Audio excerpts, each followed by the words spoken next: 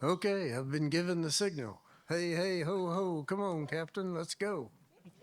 So we're gonna call this annual meeting of the Texas MPO Association to order. And the first order of business is a little housekeeping.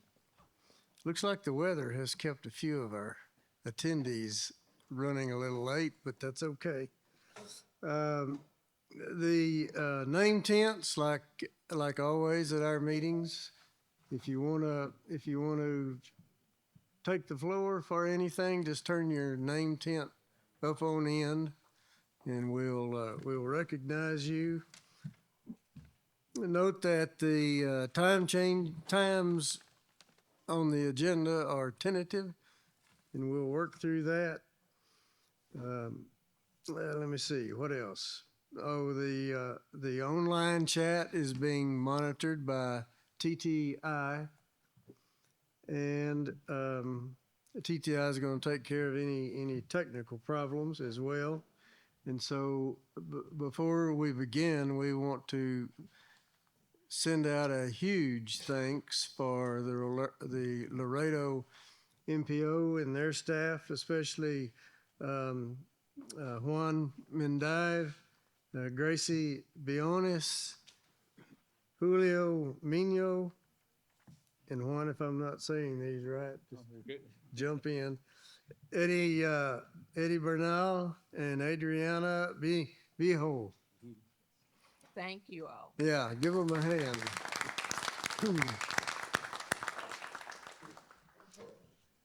Next order of business would be agenda item 1B, and I'll turn it over to Juan for the Laredo Policy Board comments.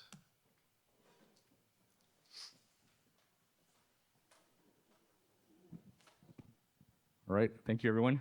Thank you for being here. Really appreciate you all making the journey down to Laredo. I know yesterday it was over 100 degrees. Today it's raining, right? So somebody brought the rain. There were some flash flood warnings, so hopefully everyone makes their way okay. But yeah, just really happy to host everybody. And today I'm going to introduce our policy board chair, who's also our honorable mayor.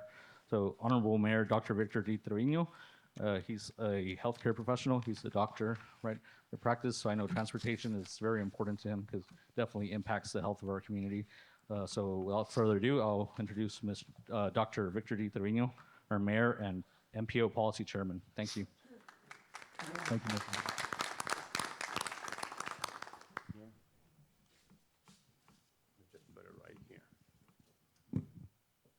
Thank you and good morning, everyone. Dr. Victor Trevino, Mayor for the City of Laredo and Chairman for the MPO for the Laredo and Webb County Metropolitan Planning Organization.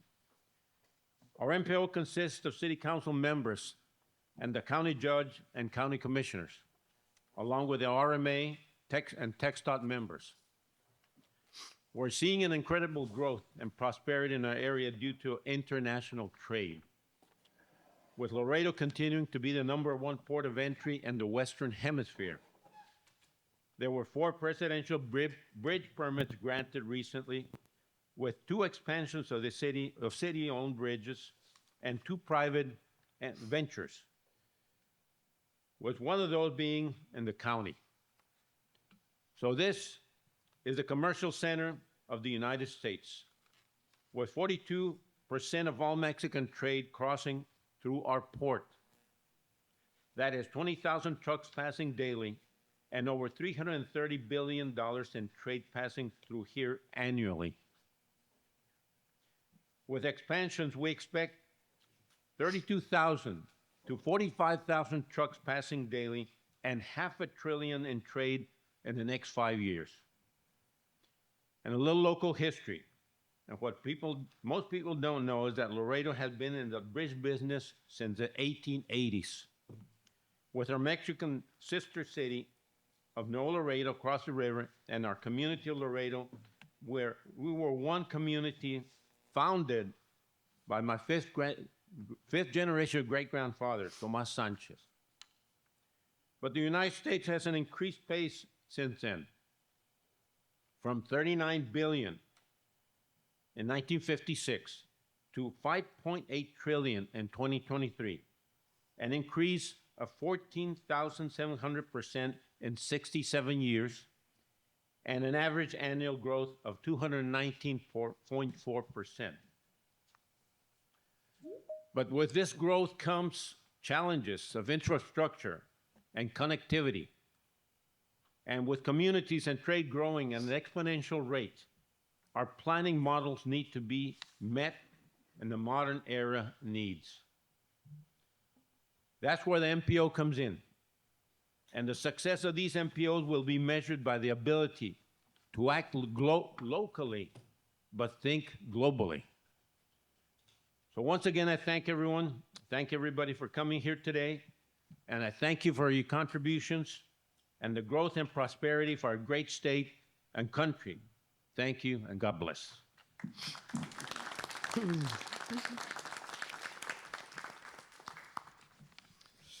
Okay, Bob, we forgot to introduce everybody. Or you forgot to. Oh, we didn't do introductions. Oh, right? okay. Wait, you mean introductions for everybody, right? Yeah. You want to start? After that. We'll do that. You got the floor. Go. Thank you very much, Mayor. Appreciate that. So those were great highlights about the growth of Laredo and the trade numbers. And to dive further into that, today we did invite our City of Laredo Economic Development Director, Ms. Miriam Castillo, to give a few words. And she does have a video for us in the presentation. Sure. Thank you, Juan. you very much, Mayor. And thank you, Juan. And good morning, everyone. It's a pleasure to have all of you here in Laredo. Welcome to Laredo. I won't take long. I do have a small, minor it's not a housekeeping, but a regretful announcement. Please forgive me if I'm not standing up for the presentation. I had just a minor, thing that prevents me from standing up. But I'm very excited to be here, and I think we're gonna kick it off with a very short video about our great Port of Laredo.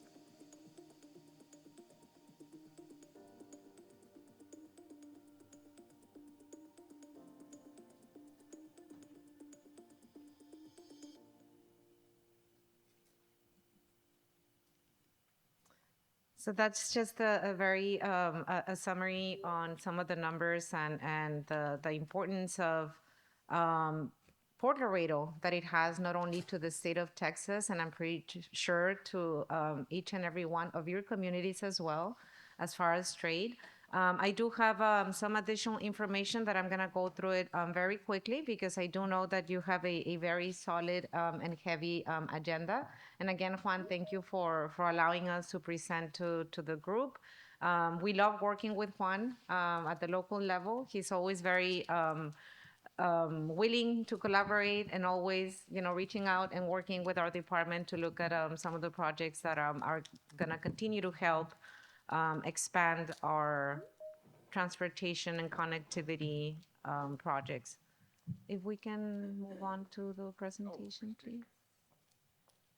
Sure, hang on one quick second. There we go. There you go. And I don't have a clicker. If I can, I'll just, yeah. So we can go to the next slide, please.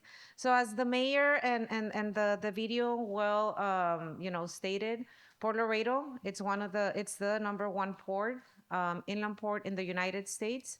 We are the 11th Texas largest city. We have a metro population of 300,000. Just like any other border cities, our strength also comes from our sister city in Nuevo Laredo, which gives us a combined metro population of 800,000. We're the number one port of U.S. exports. Number three, that actually should be number one as well. We were ranked number one as a city in the U.S. to start. Thank you. A business, and we were also ranked back in 2021 as the number one safest city in Texas. Port Laredo handles 339 billion in trade in value. That was last year. That was a record high. We handle nearly 60% of all of the Texas-Mexico trade. Our number one commodity at 90 billion, and we do expect that number is going to increase this year, is auto and auto content trade. As you all know, Mexico, it's a huge manufacturing country in the automobile industry. Some other fun facts, if you will, on commodities as well. Tequila and liquor imports, we are seeing that one is also increasing through our port, as well as perishables. We handle almost 5 million annual truck crossings. Also in bus passengers, 1.5 million. And I'm not sure if you have already had a chance to take a tour on our industrial sites. We have over 50 million in industrial square footage, and that number, we do expect that it's going to continue to grow as we speak. There's at least another 1.5. We're anticipating that we will reach even 5 in the next couple of years. Just a very quick snapshot on some of the other commodities in terms of exports and imports. As I mentioned, motor vehicle parts are number one top commodities for both imports and exports.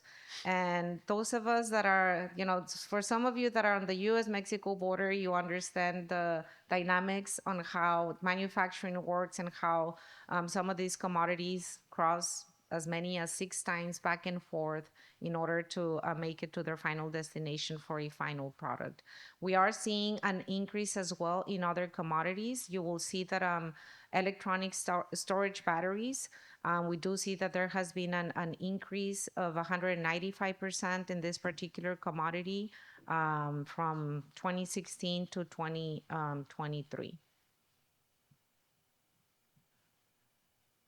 Another commodity that we are seeing an increase is produce imports as well.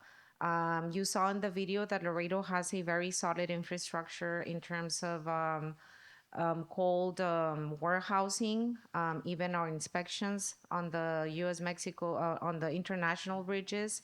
We do think that's contributing a lot in increasing the importance of our port to continue this particular commodity to be imported into the United States.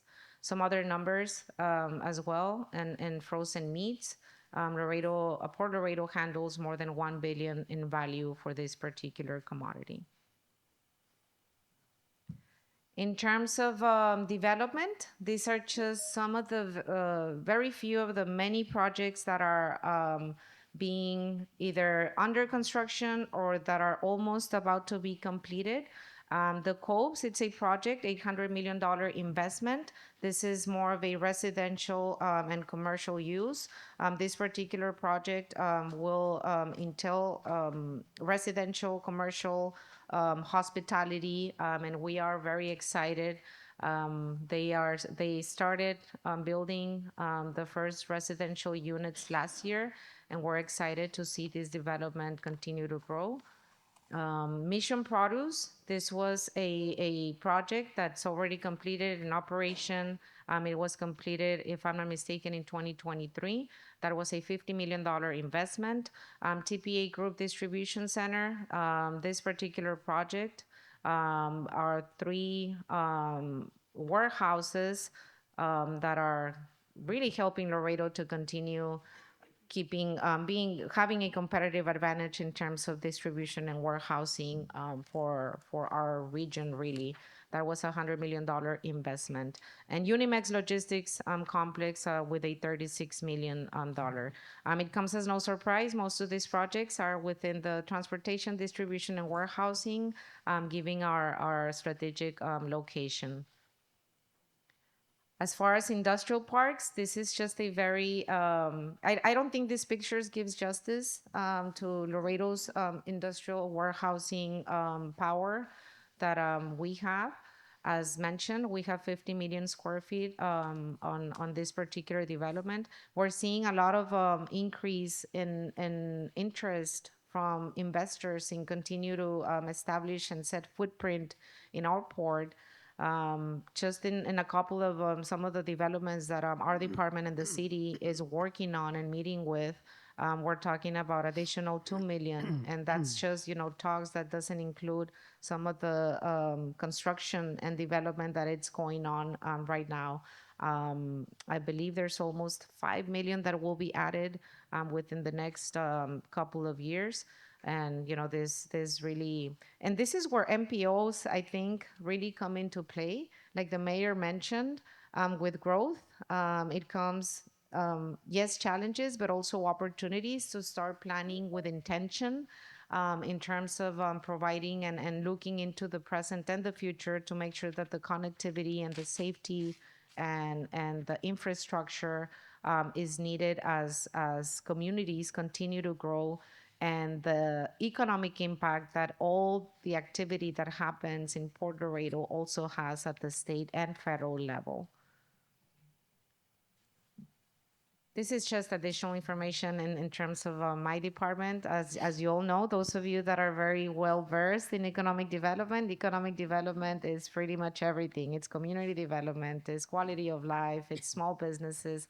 Our department also handles many other projects that have to do with workforce development, small business support, and pretty much making sure that all of those dots connect together. And you may be wondering, well, what does this have to do with us? Trust me that every single project that you all work on for communities, and in this case, Juan, for Laredo and Webb County, it has a very direct impact on the prosperity of our communities. And that's why, this pretty much completes my presentation. I know that time is a little limited, but I wanted to give you just a very brief snapshot on Port Laredo. And again, I hope that the numbers, the presentation that was given today leaves you inspired as well in knowing that every single project and policy and effort that you do as an organization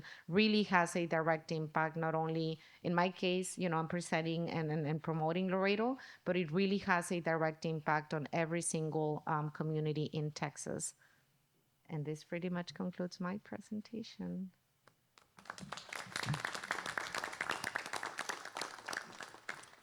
I can open it up for questions if there's any, but I can. Questions, comments? I would say thank you for your, I don't know if this is on or not. Yeah. We can hear Okay. you. I drove in yesterday and I was coming in on I-35, and I noticed that coming in from that direction, there's a tremendous amount of warehouse construction Yes. going on. Is that included in what you presented here, or is that going to be in the future? That's not included in the 50 million square feet that I presented on my presentation. That's really additional, and it is really included in those figures that we are projecting for the very, very near future.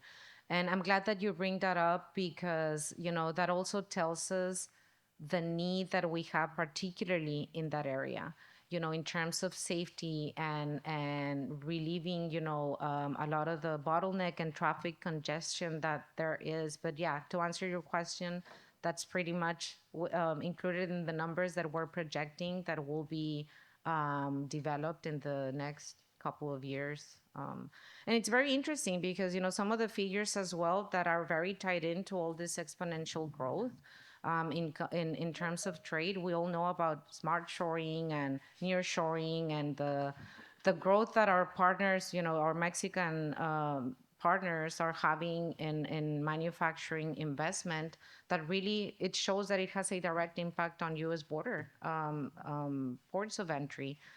Just to give you a few numbers in terms of value, I want to say that maybe 75, and I read this in one of the TxDOT's reports, I believe, 75% of every dollar of U.S.-Mexico trade crosses through a U.S.-Texas border.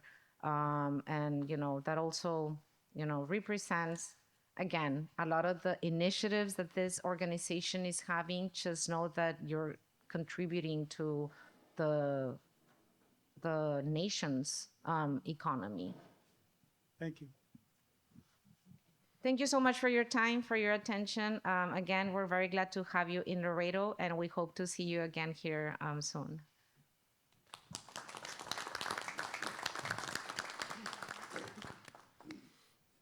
Other questions, comments from the audience back here? David? Online? Not seen anything online. David, hit the mic. All right. Thank you, David. And thank you, Miriam, very much. Thank you. I know, unfortunately, Miriam's leaving us. She has to relocate, but it's okay. I mean, I know she'll still be doing a lot of good work wherever you're going. But thank you for making the time to be here today. I know that, you had a slight injury, so thank you for. Yeah, I appreciate it. I also had to mention just that the meeting's being recorded. I think they wanted us to make sure that we're saying that. I know Bob usually recorded right through MS Teams, but our public access Laredo TV is also recording just for internal purposes. I just wanted to make that statement. Thank you. Thank you. And on behalf of all of us here, thank you for your hospitality. It's been great. We're glad you're enjoying Laredo. We hope to see you here very soon. What we didn't expect was have to bring an umbrella.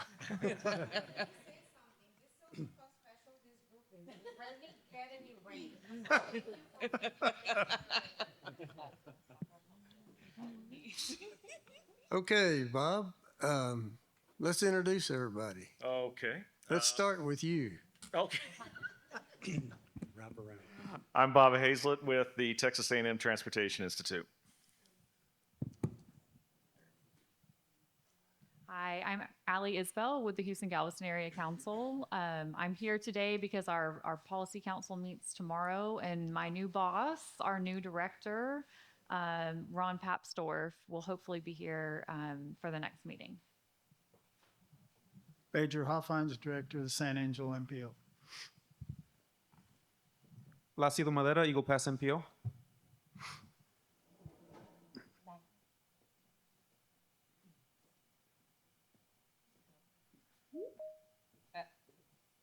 Maggie Bergeron, Victoria, MPO. Verdonna Jones, Texarkana MPO. David Jones, Lubbock MPO. Good morning. Robert McDonald, Corpus Christi MPO. Morning, everyone. Juan Mendiva, Laredo Webb County Area MPO. Uriah Nelson, Killeen Temple, MPO. Clay Barnett, Grayson County MPO. Good morning, Sonia Jimenez, Alamo Area MPO. Okay. Anybody back here? We can start moving that around. Move it around? Yeah, here. We got them over here. Start here with, okay, start with Kirk. Kirk Favre, Federal Highway Texas Division. Thank you. Todd Carlson with TTI. Ryan Simon, TTI. Susel Figueroa, Eagle Pass MPO.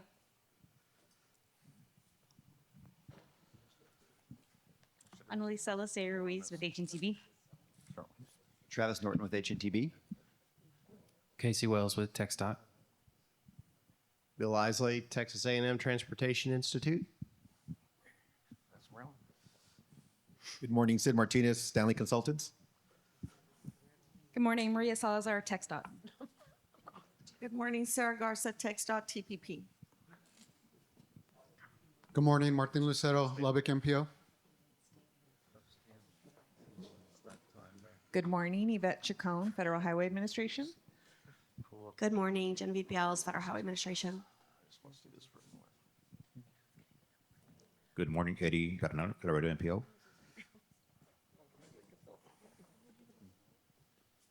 Good morning, Gracie Briones with Laredo MPO.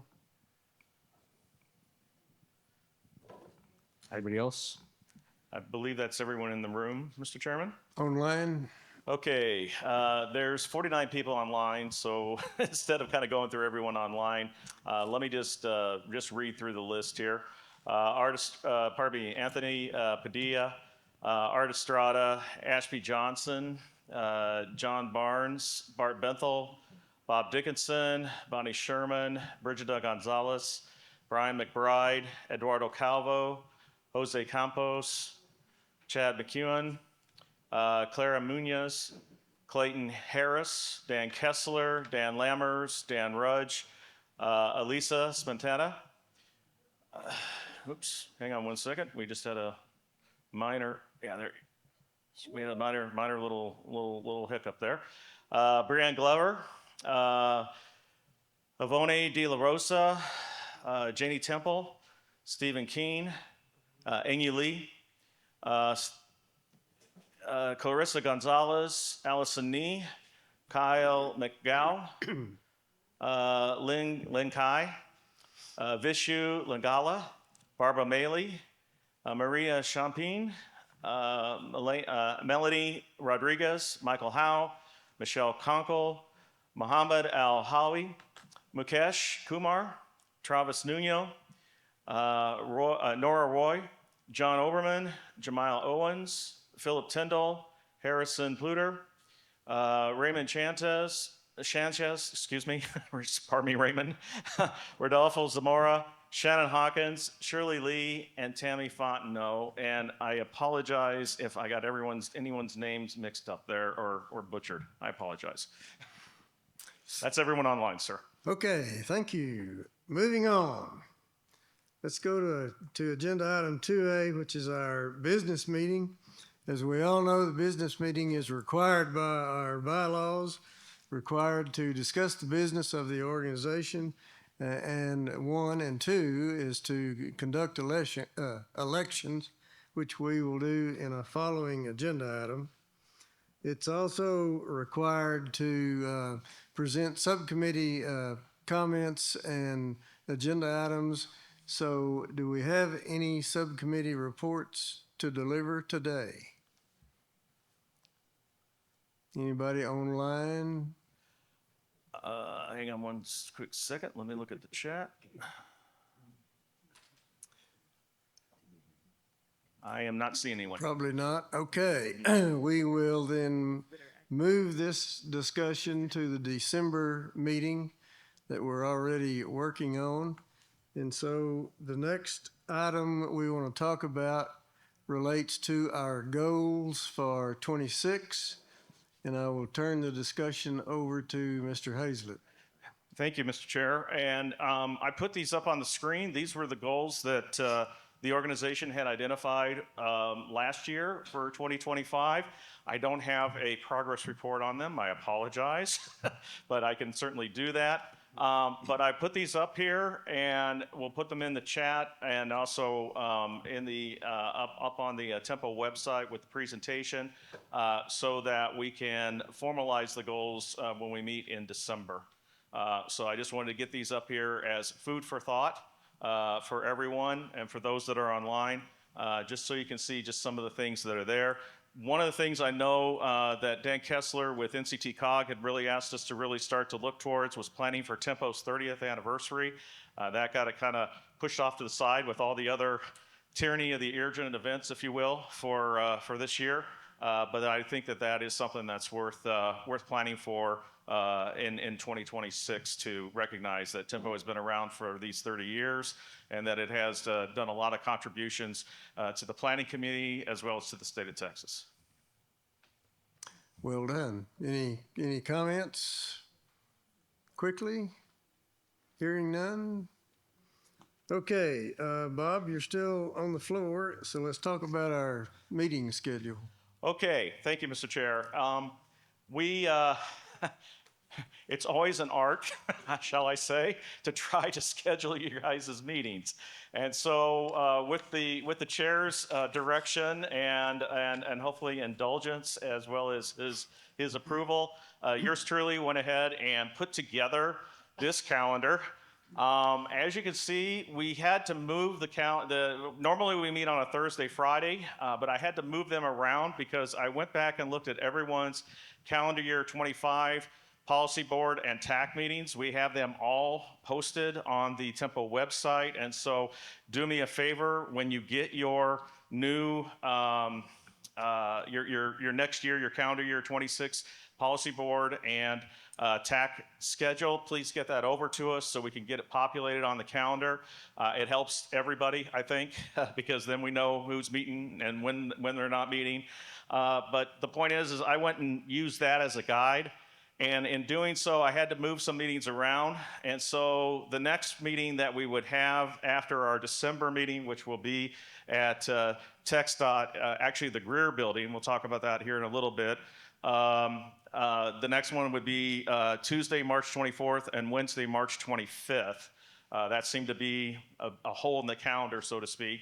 The next one is in conjunction with the TxDOT Planning Conference, which will be in San Antonio. I know that Casey's going to have more about that. I don't want to steal his thunder by any stretch of the imagination. But we've talked to Sonia Jimenez with Alamo Area MPO. She is working on a program for us. And so that meeting would be the afternoon of Thursday, July 16th, and then the morning of Friday, July 17th. We kind of figure that we do half days on those days because by that noontime on Friday, July 17th, your brains will all be mush. And so that's where we have that. But we're kind of figuring out a fun event for that Thursday evening to take advantage of being in San Antonio. The next one I have proposed is a virtual meeting on Monday, October 5th, or Tuesday, October 6th. That's why you see that in red. And then the last meeting for calendar year 26 will be Monday, December 8th, and Tuesday, December the 9th. And so I submit this as a slate to Tempo.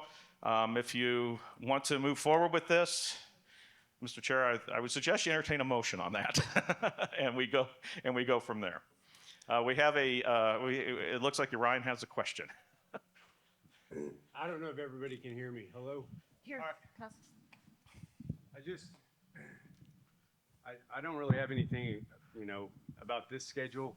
As we move forward with scheduling meetings with TxDOT and Tempo, if there's a way for our executive directors meeting with TxDOT to somehow be included in these meetings, because it's very inconvenient for a lot of people that come to a Tempo meeting and then have to go down in Austin for another 3-hour meeting the next month or whatever. So if there's a way that we can kind of loop those together, I think that would be helpful for a lot of folks. Okay, noted. Thought noted. Sir? I say you noted that thought Yeah, we have that down. with the executive leadership. Yeah, with the executive leadership, we have that down. We will pass that along to TxDOT. And one, before we go any further, I know Dan. Oh, hey, Mr. Chairman, just so you know, Dan Kessler. I believe, That's who I was going to call on. Yeah. Dan, do you want to go ahead and speak up? He should be able to, right? Earth to Dan. Dan himself is muted. Now he's not.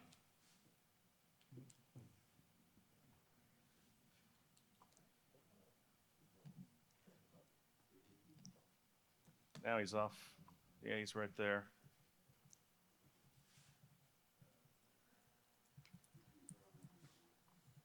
Oh, we can hear him online, but we can't hear him in the room.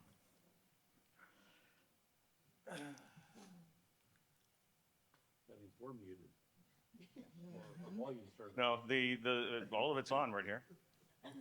Go ahead and bring it up. Have him put it in the chat. Go ahead, Dan. That the handbook administrator works. Yeah. Okay. Well, thanks, Bob. I appreciate you guys looking at this. I wish I could be there with you all today. You guys got me good again today. I think it's a conspiracy, but yeah, today's our COG board meeting and tomorrow's our tech committee meeting, and I'm responsible for a lot of items at both of those. So I apologize that I can't be there, but I do thank Bob for looking at this. You know, as I mentioned before, for us, it's just really difficult. Most of our MPO function meetings are on Thursdays and Fridays because our local government meetings, councils and P&Z or all that are usually Monday, Wednesday, and Tuesday. So from North Texas perspective, some meetings earlier in the week would be terrific. So I thank you for that effort.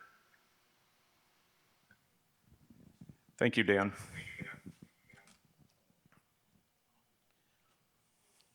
Okay.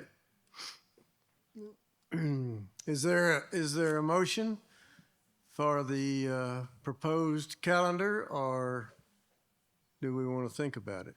I move we accept. And I'll second. I have a motion and a second that we accept the calendar for 26 as presented. All those in favor say aye. Aye. Opposed, same sign. Could those on the online please use the chat and say and put I in?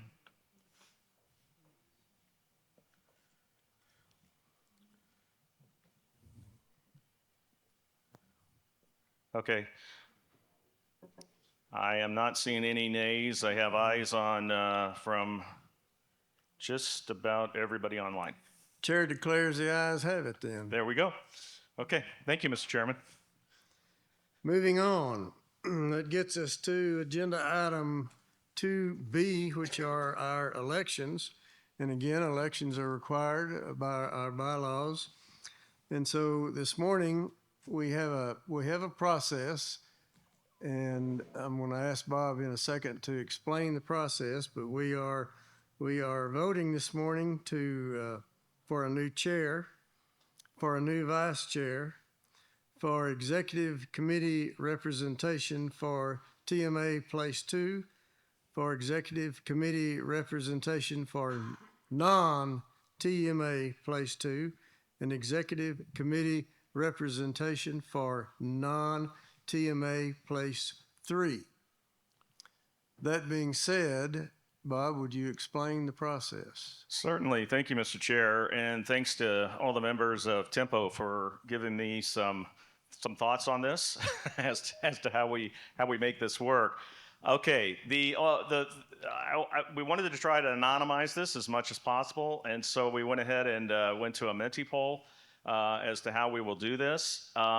You see there's the QR code. It's not ready yet because we don't have the nominations, but I'm going to say this a couple of times, especially to those online. Only directors are allowed to vote in the election. Only directors of the MPOs are allowed to vote in the election because they are considered the membership of Tempo. And so please, please, please those of you that are online, as well as those of you in the room, please refrain from clicking on the QR code and ruining the election. I was born in Illinois. I know how elections happen sometimes. So let's make this just the directors are allowed to do that. So the way we'll work with this is that would like for you to go ahead and place a nomination to the chair, and he'll open the floor up for the chair for each position, and then we will go ahead and vote on them. But let's do all the nominations first for the 5 positions. We'll get those all identified, and then I'll go ahead and put them in the poll, and then you will then go ahead and click on that QR code, and then go ahead and do your voting. So that is how I have this set up. So, Mr. Chair, if you are agreeable, why don't you go ahead and start accepting nominations and start, I would say, go ahead and start with the chair. The bylaws describe a slate of candidates. So I'm going to open the floor for a slate of candidates, meaning that if you have a nomination for any of the positions that are open, give that to me now, and then we'll go back and vote on each office by itself. So the floor is open for nominations. Tell us who you're nominating and for what position. Mr. Chairman, I'd like to nominate Clay Barnett as next president.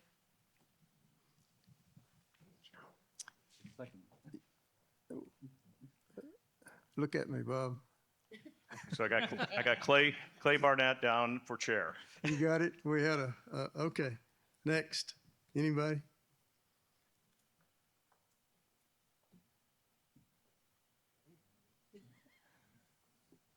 I would like to nominate Michael Howe for chair.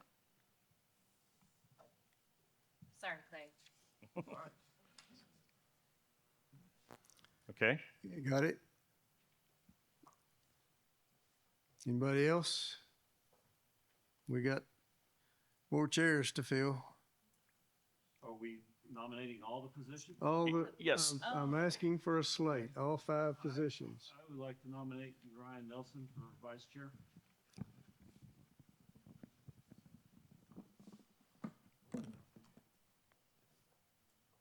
Is there any online nominations? We'll ask here in a minute.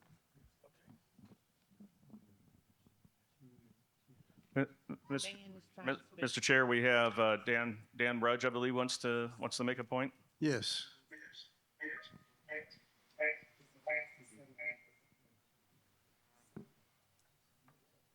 Go ahead. Hear me? Yes. Yes.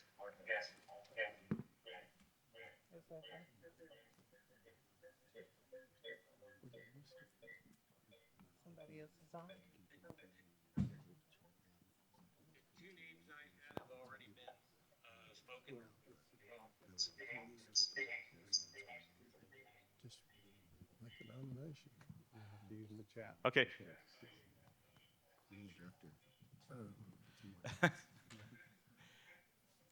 We're sorry. We're having audio problems here. Yeah, if you can put it in the chat, and I'm also getting a phone call from Dan Kessler. Talk about Election Central. Let me see what Dan has here. Yeah, can I put you on speaker? Okay, go ahead, Dan. Yeah, thank you. I want to nominate Eduardo Calvo, MPO Director from El Paso, for chair. Thank you. Thank you. Eduardo is currently serving as TMHS 1, I believe. Okay, we'd have to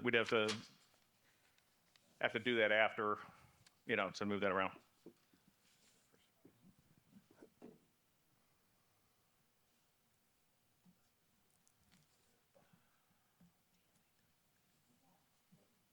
Okay.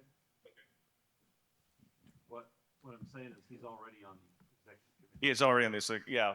And so if he gets elevated to chair, then we do an election after that. Okay, you're nominating him for chair. Yeah, this is for chair. That's what Dan Kessler had asked. What's the TMA2 position that's being like left? Robert, Rob McDonald took Sid Martinez's unexpired term, so he's up for. I would like to renominate Rob. So I just wanted to make sure, like, I wasn't. Did you get that, Bob? Yeah.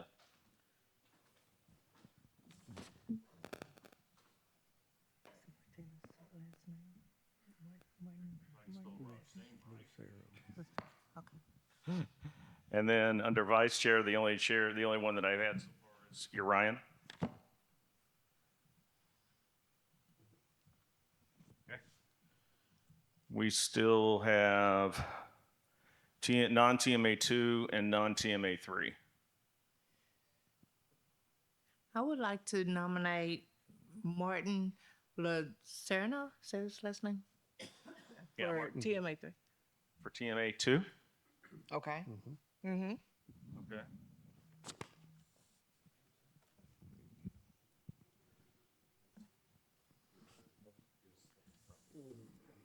Okay, from Dan Rudge, we have a slate of Clay Burnett for chair, Ryan Nelson for vice chair, Rob McDonald for TMA 2, Major Hoffings for non-TMA 2, and then Michael McDonald for non-TMA 3.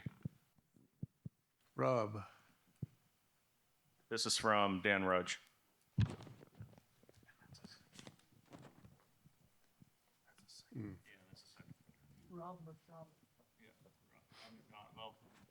Rob can only be in a TMA position. Yeah. So. And Martine is, Michael Howell. Martine's not the director. Can he serve on the executive committee? If his director allows him to do so. Because we have that with Dan Kessler serving on for Michael Morris. Oh, that's true. Mm-hmm. So if his director allows him, yes. Other nominations for the slate? Okay. So the Have every position filled? we don't have for non-TMA. Hang on one second. I got to put down. Who do we have on non-TMA? I'm sorry. Oh, Major. Major, you're on here. That's sad.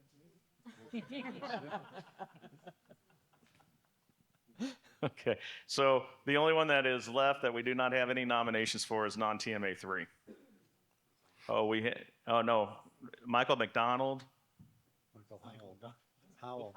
Michael Howe, okay. Not my brother. The singer. Sorry, we had a hiccup here.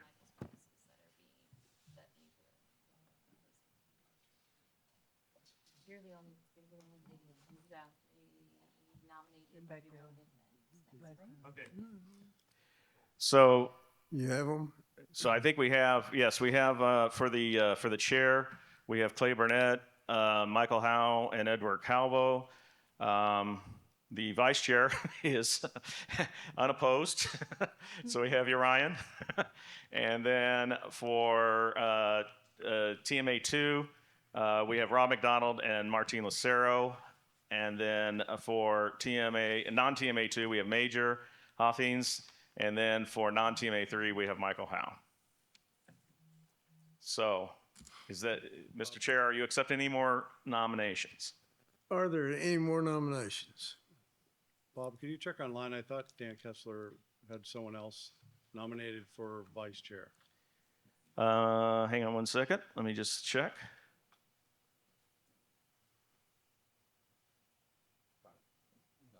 No. Non-TMA 2. Oh, Maggie Burgum for non-TMA 2. Bergeron. I'm sorry. You're from the north. At least it got to be. Yeah, that's true. Sometimes people add them.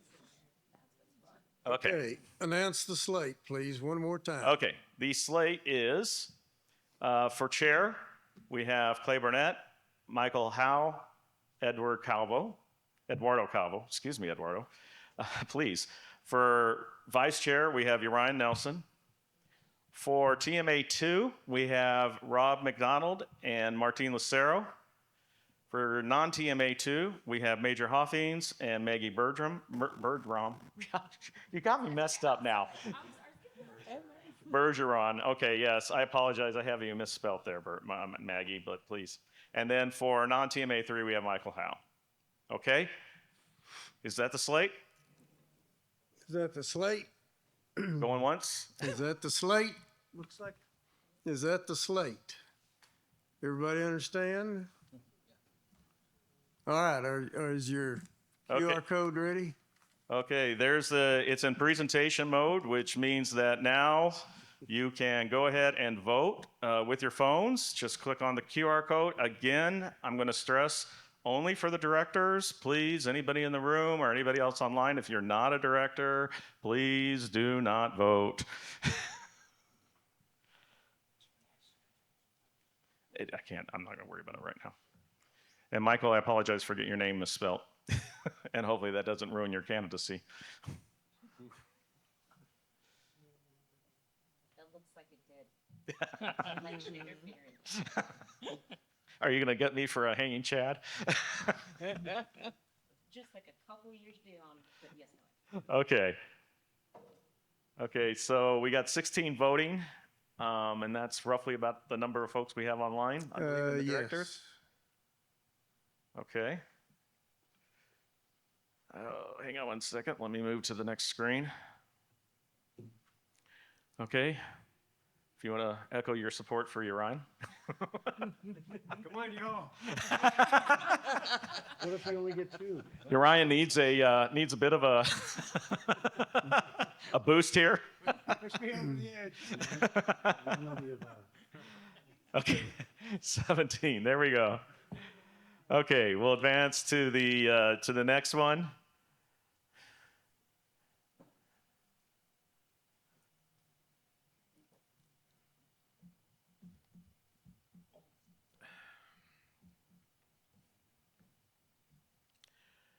And that's kind of where we're at. How do we get a 19 in there? Uh-oh. We're going to have an election integrity. Okay, let's go to non-TMA 2.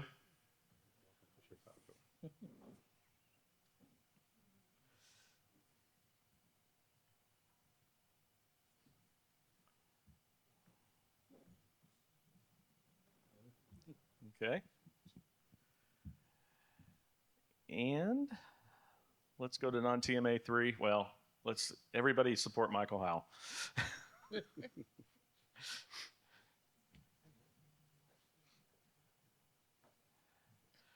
Okay. So let's go all the way back here, Mr. Chair. I opened this back up to the chair. It's got 17 votes. If anybody else that didn't vote want to get their vote cast one more time? You're only allowed to vote once. I'm sorry. I did click on that. It's not like what I see in Illinois of vote early, vote often. I don't see a change. No, I don't either. So, Mr. Chair, I think that Clay Barnett is the next Tempo chair. Chair accepts. Okay. The next vice chair will be Uriah Nelson. By a landslide. There you go. He said it's by a landslide for those online. And then for TMA 2, Rob McDonald, your job is not done yet. And for non-TMA 2, Major, welcome aboard the executive committee. And Michael Howe, you get to remain on the executive committee. So, thank you, everyone. That concludes the voting. The polls are closed. All right. Thanks, Bob. That worked very well. Well, and again, Mr. Chair, if you can give me a few moments here to get my laptop back in order, so we can bring up the next round of folks. Get an election, get the plaque.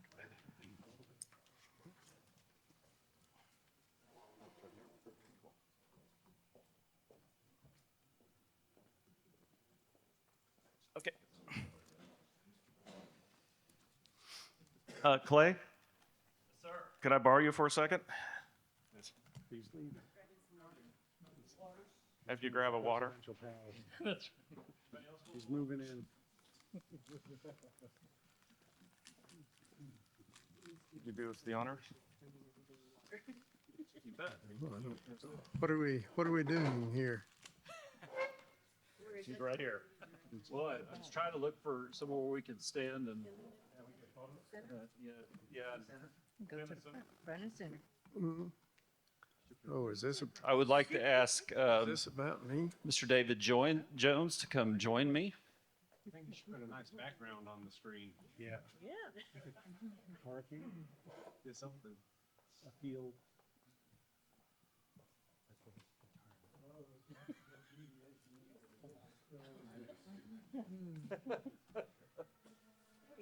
So we have a award for Mr. David H. Jones in recognition of his service as chair of the Association of Texas MPO Planning Organizations for 2022 through 2025.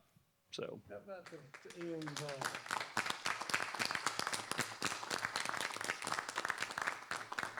how about that Thank you. 54-year career?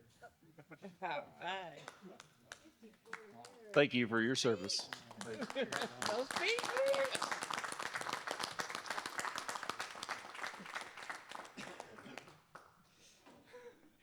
Okay. And thank you again for all those. What we'll do is after, during the break, we'll go ahead and find another spot so it's not Monument Valley in the background. But we'll go ahead and do that at that time and get some more pictures with everybody, also too with a better camera and everything. So, Mr. Chairman, I believe that concludes the contentious election of 2025. The contentious election, which brings us to agenda item 3A, and we are doing great on our time this morning. So I'm going to turn the floor over to Casey Wells, who's going to lead us up to lunch. Actually, Mr. Chair, I think we're due for a break. Due for a break. All right, we're due for a break. Take a 10-minute break. Yep. 10 minutes, and then come right back. I'm going to the inaugural ball. Break. Going to the inaugural ball. That's it. Well done. Did you get the check on the back of that? Yeah, there's one back there. You can bet on it. I think it was a check mark. Yeah. Thank you. Yeah. Thank you, Rob. What time's the ball?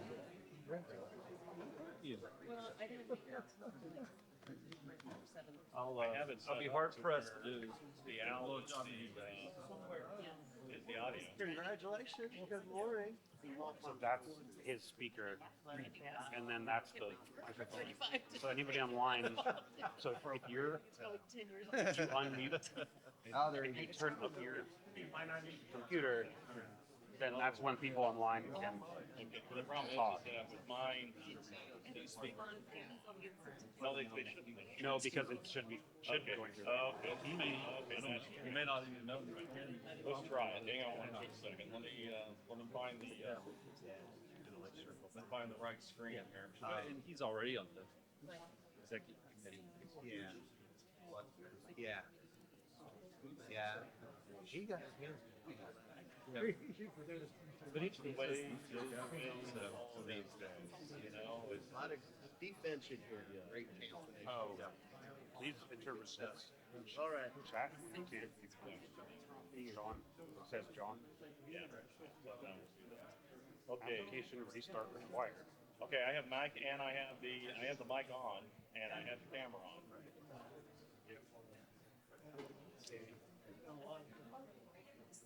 How are you doing, Jeff? Sir, good morning. Doing well. Trying to get this.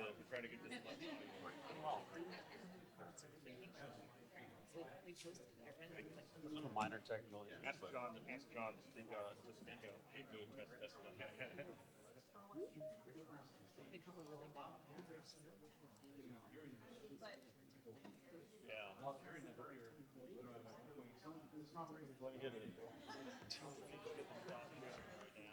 Now we got a copy of your lower anatomy. Yeah, it's on it's on Al. It's on Al. Oh, great. Turn the nose compression off and the facial audio off. So it's on there.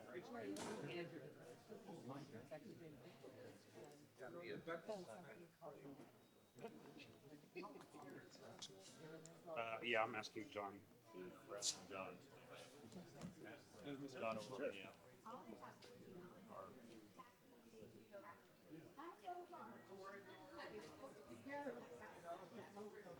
And they looked at that and 54 years? You started, you're like 60. I tried to. Oh, look, it's starting. Hey,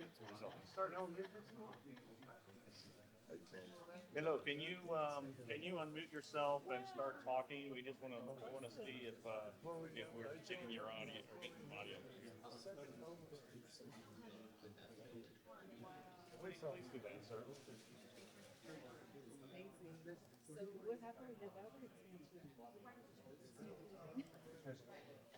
Ours is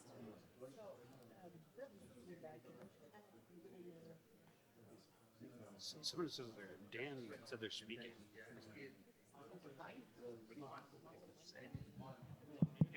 Testing, 1, 2, 3. There we go. Testing, 1, 2, 3.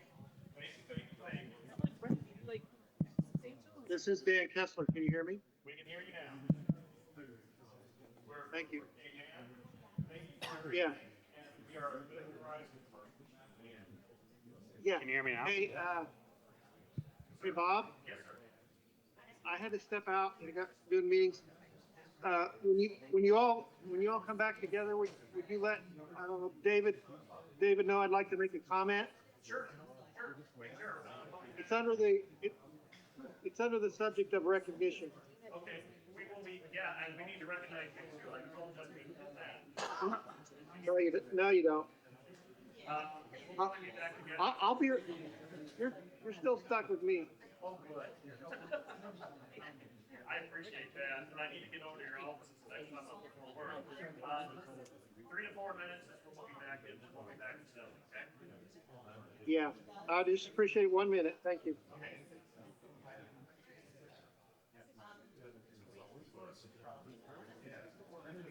Someone get that. Hey, Bob, this is John. Can you hear me? We can hear you now, John. Thank you. Is that all you need? That's all we needed. You're good. All right, good deal. Be back in a minute or two. Yeah, I have your phone going now. Recheck. Good to go. Awesome.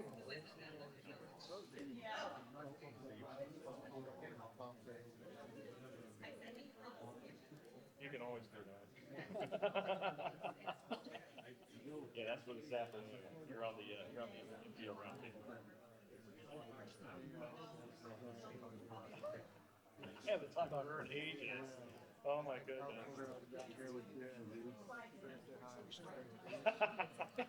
People probably like, oh my goodness, that's a name for me. All right, man, thank you.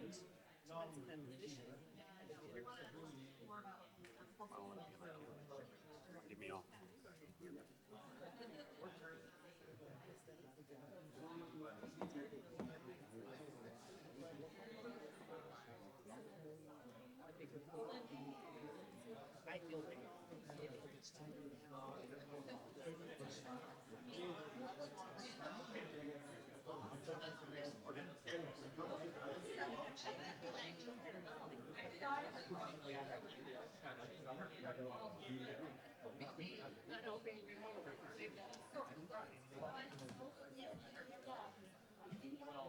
Maggie's been bringing me on to interference strike. So there we go.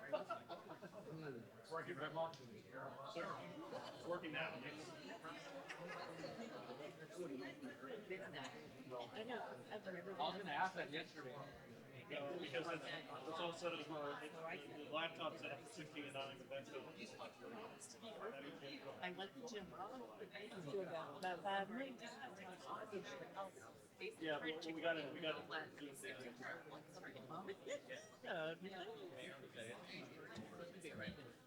Yes, want to make a decision. I don't want to. Hello, how are you? Well, my blood pressure's up until tomorrow at noon. Why?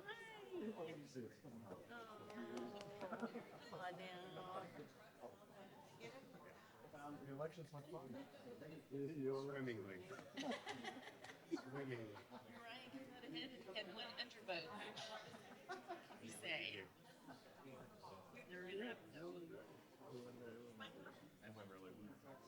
No, we got Casey's is up here ready to go, and Dan Kessler wants to lost. You bet. You get. Get some wisdom in the park. On your phone? Yeah, well, he's, we got that fixed. Oh.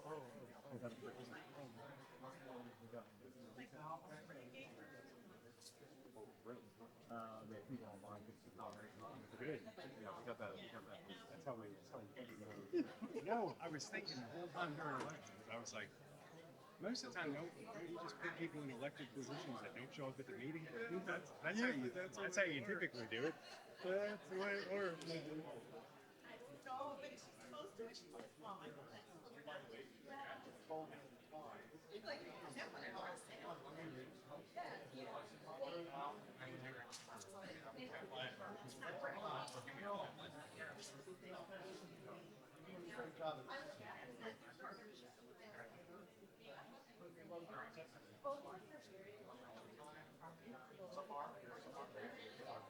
Casey's got his presentation. Ready to go?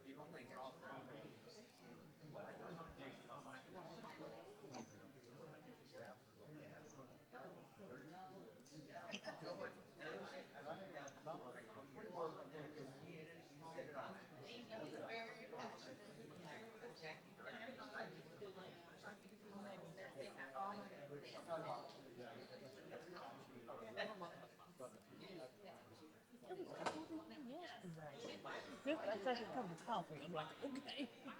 Yeah, I was thinking about like bringing the jacket I was wearing yesterday because I was like, why not there? Hey.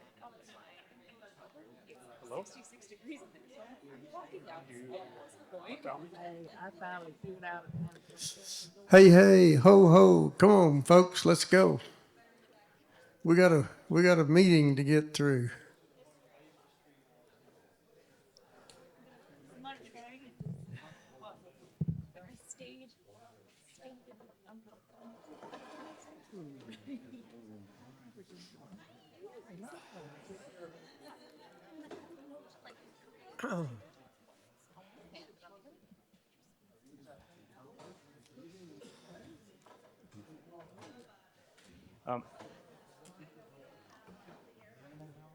Mr. Chair, before you introduce the distinguished and esteemed Casey Wells to take us on to the next item, the esteemed and distinguished Dan Kessler asked to make a couple of remarks before he has to duck out for his policy board or technical activities. I'm not certain which it is. So Dan, I think we got the audio fixed.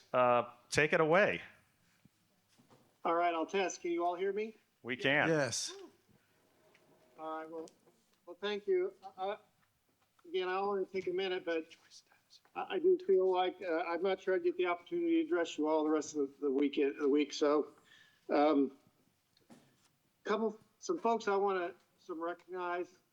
First, I want to recognize and thank David Jones from Lubbock. He did an awesome job as chairman.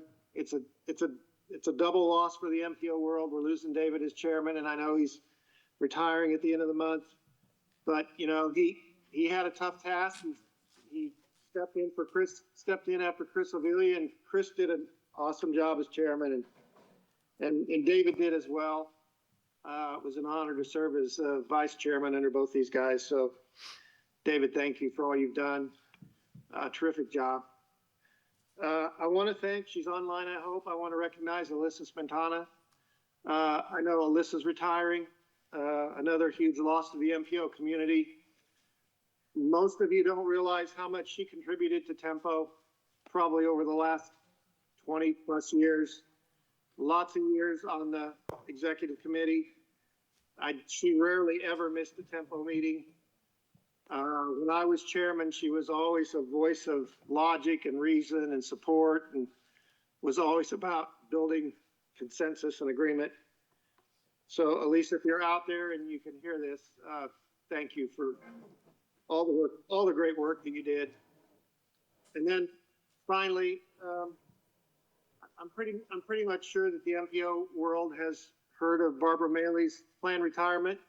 Hopefully, I'm not jumping the gun, but Barbara, I think you're there, or if you're online, there really aren't enough words to thank you for all you've done for Tempo and all the MPOs and all the work you've done. All I can really just say is thanks. You've been a great leader, a great friend, but from Tempo's perspective, thank you very much. That's all I had. Thanks. Thanks, Dan. We appreciate your service as well. Good job. Okay, moving along. Casey Wells, where are you? Where are you? There you are. The only thing between us and lunch is you.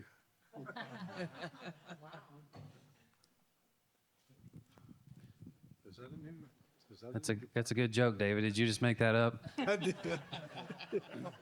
Yeah. I've heard that before.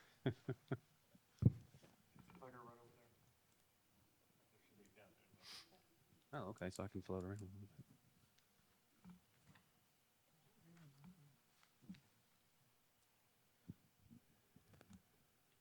Okay, whoops.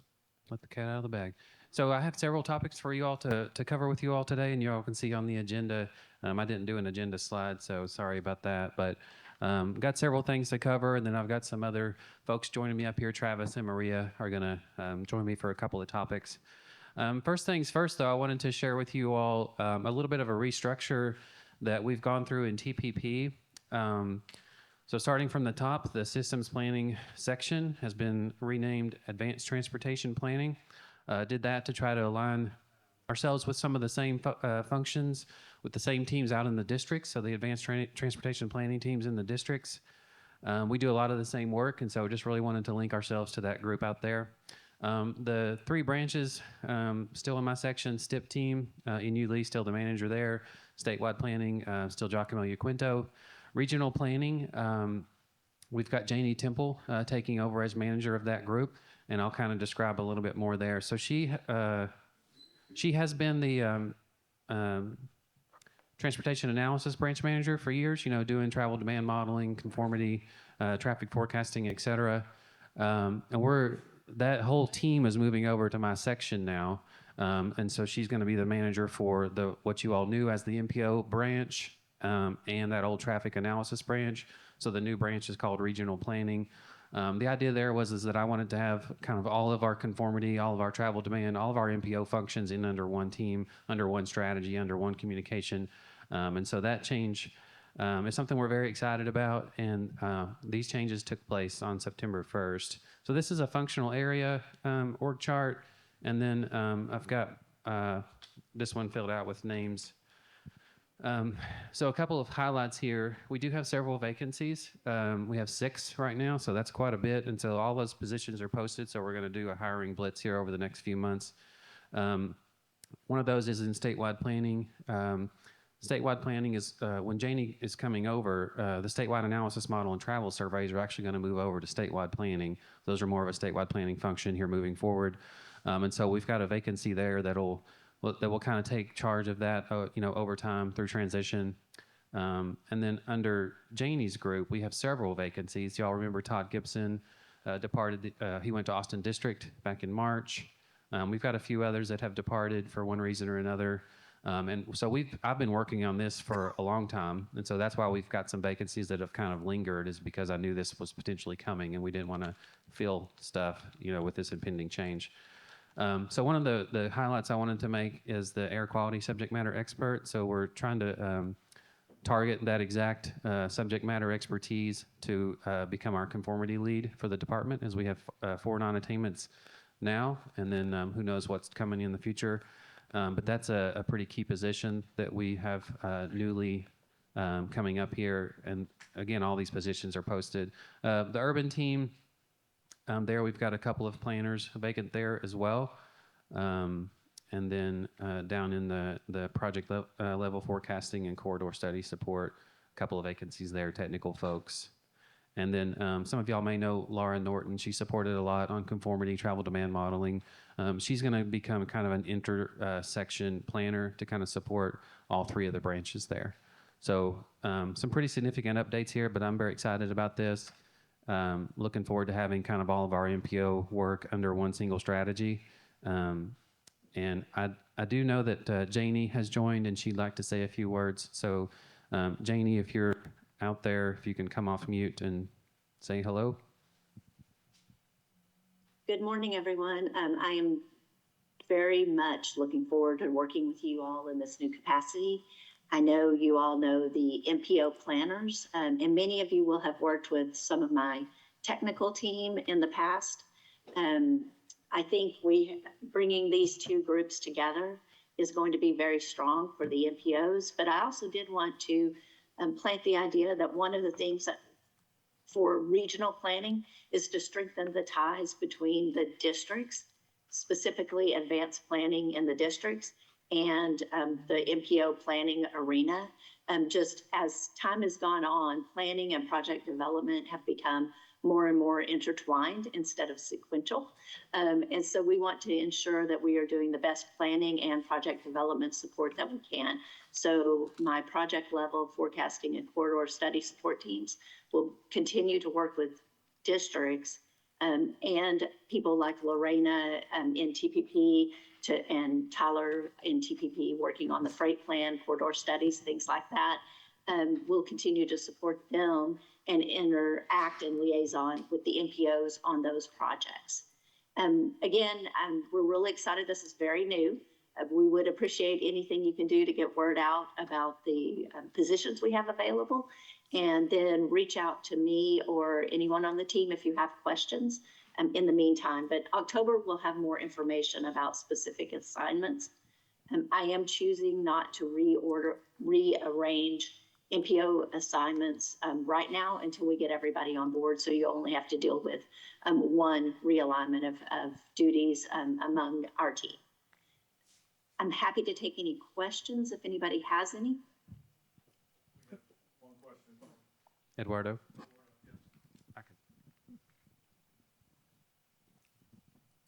Hello, guys. Good morning. Janie, question for you. Where does the freight and international, trade section fit in this? So we have another section under Andrew Cannon, and that has 3 branches within it: corridor studies, and then freight, and then border and international trade. And so Tyler Graham is the branch manager that oversees the freight specifically. And so that is where that resides.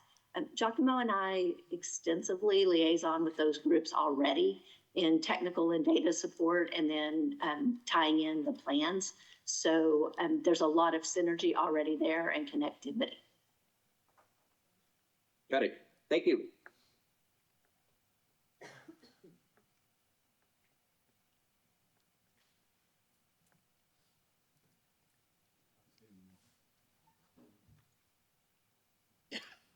Okay, thank you, Janie. Tyler Graham is going to come and present at the December Tempo meeting if the chair picks that part up of the agenda.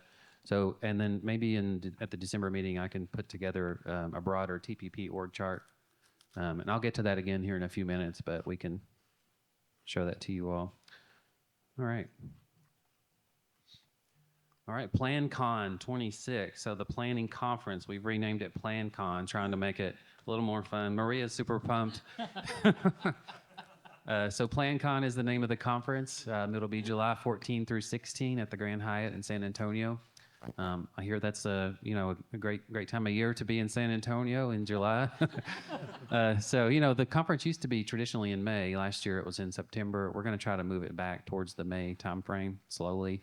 But this is save the date, and we'll get this out to you all by email. But wanted you to go ahead and mark your calendars if you can.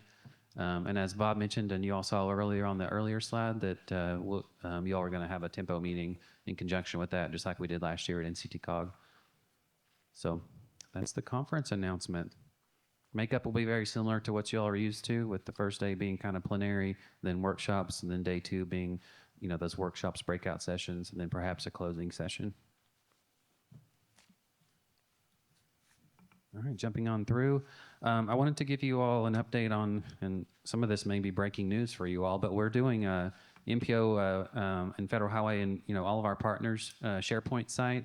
So this will be an externally accessible site. So it's it's kind of this portal where we can deliver resources, information, even some approvals through kind of that closed door web-based presence. So it's not going to be available out, obviously to the public, but this will be accessible to the MPOs, Federal Highway, et cetera. All of our partners will be able to access this SharePoint site. Let's see.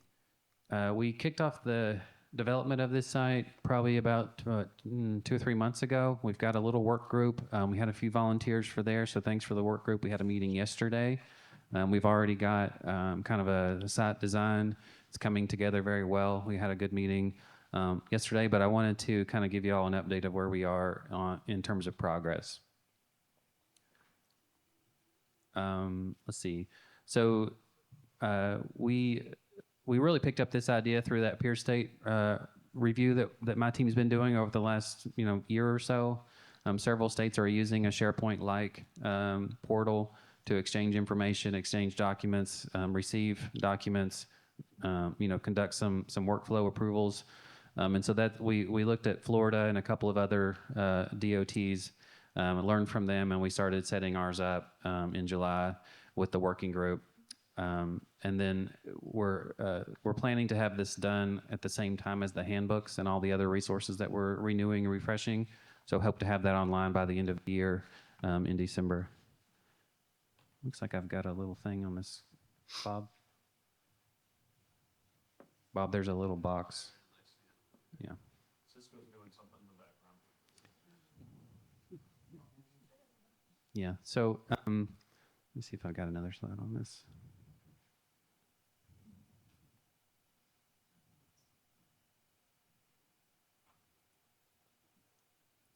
Yeah, so the work group, again, just like with how these go, they're just advising the development of this site, identifying priority characteristics, determining important components, and then also foreseeing potential challenges.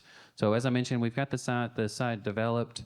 It'll have things like, all of our templates will be put on there, all of our checklists, all these resources will be there.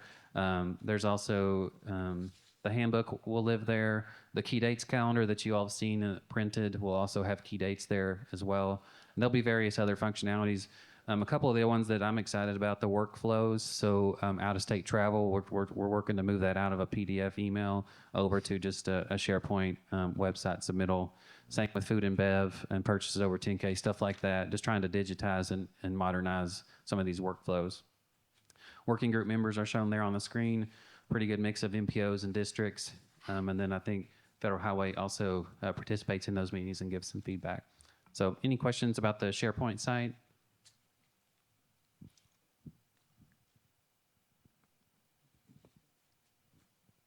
There's something in the chat. All right, great. All right, wanted to give you all an update on the planning agreement.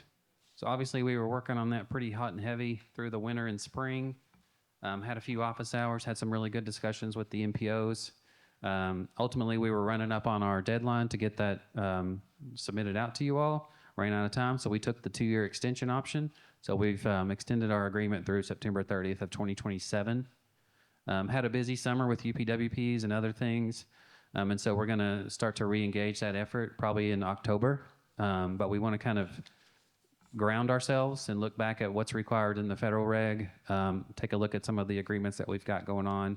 I'd also like to just take a peek into the AFA world and see if there's some room there to help out through this agreement. But wanted to give you all an update that we will probably start re-engaging that effort here in the next couple of months on the planning agreement. And I know there's some other things that our folks are working on locally. So if you've got things going on with your fiscal agent or other things going on, if you want to give us a call and let us know how we can try to not get in the way of that or support it or however, just let us know and we'll be happy to try to work with you on that. So I don't have any great updates on the agreement. Just wanted to let you all know that we're going to start re-engaging you with that here in the next couple months. Any questions on the agreement?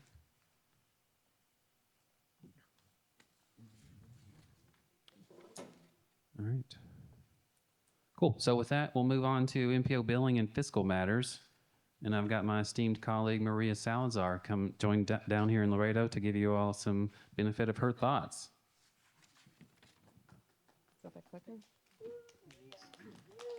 Hi. Morning, everyone. I will be wearing my Batman costume to Plant Con, just so you know, Casey. Yes, I have one. Oh, yeah. Yeah. That's gonna be a photo op right there. Yeah. Well, thank you everyone for having me here. So just want to give you guys some quick updates on MPO billings and funding. So by now, everyone should have seen the new TPF invoice template. Looking for nodding heads. Thank you for the MPOs that have been submitting billings with the new template. Very excited about that. Lots of positive feedback from our finance partners. Zero issues in reviewing and processing billings. So we're really, really happy about that. And then just a reminder, beginning with billing number 1 for the 2026 program, the template will be required. And we've already communicated this to our finance partners, so they're aware. And then if you haven't checked out Casey's email, I believe September 4th, it contained all the resources. So there is a video demo where I walk through the template and provide some high-level guidance. And then also attached to that email, there is a sample billing that you can use as reference as well. And of course, additional resources, the next office hour is scheduled for October 10th. So if you have any questions, please attend that office hour. And then of course, if you have any additional questions past that, you can reach out to myself, to Shannon Hawkins, or of course your MPO planner. Okay. I know I showed this slide before at a previous tempo meeting, but just a reminder that all of these things that are listed on the side are required for every single billing submission. I want to particularly call out the EIN number, which is your supplier ID, your payee ID. That number should not change unless you triggered a change within our finance department. The PO number, which I believe is a 15-digit number, that will change each program year, and that is something that my team generates. So when you receive your work order number 1 notice, that PO number will be provided to you. And of course, if you're using the template on the cover letter, it checks all the boxes for finances requirements. And then just some quick updates on the 2026 funding. Work order number 1 is currently pending. Thank you, Genevieve. And then, of course, included with your work order number 1 notice, as I said before, your PO numbers will be included and also your project ID for the TPF funds. Work order number 2, your project IDs for the set-aside funds will be included. So if you have any questions about that, please reach out to me or my team. And then with all the initiatives that are going on with the new template, that has opened up a lot of communication with our finance partners, which we're really, really happy about, because they're starting to ask more questions about MPO funding and what they can do on their end to help make that process more efficient. So we're meeting with these individual groups, lighting management, the federal billings and project funding group, and of course the accounts payable teams. So more to come on that in the future, because if finance needs us to adjust our timeline, we will. If it makes us receive funding for y'all faster, we will do that. And of course, also we're communicating constantly with your MPO planners. We have a great working relationship with all of them. Look forward to working with the new planners coming on board, and then also working with y'all more and our FHWA partners. I think that's it for me. Any questions?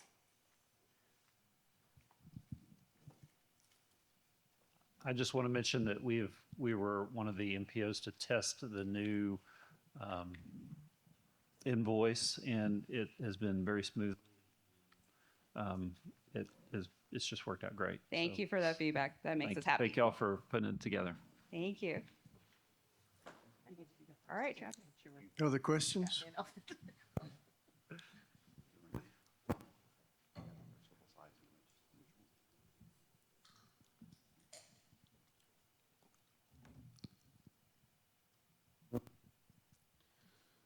All right, thanks, Maria. Oh, your notes. Batman. Yeah, so I'm super pumped about the invoice. It's going to really streamline and make more efficient some of our planners' work. And then also excited about the backup documentation that we've worked out, where you all don't have to provide that, but you do have to retain it. You just don't have to submit it with your package.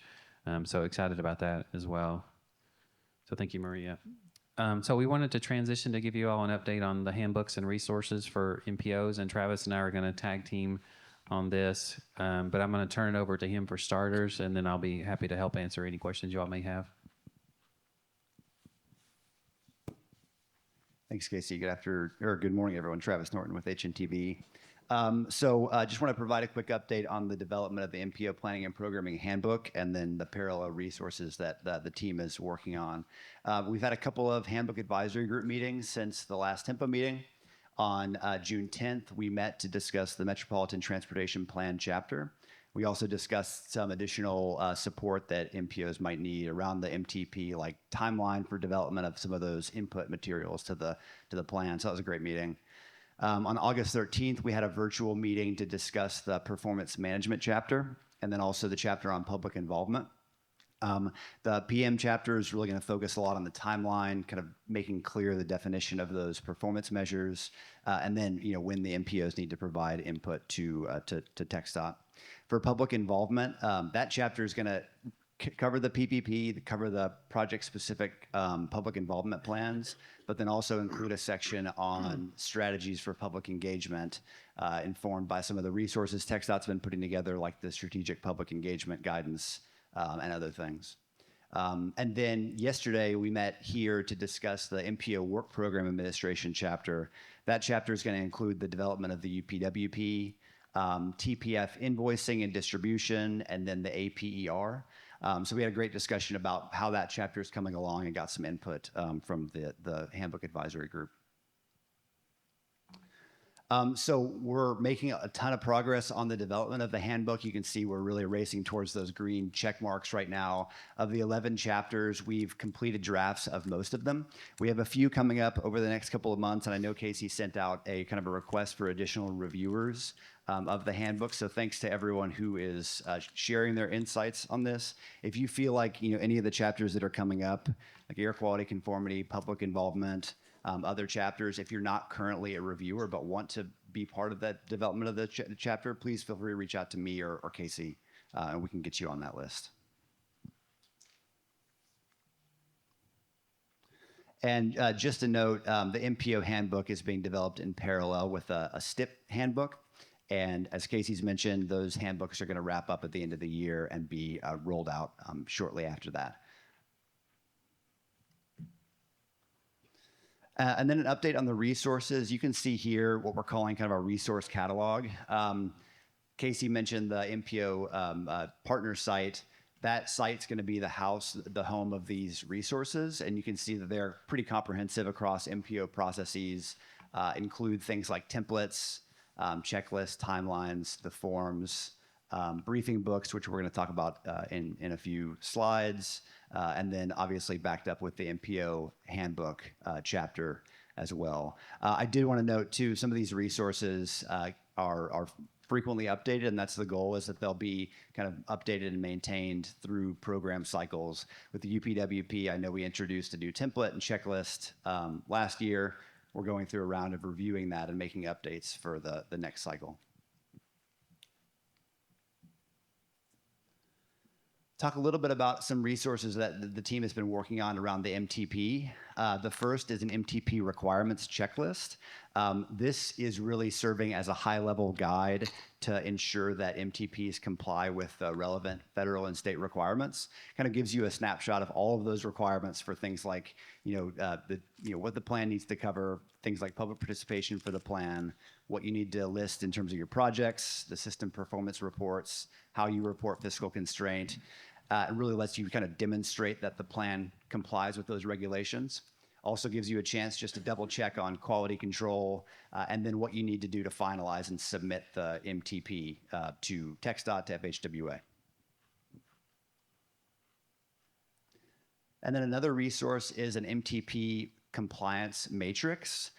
This matrix really follows closely the relevant CFR and TAC references for the MTP and summarizes those requirements and then allows you to document for each one of those requirements how your MTP meets them, the relevant chapter reference, and then you can describe, how the MTP meets those requirements. This, I think, is going to be a really great resource to append to your MTP or to submit along with your MTP submission, just to show, again, that you've thoroughly reviewed the requirements and are documenting that compliance. And I think these resources are going to be distributed to you over the next couple of weeks via email. And then, as I mentioned, those are going to live on the MPO partner site moving forward.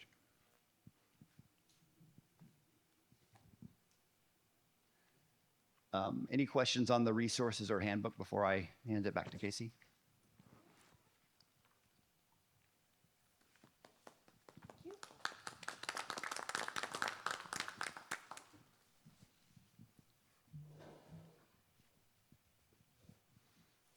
I did want to put this back in front of you all. If you guys can, if we can just take maybe half a minute and just read this list down and across and see if we're missing anything, if there's any other resources or et cetera that you all would like us to try to tackle here before the end of the year. And then obviously we'll continue working on this in the future.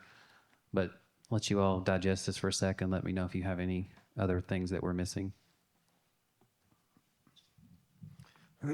My comment is, where was all this stuff 20 years ago when I started?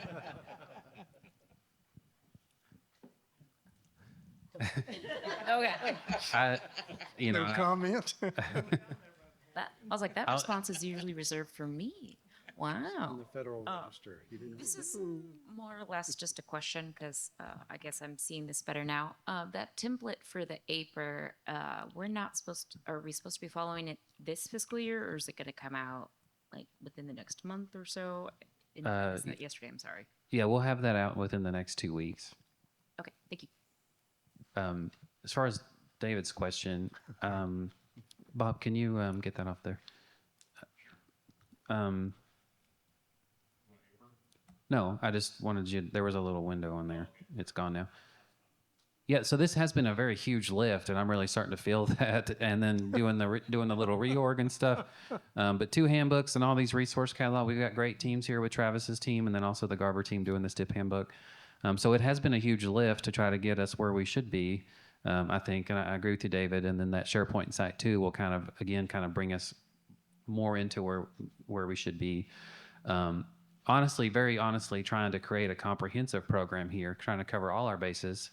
And I think we're on our way. But again, if we're missing anything that you all need, please communicate that to us, and we'll be glad to try to work on that. Just a second, Kirk. Maggie, did you have a question? Or was that about the APR? It was about the APR. Yeah. Clay?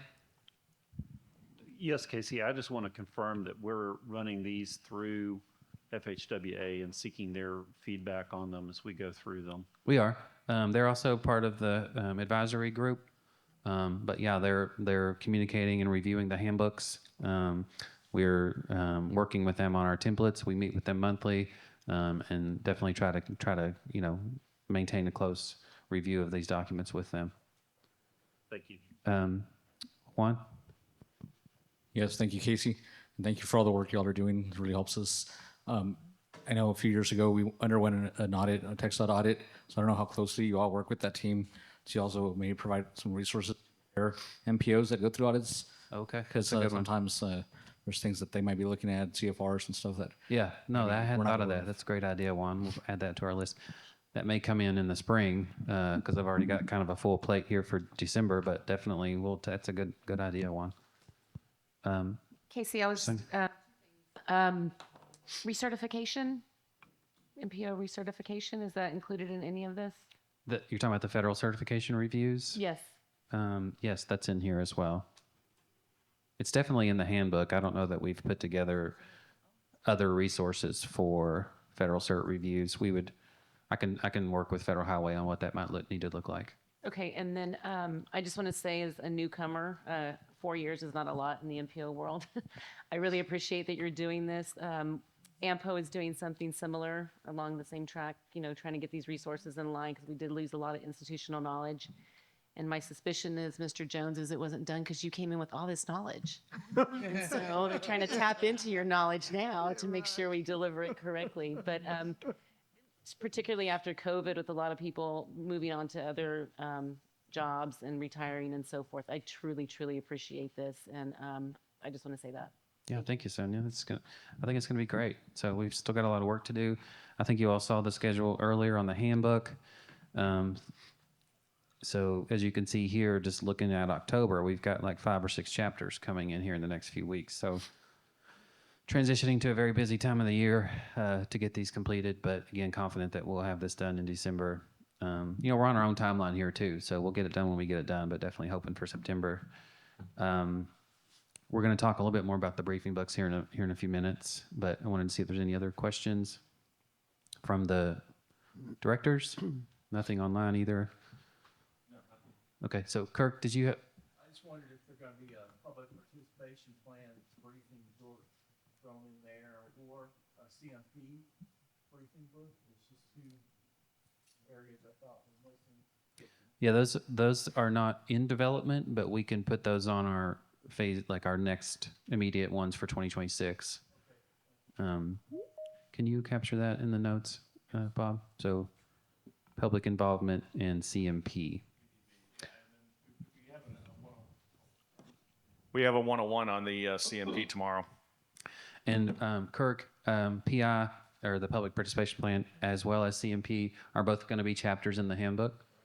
So we've got that, we're covering the ground. And this order here on the screen is not the chapter order. This is just the order that we're doing the development. So the chapter order is slightly different than this. All right, no more questions on the handbooks. Okay, well, thank you all for your reviews on those, and we'll keep the momentum going. All right, so quick update on APR. As I mentioned, we'll get the template out to you all in the next couple of weeks. And then deadline for submittal is December 15th. That's a state requirement. And then the federal requirement is submitted by 12/31. So I know that it can be challenging to meet those dates, but we'll work with you all best we can to get those finalized as soon as we can.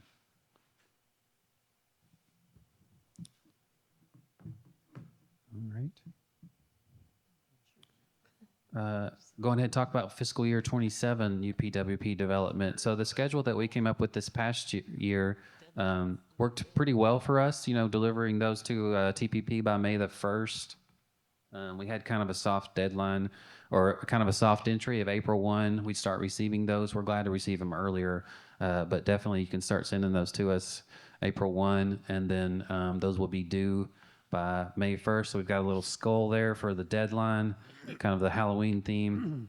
And then TPP will review those and get comments back to you all. We've got a checklist there as well. TPP used that checklist this year. It worked pretty well. We caught most of some of the issues, but we did have a couple that snuck through to Federal Highway. We had to get those addressed after the fact. But those checklists are definitely very good tools for us. I think next year we're talking about maybe having the TPP rep complete the checklist when they review, and then have a second TPP rep complete it, just so we have 2 sets of eyes reviewing your UPWPs before we send them to Federal Highway. But also would like for you all to complete that checklist next year. And again, hopefully that it's, you've met all the requirements, and so it's just a quick review of the checklist. But we'll have that out for you all, as early as January when we get that template out for 2027. We are looking at some updates to the template again this year. I think the one that I'm looking at the most is actually based on the Dr. Cog UPWP, where they've got their funding table. They have one funding table at the end, so all of it's nice and summarized in one location instead of having funding tables with each task. So we're looking at a couple of those updates, but if y'all have other feedback on the template, you're welcome to send that to us. Maggie, I don't know if this is your question about UPWP or something else. Yes, it's about, well, planning with the UPWP and the STIP tip. And you know, this is only going to happen, I guess, once every 2 years, but I'm looking at the long range calendar, and I have a feeling, just because, you know, both TxDOT and the MPOs are kind of working through this new, very better organized system, that we might get alerted to the draft tip that will be returned to us about the same time that we'll have to have the UPWP return. And last May was insane when I got that last like 1 week to do this kind of thing on top of the UPWP. So I was just wondering if maybe y'all could coordinate between the teams and take that into consideration for the smaller MPOs that have 1 to maybe 2 people working on both of these. That was it. Sorry. Yeah, definitely in consideration. And part of that is us getting these timelines out to you all as soon as possible so that you can prepare and anticipate when these dates are due. I mean, you know, I'm telling you today, what is it, September, that May is going to be obviously some deadlines. So hopefully, but then also if we can support you all either through TPP or through our other resources, let me know. But as far as this past year with the 2025's UPWP development timeline, the timeline, not the template, do y'all have any comments, other comments than what Maggie just shared about the timeline with those being due on May 1st? And then the second due date, July 15th. And I know several MPOs missed the second due date for various, you know, good reasons. But again, we definitely need to try to meet those. I guess to Maggie's point, you know, we're adopting a brand new STIP next year, so our federal team will be overloaded with that as well. This year we had 22 MPOs do new UPWPs. Next year I think we're in the 10 to 12 range, so that'll help a little bit. But for those that are doing one, it won't. But anyone have any comments about the timeline, the May 1st due date, other than what Maggie shared? Thank you, Maggie.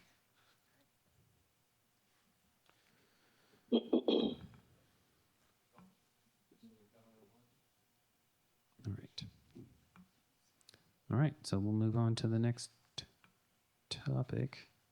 Briefing. Oops, sorry, I didn't know this was in here. Key dates. So this print is printed in the back, 11 by 17. You're welcome to take this. As we noted earlier, this will be one of our key features on the SharePoint site. So printed material may go the way of the dodo once we get the SharePoint site set up.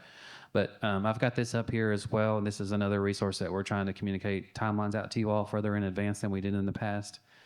So what you see here, hopefully you've seen before, although it's pretty small on the screen, but there's definitely some printouts here. And if you all need to make corrections, just go ahead and write them on there. We'll be glad to go and fix this if we've got any of the dates incorrect, specifically on the MTP adoption line there. But let me know if y'all have any questions or comments or other dates that you want to be added to this. We'll be glad to do that. And again, we'll move this over to SharePoint once that's up and running.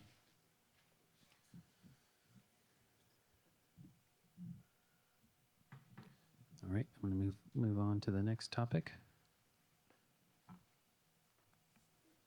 My slides are messed up. Briefing books, as noted earlier on the resource side, we're working on some briefing books. The first 3 topics that we are working on are the performance measures topic, air quality conformity, and policy board and technical committee. The performance measures handbook, actually I've got a slide on these. Yeah, so to describe the transportation performance management process in Texas with an emphasis on target setting. Also this really cool graphic here showing kind of a timeline. You know, your performance measures reporting cycle is like in 4-year chunks, and then there's that mid-cycle opportunity to adjust. So we're trying to get folks to think about it in 4-year chunks. So this timeline is attempting to illustrate that. But we'll talk about in the briefing book MPO and TxDOT roles, TxDOT target setting process, MPO target setting process. target setting timelines, resources, and then we're actually going to publish the text targets in that briefing book. So you all will get it. We'll renew that briefing book every year. So that, and then again, it'll live over on the SharePoint site. We may also put it on our textdot.gov. I don't know, but that'll be the kind of source of record for where we store those targets, so you can go and grab those whenever you need. The second one is the conformity briefing book. This one is to provide a high-level overview of air quality conformity process and how changes to a project or a tip can affect conformity. Roles and responsibilities, just describing the regional conformity process overall and what that means, project level conformity, and then some just some sample timelines. But here, this book here, I'm hoping to really communicate project and tip changes and how that may impact, what impacts that may have to like letting schedules and stuff, but also just the level of effort that's required in doing conformity analysis. So conformity briefing book is the second one. I have drafts of both of these in my email, but the timeline on these is probably more towards the end of the year, if not January. And then the next briefing book, sorry, Bob. Bob's actually going to take the screen and do a walkthrough. His is very much draft, but I haven't looked at it in detail yet, but Bob wants to do a walkthrough and just kind of give you all a feel for what it's going to look like and take some feedback for what maybe we need to add to it or take away. All right. My apologies, but this unfortunately when I killed the PowerPoint here, so when we were doing the other stuff. So give me a couple of seconds here to load the file. Let's see. Oh, there we are. Briefing book. Yeah, that's the current one. Okay. And let me go down here to this and get this out here too. Hang on one second.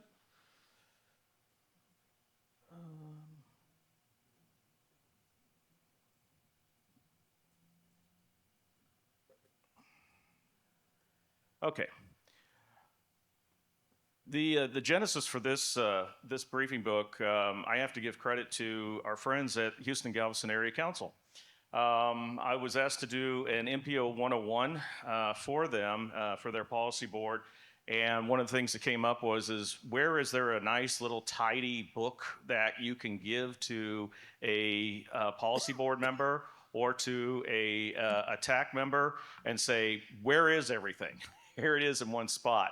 And so as we were working on that and everything, the request came through Casey, and we said, sure, we'll go ahead and work through it.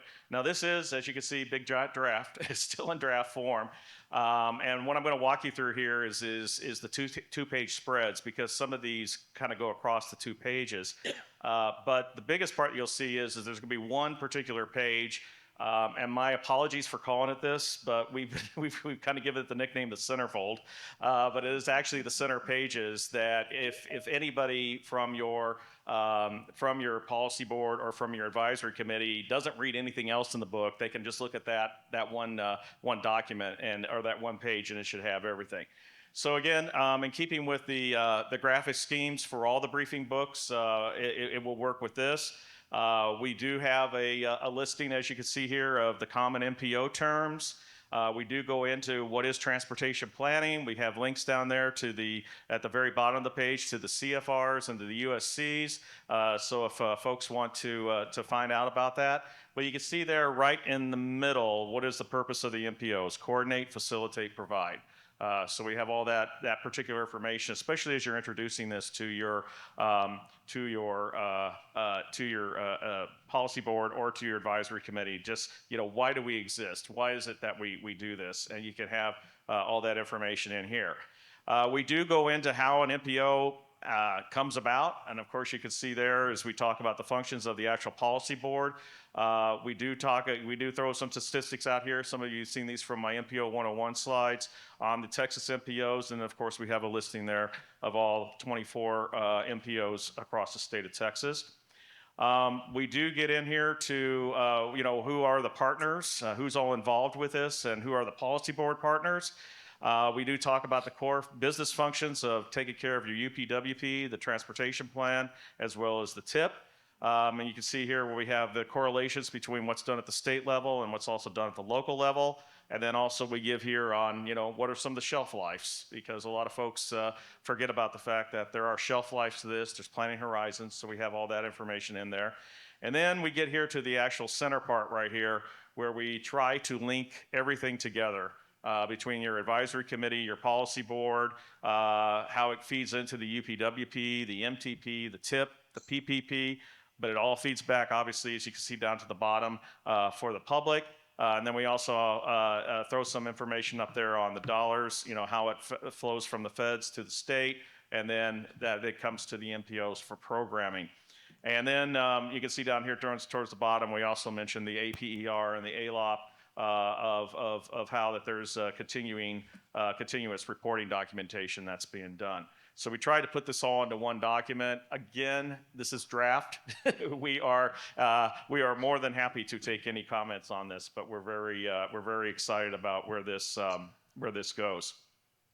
You can see under each one of these the main documents, the UPWP, the MTP, and the TIP, where we have what the board's processes are, and because again, these are board documents. Even though I know it's staff that does most of the work and the legwork to prepare them all, it is actually a board process. So we have all of that in there. We continue to go on and talk about how do MBOs make decisions and how do projects get funded. We also talk about the notable events in transportation planning. We have here the latest UTP funding categories. So if you're, instead of maybe giving them the actual UTP itself, you could just show right on this page. Here's all 12 categories that's available for that. And then we go on from there to talk about who's involved at the different levels, who a fiscal agent is, who the policy board is, who the staff is, advisory committees. We talk up here about balancing the different needs and different challenges and stuff like that. We also talk about, too, how the project flows through the entire process, how the planning starts there in the blue bubbles, and then we go to the green bubbles, and then we go to the actual orange bubbles, because remember, orange represents construction. Look at your highway signs. So we have all of that out there. And then we also have in here, where does how do these other documents, fit into this, and also too with the public involvement. And then we go down in here to talk about, who's involved at the different levels. And we also talk about the limits of MPO's roles and responsibilities. And then we also talk about the MPO's relationships with these various entities down here at the bottom: Federal Highway, Federal Transit, the state legislature, as well as the State Department of Transportation. And then we conclude it with a bunch of HR or links on the back, so that if anybody wants to do that. But again, this is a document that's 16 pages. What we're proposing to do is we want as many people to take a look at this. Right now, it's kind of limited to our friends at HGAC, since they had recommended this, and then Catherine McCrate's also given us some advice on this, and of course Casey and his team are looking at it. But again, we hope that this will be a very useful book for everybody that you can give to your policy board as well as to your TAC. To be able to say that this is what you're doing. So you signed up for a policy board. Now what do you do? And that's where we're kind of going with that. So Casey, I'll be happy to take any questions. But again, thank you for the opportunity to show this and to be able to put this out for everyone.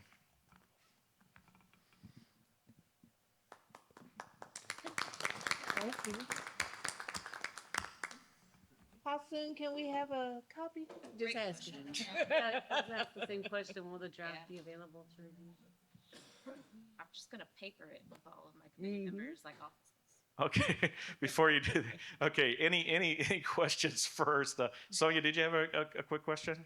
I was just curious when it was going to be available for review. You said it's been drafted.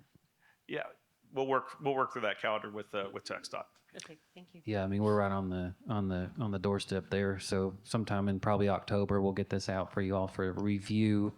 It will still keep the draft watermark on it until we can run it through some reviews. But thank you, Bob, for going through that. That's Bob's daughter.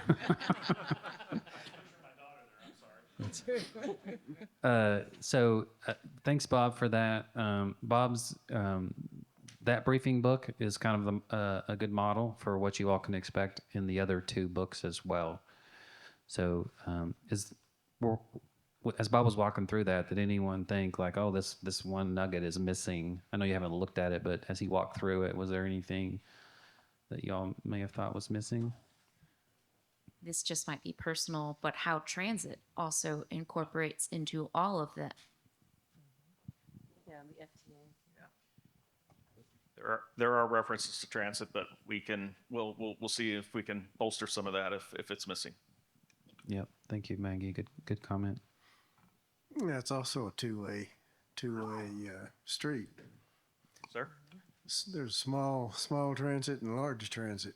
Oh, yeah. Different operations. All right. I don't see anyone online, so we'll move on. Thank you all. Thanks, Bob, for running through that. Appreciate that. So next up is going to be Inyu Lee. She's going to talk about some tip matters. And Inyu has joined us virtually, so appreciate your all's patience as she comes online. Inyu, if you can take the floor.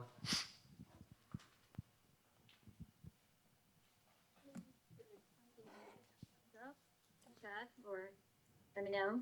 We can hear you. Can you hear me? Yes, thank you. Thank you very much. I'm gonna steal your screen for a minute.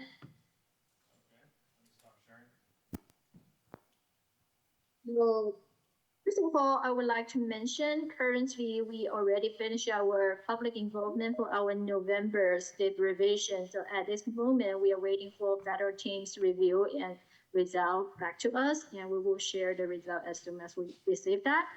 And at this moment, we already opened the East-Dip November revision, and I would like to remind everybody that deadline for the tip finalized and locked in the East-Dip will be October the 31st. So if you have any questions or any thought, please let us know. We also set up 2 office hours in your calendar. If you haven't received it and you would like to participate to office hour, please let us know. We can forward a meeting invite. So the November revision, we are expecting 3 weeks for the STIP review, and our public involvement will start at November the 21st. Because we are entering the holiday season, so we are expecting the federal approval maybe late December or early January. That's our expectation for our November revision. And I would like to mention we do have our revision schedule available in our tax.gov state website right now. And this schedule all the way to the calendar year 2027. So if you just Google tax.state, you will land it into this page. And if you go to the state 25 to 28, you will see our 25 to 28 revision timeline here. And this is how it looks like. So you may be familiar with the left side, we have been provided from our box.com, but we would like to have the full picture to share with everybody. So the next revision, the February revision, will follow the similar patterns. We have January for the tip entering to e-STIP and 3 weeks STIP review, and then enter our 30 days public involvement. But I would like to point out that May revision will be a short and limited revision. And that at the May revision, we would like to only put project if it's led at July and August, which means it is absolutely need change. And then we expect a very minimum project for the May revision. So if everything you need to wait after that for the, like, for example, September or the new fiscal years, please wait for the new STIP. At the same time, if you go to our website to look at the 27 to 2030 STIP, we also put out a revision here. So this is the timeline, how it looks like. The left side is calendar year 26, and you will see the timeline for our initial STIP. Everything in green is MPO and the district when you supposed to have your TIP project and backup documentation submitted. So you will see the deadline. We are expecting the first draft at the end of February, the second draft at mid-April, and the finalized at the end of May. And we will have a little break, so we will have an adjusted November revision, which is a little bit different with our regular year. And at that time, August, we will expecting nothing happen, but the September, at the end of September, is our November revision tip submittal timeline. The reason we would like to show the 27 as well, because although our schedule always subject to change, but we would like to give everybody a pattern. So each quarter, at the beginning of the quarter month, and at the end, January, end of April, and end of July and October, that's our tip submittal time. And then also we will give ourselves the state review 3 weeks, then the 30 days public involvement. So everybody know which day and which time is what we expect. So we will have a more stable schedule, and everybody could better plan your activity in the local level. So this is for our timeline. Anybody have any question for the timeline? Anybody, questions?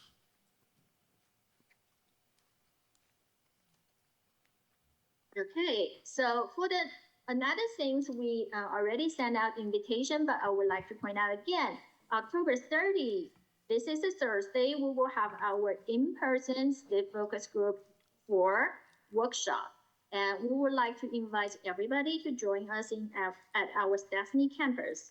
Of course, we understand not everybody able to travel, so we will provide a virtual solution. But at the same time, we strongly recommend you come in person so we can have face-to-face communication and discuss their STIP matters.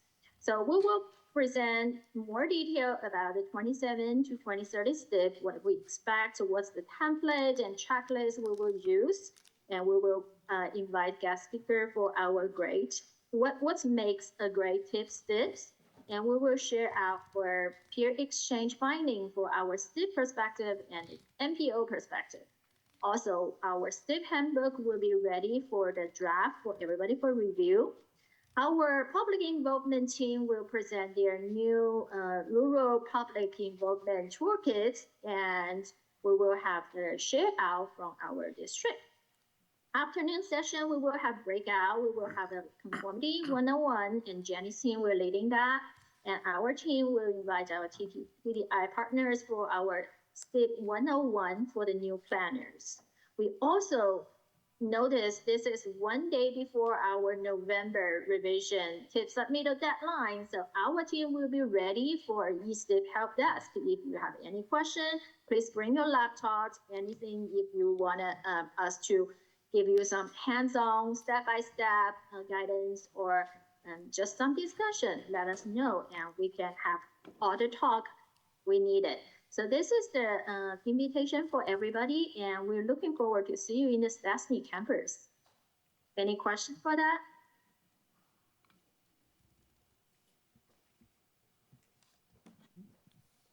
Now, that's everything from me for the tips tip matter. Thank you very much.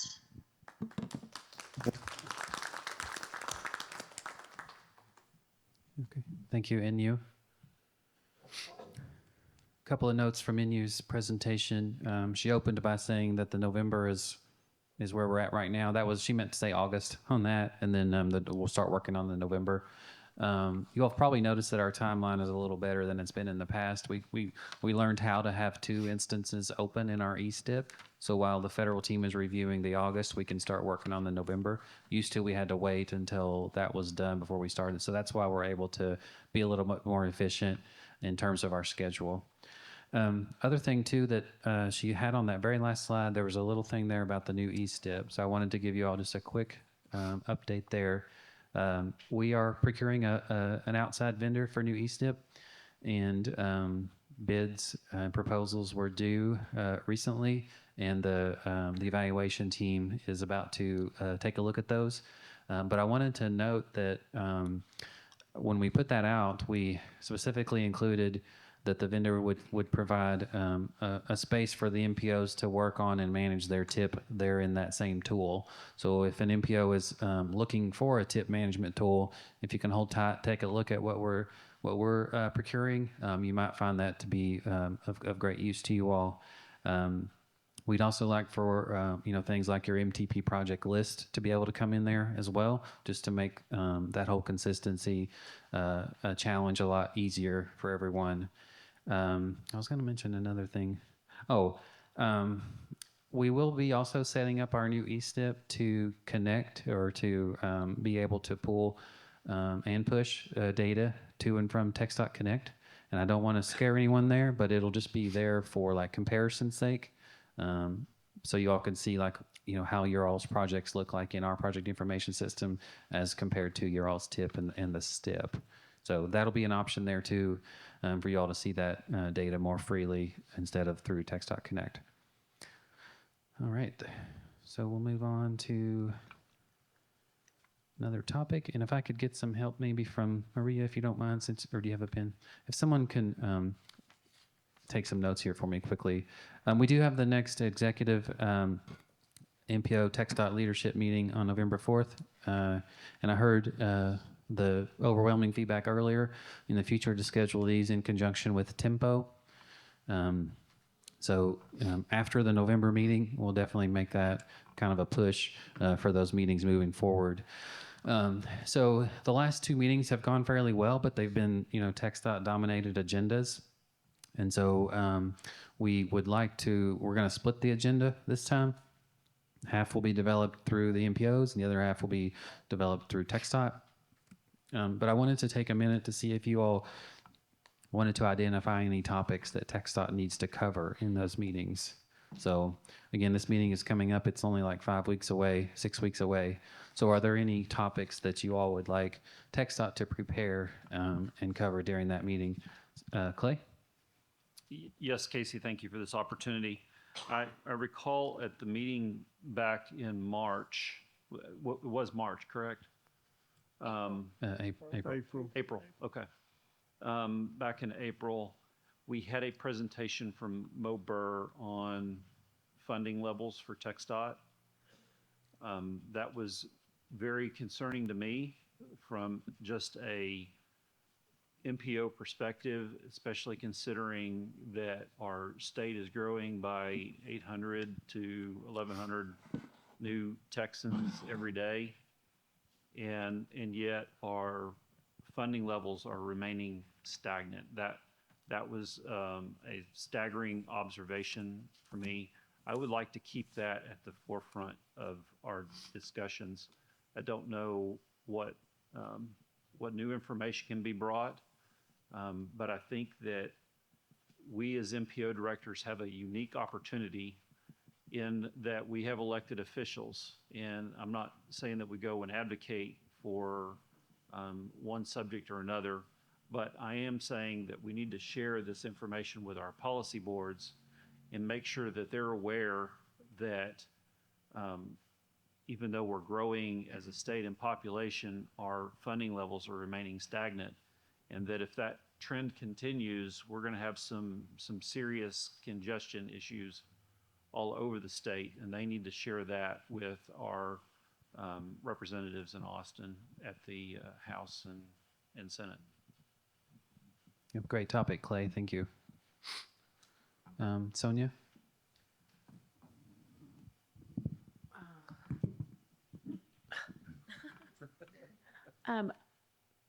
I'm not really sure how to present this without being very direct, because I'm a very direct person. I felt like the agenda was set up in a fashion that was very disingenuous. We had major topics with very little time to spend on each of them, and with 30 people in the room and around the table, allotted as little as 10 to 15 minutes on some very important topics. So if we can maybe allot a little more time for each of those so that we can have a little more meaningful discussion around it. It just felt like it was really hurried, and we got to like the meat of things, and then it was like, okay, on to the next one to keep on track. And so it just felt really hurried in my opinion of how things went. So it just feels like maybe we should tackle one or two big topics. Yeah, the agenda was way too overloaded. Yes. Yeah, it was Okay, way thank you. overloaded. Yeah, we had that comment as well in our debrief. So definitely take that back, and that's kind of the idea. We had the same experience, so definitely fewer topics. I don't know if it would help, but maybe poll the MPOs ahead of time to find out what is priority for them. Obviously, funding levels is very important. Okay.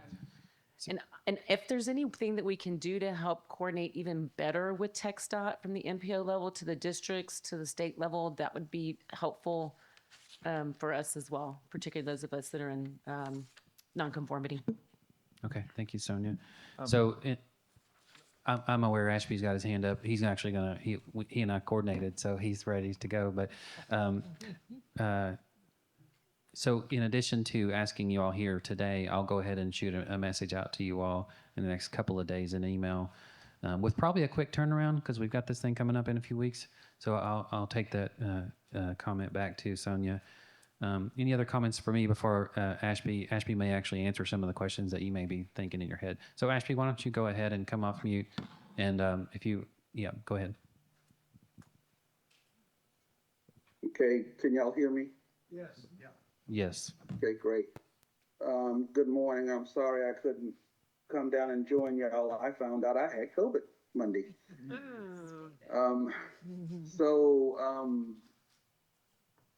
To the question at hand, I was asked back after the April meeting, because some of the debrief conversations, to reach out to some of the MPOs and ask for topics. And I did not get a chance to talk to everybody by any stretch of the imagination.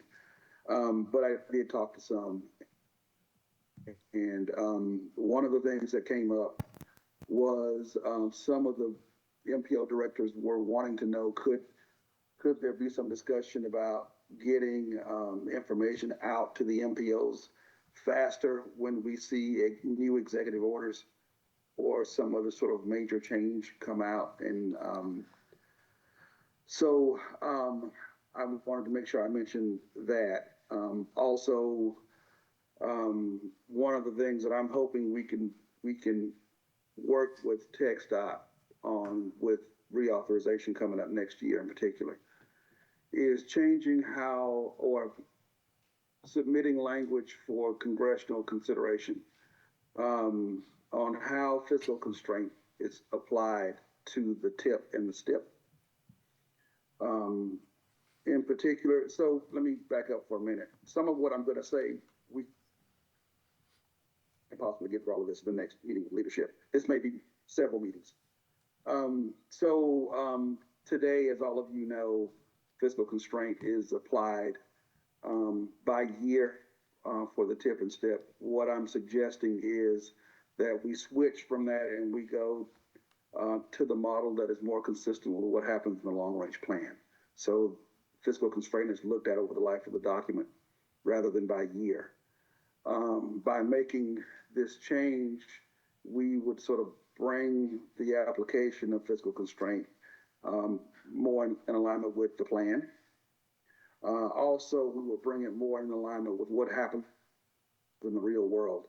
Every day, we know projects are going to move within the 4-year window of the TIP. Right now, in my opinion, we're dealing with false constraints in the annual application of fiscal constraint. And so for some of us, is generating a whole bunch of TIP amendments all the time. And if we're looking at fiscal constraint over that 4-year document and we see movement within the 4-year window, but the amount of the project doesn't change substantially, say more than 15-20%, then we should be good. So that's one suggestion. Then one of the other things that I'd like for us to consider having a discussion about is the $50,000 that was awarded to each MPO a couple of years ago to look at safety planning with the now with the SS4A grants that are out there, in addition to the PL that we already have. I would like to have a conversation with y'all about what do you see as the effectiveness of that $50,000 for safety plans. I think you can get much more out of USDOT to do a lot more work. And I'm suggesting that perhaps that $50,000 per MPO go to something else, like looking at truck parking in our regions, because we're all dealing with, for the most part, with shortages of truck parking as freight continues to increase across the region. I'm not saying that would be the only thing that would be considered on the table. I'm just throwing an idea out there for right now. Then the last thing I'll bring up, it's been talked about a little bit this morning, but want to reiterate it again, and that's retirements. So I have been concerned about upcoming retirements of MPO directors for several years, but I'm also concerned about retirement for district engineers on the TxDOT side. And if you look at TxDOT in particular, it used to be that there was a clear line of progression up from being area engineer on up into being DE, and then sometimes moving into grid building. There are gaps now there in that advancement ladder, and TxDOT's dealing with that. But we also have gaps on our side now. So, I mean, you just heard this morning, we've got people retiring now that have been, stalwarts of planning for the state.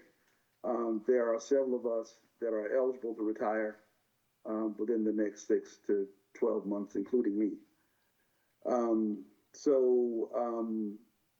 I'd like to see if we can have a conversation about how we as the MPOs and then TxDOT can work on a joint curriculum to start trying to train folks that might be looking to become MPO directors in the future, or advance into TxDOT leadership at the districts. So I even went to the point of writing up a curriculum several years ago that could do some of that. And I've talked to every TxDOT executive director going back to John Barton. They all agreed, but then nothing happened. So want to bring that back up again potentially as a topic of conversation. And I'll stop with that, Casey. That was a lot. That's why our agenda was I think that's a great start. Thank you, Ashby. Any questions for Ashby? I would say, Ashby, you and I both remember back when John Barton was our MPO leader. He's been the only deputy director to pick up the telephone and call any of us. Could call us by name. We enjoyed working with him, and he was a great legacy that left. Good comments. Yeah, thanks. And like I said, this isn't for the upcoming meeting, and just the upcoming meeting in the end of the year. This is probably going to be several meetings. All right, I'm not seeing Sonia. Sonia has a question, Ashby. It's not really a question, maybe just a comment or a consideration. I'm wondering if some of those documents that y'all are putting together, the briefing books, all those other things that you could incorporate, something that would be specific to executive directors and the things that they should be responsible for, or coordinating with DEs. I mean, it seems like you could build in some kind of succession planning chapter in there or something to get to Ashby's thing. I mean, I think it needs to be codified and easily accessible, same way that these other things that you're putting on the SharePoint site. I mean, if that makes sense to love others. that idea. I'll go back with the team and we'll see what we can throw together. It may not make it in the handbook, but it might be a future ad, but it's probably definitely ripe for a briefing book to kind of help set up and tee off what Ashby was talking about with the curriculum. Maggie? Oh, and this probably is, it goes with what Sonia's saying, but for those that maybe don't even have a succession line, how we can start to establish that with our fiscal agents and really stress the importance that once we are gone, they're SOL. Yeah. Clay, this may be a good subcommittee thing too to start talking about that as well.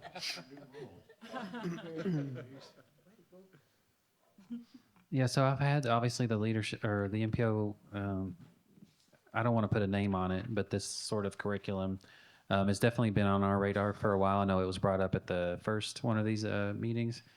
So I have it in my consultant planning. So I've got it kind of in my budget, but I don't know where, I don't know yet how it's going to play out. So definitely a good idea for discussion there in November, Ashby. So like I said earlier, I'll send you all a message. I tried to grab a couple of your all's notes today, but I'll send you all an email to try to grab those topics here in the next week or two with probably a quick turnaround, like I said, and then we'll get prepared for that November 4th meeting. Casey, one other thought. I don't want to belabor the point, but going back to what Ashby said, in the John Barton days, and when the Signs was the director, we had regular meetings with the DEs. And since they left, that's never happened again. Like a statewide? Yeah. Oh, wow.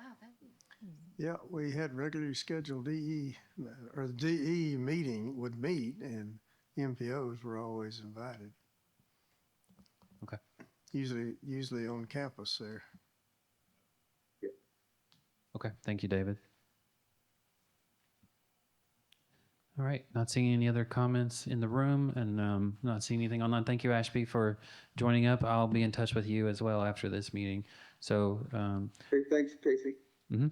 Mr. Chairman, I'll turn the floor back over to you.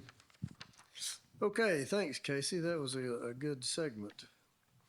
Bob, Well, Mr. Chair, I think we're for the most part, we're kind of ahead of schedule we here. are. What happened? Which isn't bad. It's not a bad thing, not by any stretch of the imagination. I'm just kind of trying to get our slides back together here. Let's see, I'm gonna stop sharing, but the screen's kind of frozen up there, so we'll have to do something. Mr. Chair, I would recommend, because we really can't change the reconvene time at 1:30 because of all those that are online.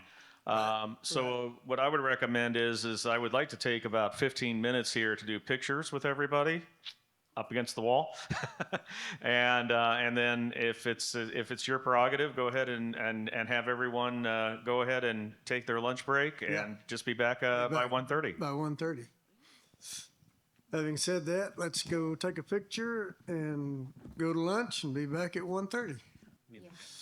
Okay, we're going to go ahead and start, although we're still waiting for a couple of folks to show up. So if we go to agenda item 3B, Bob, is Theo plugged in and ready to go? You want to introduce him? Theo, if you can come off mute there and go ahead and give us at least a test signal. We hope we can hear you. Sure. Can y'all hear me? We can hear you. Yeah. You're perfect. Excellent. Okay, so Theo was with PTN, which is the Public Transportation Division with TxDOT, and he's going to talk to us about the statewide multimodal transportation plan. His slides are sitting right up here, ready to go. So, Theo, take it away. All right. Well, good afternoon, everyone. Happy to share an update on the statewide multimodal transit plan today. I know it's been a while since we've talked. So here we go. So just a refresher here, the Texas Transit Vision, a safe, universally accessible, and integrated network of transit mobility options that connects people seamlessly, both locally and across the state, supporting an improved quality of life and a resilient and vibrant economy by 2050 and beyond. So this is a long-range plan. The SMTP has 6 goals that align with the state long-range transportation plan, Connecting Texas 2050. We've tailored these goals to be transit-specific, but they share a good alignment with the state long-range plan. Today I'm going to show you a couple of initial implementation steps that are coming out of the multimodal plan. Here's how we got there. We had a variety of stakeholder groups, emphasis area working groups, and transit professionals that we held meetings with. Based on the challenges, gaps, and needs that we identified in those meetings, we formulated about 252-ish strategies that were informed by the stakeholder input. And we took a look at those and saw how they aligned with the goals, considering the needs, gaps, and challenges. And we developed some potential initial implementation actions that will get us started right out of the gate with some of the strategies identified in the plan. So here are our initial implementation steps. They're going to help us jumpstart the process here. So the first one, we're looking to establish a community of practice to address challenges on the small urban and rural transit side. And if you look at the bottom of these boxes, we thought it was important to do a nice division of roles. So TxDOT will facilitate some of these, we will lead some of these, or we might support them. Another initial implementation step we're excited about is the development of a statewide transit and network hub plan. We'll be leading that effort, which will kick off shortly here. Number three, develop flexible statewide transit planning and design guidelines. We'll be facilitating that, but it's crucial to consider transit in the early stages of projects. Number four, we have very specific traditional performance measures within transit. How many riders you're serving, how many trips you're taking, what your cost per hour is. But we're also looking to broaden those success metrics. They would be on par with traditional metrics, but that's something that we're going to help facilitate. Number five, we're always looking for options to increase the funding or the flexibility of our funding sources. And we're looking to find innovative ones that will help us not only maintain our system, our transit network, but also to expand them. And finally, we've heard, particularly from our small urban and rural systems, that it would be helpful to have a routine outreach that speaks to the benefits of transit. Often there are some misconceptions about what transit does and who it's, quote, for, but transit is a huge benefit for our residents on many fronts, including economic and access to jobs and all sorts of other things. So that's something we will lead and support. So I wanted to refresh you all on where we are at and where we have been with the SMTP. Right now, we're in a stage where TxDOT administration is reviewing our final draft, and we have received the go-ahead to go out and do a fall outreach campaign, which will be primarily focused on these initial implementation steps, and will give folks a chance to weigh in on a survey on those initial implementation steps. And it'll also let them take a look at our plan and executive summary. This will be our fourth major campaign. We went out in the fall of 23, in the spring of 24, and the fall of last year. So one more push for outreach and stakeholder engagement. What do we want from that? Well, so the public comment period for our draft plan will run from October 20th through November 20th. We will update our SMTP website, which you'll be able to find a draft plan, the executive summary. There'll be a survey that allows the public and stakeholders to give feedback on our initial implementation steps. And there'll be some virtual public meeting exhibits. We will also touch base with our SMTP steering committee and those key stakeholder groups that we met with along the development of the plans.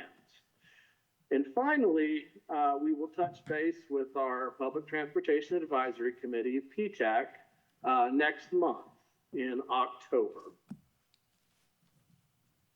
Where are those meetings held? So we are targeting 7 statewide public meetings.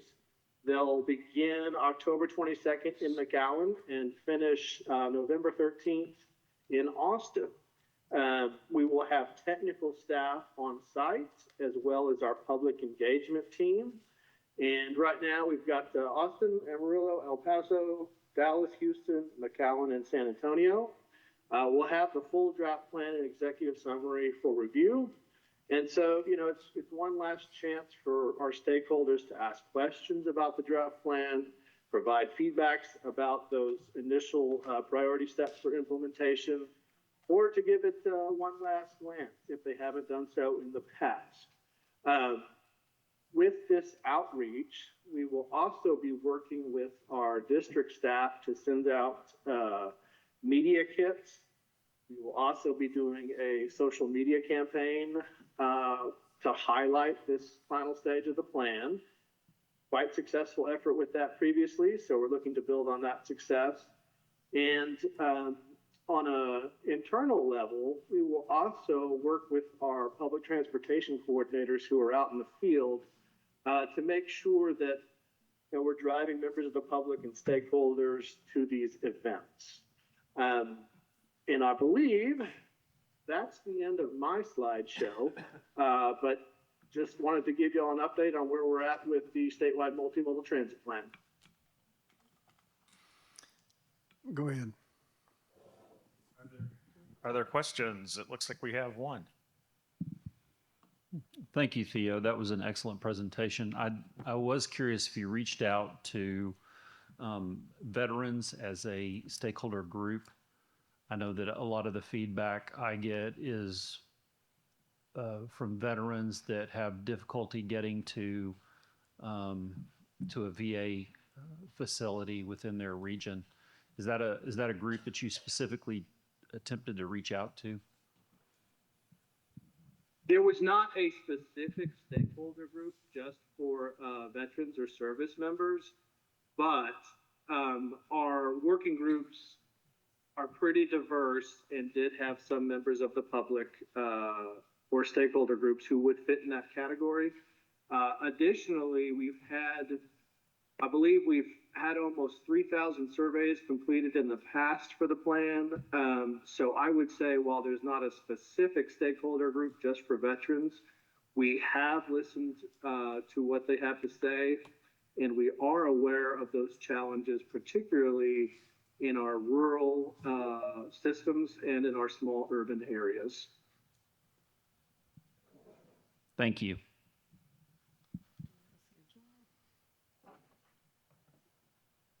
Sonia? Do we have a schedule yet of those meetings that are going to happen October, November? Was the question, do we have venues? Do we have an actual schedule like for the San Antonio one? Do you know when that one's going to be held? Yes, I can actually, we are finalizing our venues, but I'd be happy to send something over to Tempo. San Antonio is going to be the 12th of November. Okay, thank you. Sure. Other questions?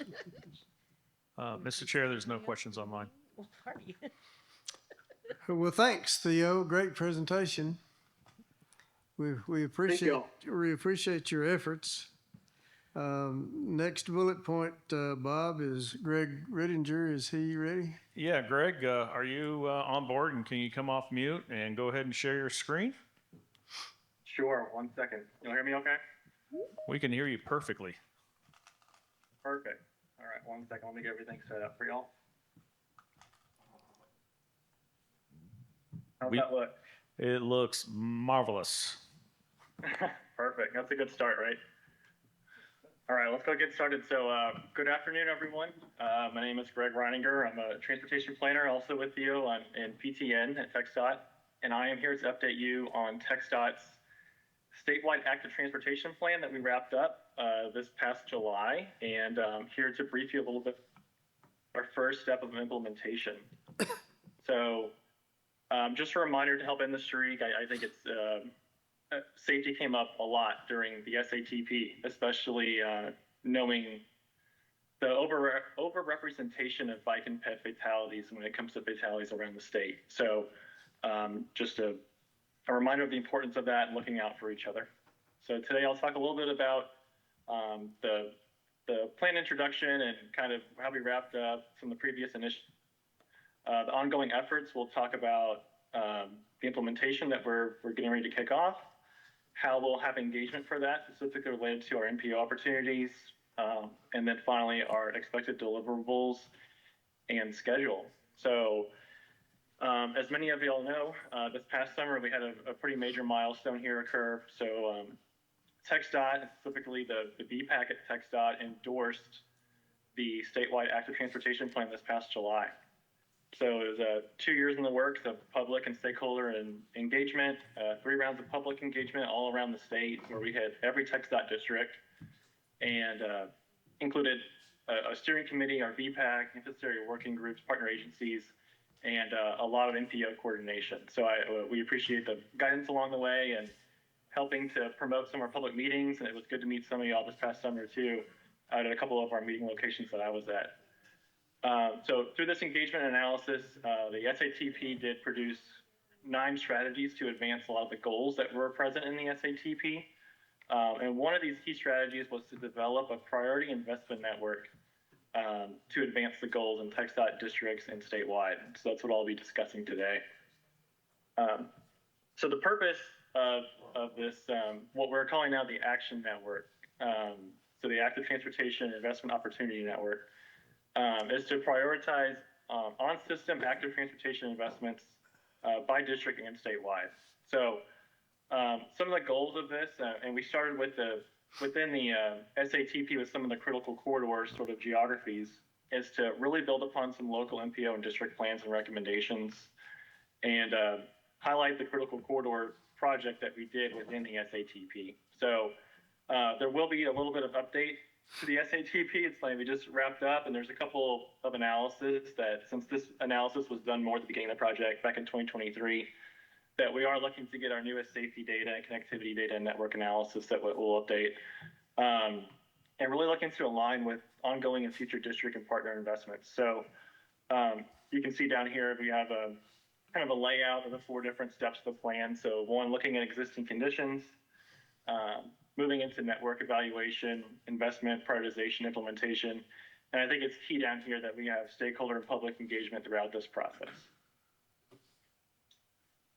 So for the existing conditions analysis, the staff will work to update the SATP, specifically, as I mentioned, like the bicycle and pedestrian crash data, and ensuring that we have the latest when it comes to our proposed and existing bike and ped infrastructure on the state. When it comes to demand, we are looking at some origin destination analysis through replica data. Additionally, some trip generators and attractors that we could possibly see short active transportation trips come from.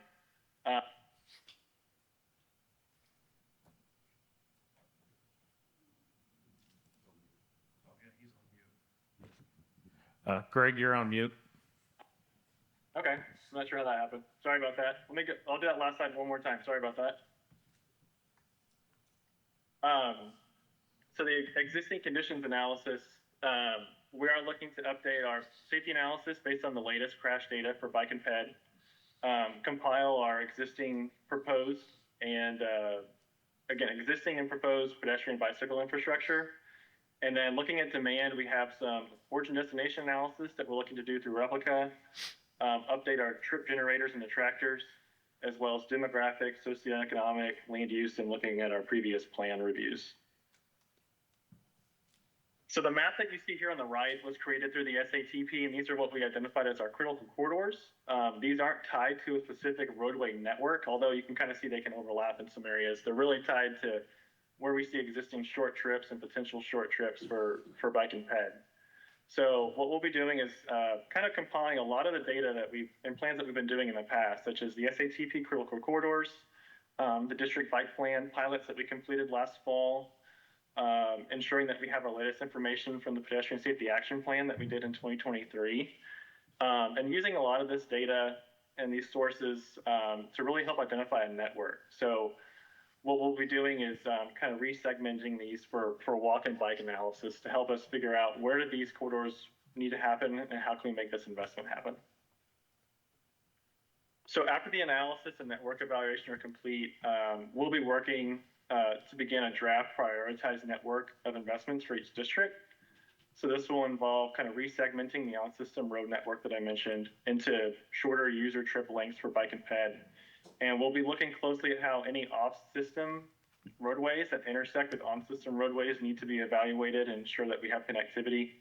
And then what we'll do is that we'll weigh ranking criteria that will be created based on metro, urban, and rural segments. We know that the state varies drastically. So how can we do this to ensure that each area is represented well?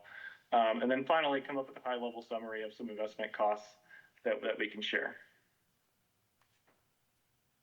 Moving into implementation, our plan right now is to, like I said, develop district-specific, prioritize on-system investment recommendations with some off-system considerations for where we have the need, where off-system investment exists or where it's being made.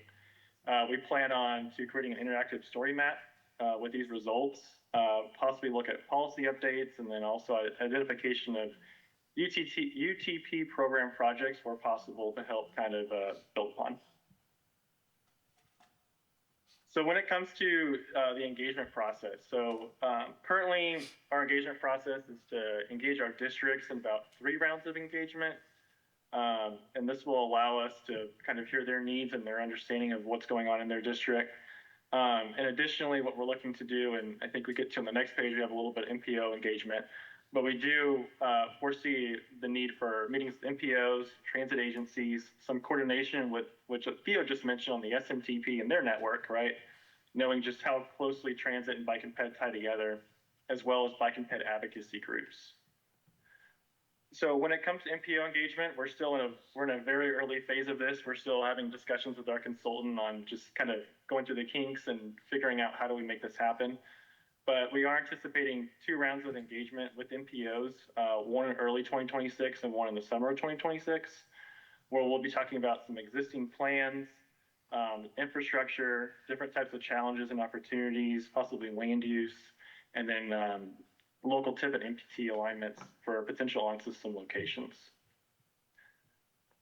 So when thinking about through public engagement, TxDOT, specifically PTN, we want to ensure that our MPOs and our districts and the public have a good understanding that we have 2 pretty high-profile public engagement processes that will be going on at the same time. So in addition to this implementation action, we do have district bike plans that will be kicking off right now, essentially with 8 districts around the state. So if we look at our kind of 2 overlapping timelines over here on the left, we can see the 2 completed, one being the SATP itself this past July, and in green below, the district bike plan pilots from this past year. If you kind of move into the middle where you see the UR here in the dark blue, you can see that we're going to have overlapping engagement of the SATP implementation, as well as 8 district bike plans. So we are looking for kind of innovative ways to engage those areas to ensure that there's a good understanding as to what plan is doing what, and have quite a bit of coordination between our consultant teams and internally at PTN to ensure that we're communicating that properly. So just something I wanted to recognize. I know some of y'all exist in these purple ones, districts here in purple that are getting ready to kick off a district bike plan. So just we're doing our best to really ensure and try to think ahead that we're communicating this efficiently. Quickly, our project schedule, as I mentioned, existing conditions just really getting started right now. Network evaluation, prioritization, implementation, but we see this kind of lasting until about the summer of 2026. Next steps, existing conditions analysis internally, some previous plan reviews. We are beginning to develop the materials for our first round of public engagement.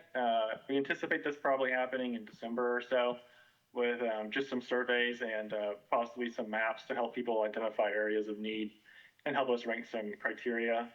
I do want to say, please expect an email from us requesting some MPO data that might be needed before we have these actual kind of MPO engagement opportunities in early 2026.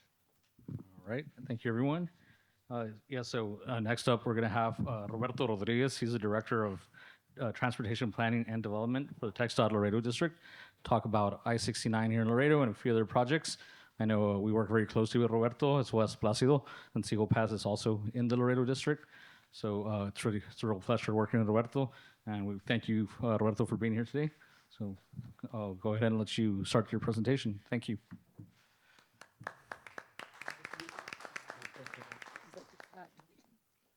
Right. Good afternoon. Again, Roberto Rodriguez, Director of TP&D with the Laredo District in TxDOT. And Juan, thank you for the invitation. I mean, a pleasure for me to present here on the updates on US 59 of the future of I-69W. Okay, this is pretty much okay, this is what I want to talk about today. You know, first I want to give you my safety minutes text that we start every meeting with a safety minute, which is drive like a Texan. Then we're gonna quickly see a district overview, and then we're gonna talk about I-69, the projects completed, projects under construction, under development, and what's there for the long range projects. Drive Like a Texan is a campaign started by TxDOT a few months ago. If you click or scan actually the QR, you're gonna get to see quite a few videos, you know, on how to drive kind, courageous, and safe, you know, in Texas. So I encourage everyone to scan the QR and watch some of those videos. They're very, very interesting videos, and some of those are quite funny, you know. Okay.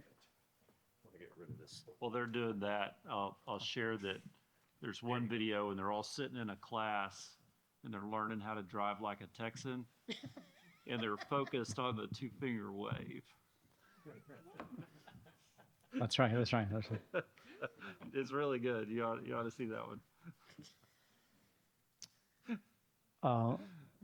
Let me just, this is a quick overview of the Laredo district. You know, we cover 8 counties and we get to work with the 2 MPOs, Laredo and Eagle Pass. Where the district, you know, has about a total of 268 employees. We cover about over 5,000 miles, you know, of roads. Total of 1,074 bridges throughout our district, which 884 are on system and about 200 off system. 8 international bridges and for vehicles and commercial vehicles, and 2 railroads. What you can see here on the map, you know, especially for Laredo and Eagle Pass, the points right there, you know, the 2 little maps right there. But you can see in Laredo, one of the things happening in Laredo that is exciting for us is Laredo is the only city, I guess, where 4 interstates are born. You know, we have Interstate 35, which starts right here on bridge number 2. It goes all the way up north, and then we have Interstate 27, which also starts at bridge number 2, and then splits up around mile marker 18 through 83, and then US 277. That's I-27. Then, of course, we have the one we're going to be talking about, I-69W, which starts at the World Trade Bridge, follows US 59 to Houston, and then we also have the future of Interstate 2, which starts at the intersection of Loop 20 and Saunders. It goes south on the loop, and then 83 down to the valley. So all those 4 are mile marker zeros of the interstates, upcoming interstates. And major corridors, of course, for Laredo area, it's 35, 59, 83. That takes you to Carrizo, then Eagle Pass, and US 277 to Eagle Pass, to Del Rio, and then up north. US 57 is another very important corridor for us, from Eagle Pass to San Antonio, and US 90 from Del Rio to San Antonio. Before I go in what's coming up for I-69, let me just talk about projects that have been completed since 2020.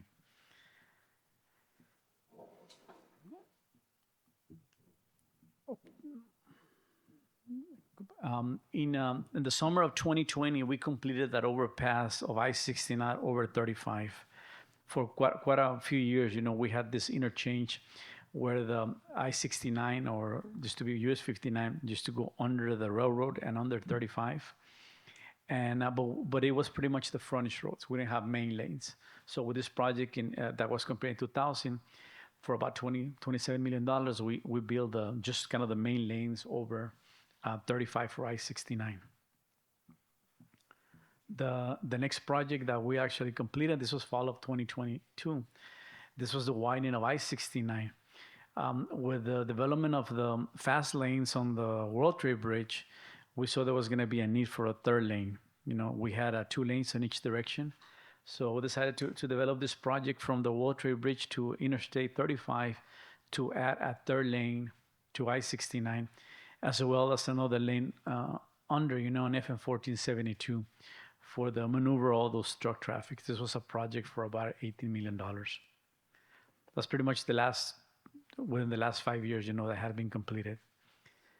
Also, the last one that we just actually completed at the beginning of this year was the direct connectors of I-69 going south to 35 on both directions. Of course, we did a widening and an overpass on 35, which impacted this intersection and added an additional travel lane on 35.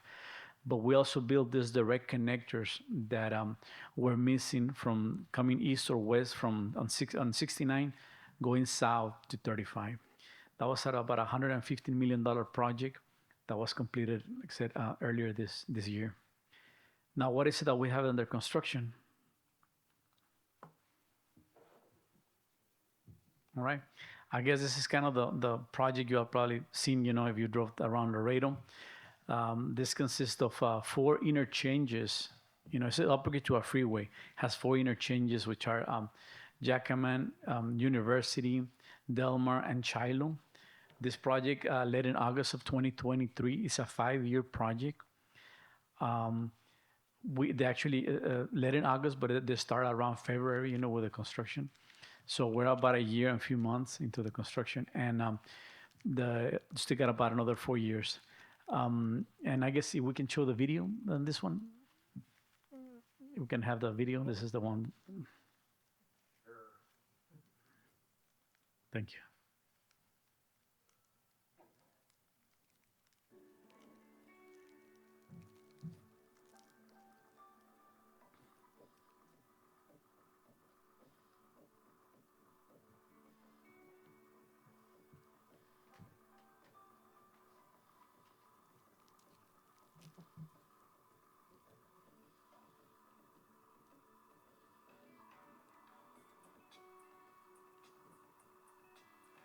What we're doing, we're taking a video about once a month of, and what you see right now that is being built on the right side, it will be actually the frontage roads. It will be the northbound frontage road that you see right there. We're doing all the connecting streets to Jackman, Lakeside, University. Right now, if you drive through there, you see how they're already putting some of the retaining wall for the bridges. And right here, that's where the project ends, right around International Boulevard.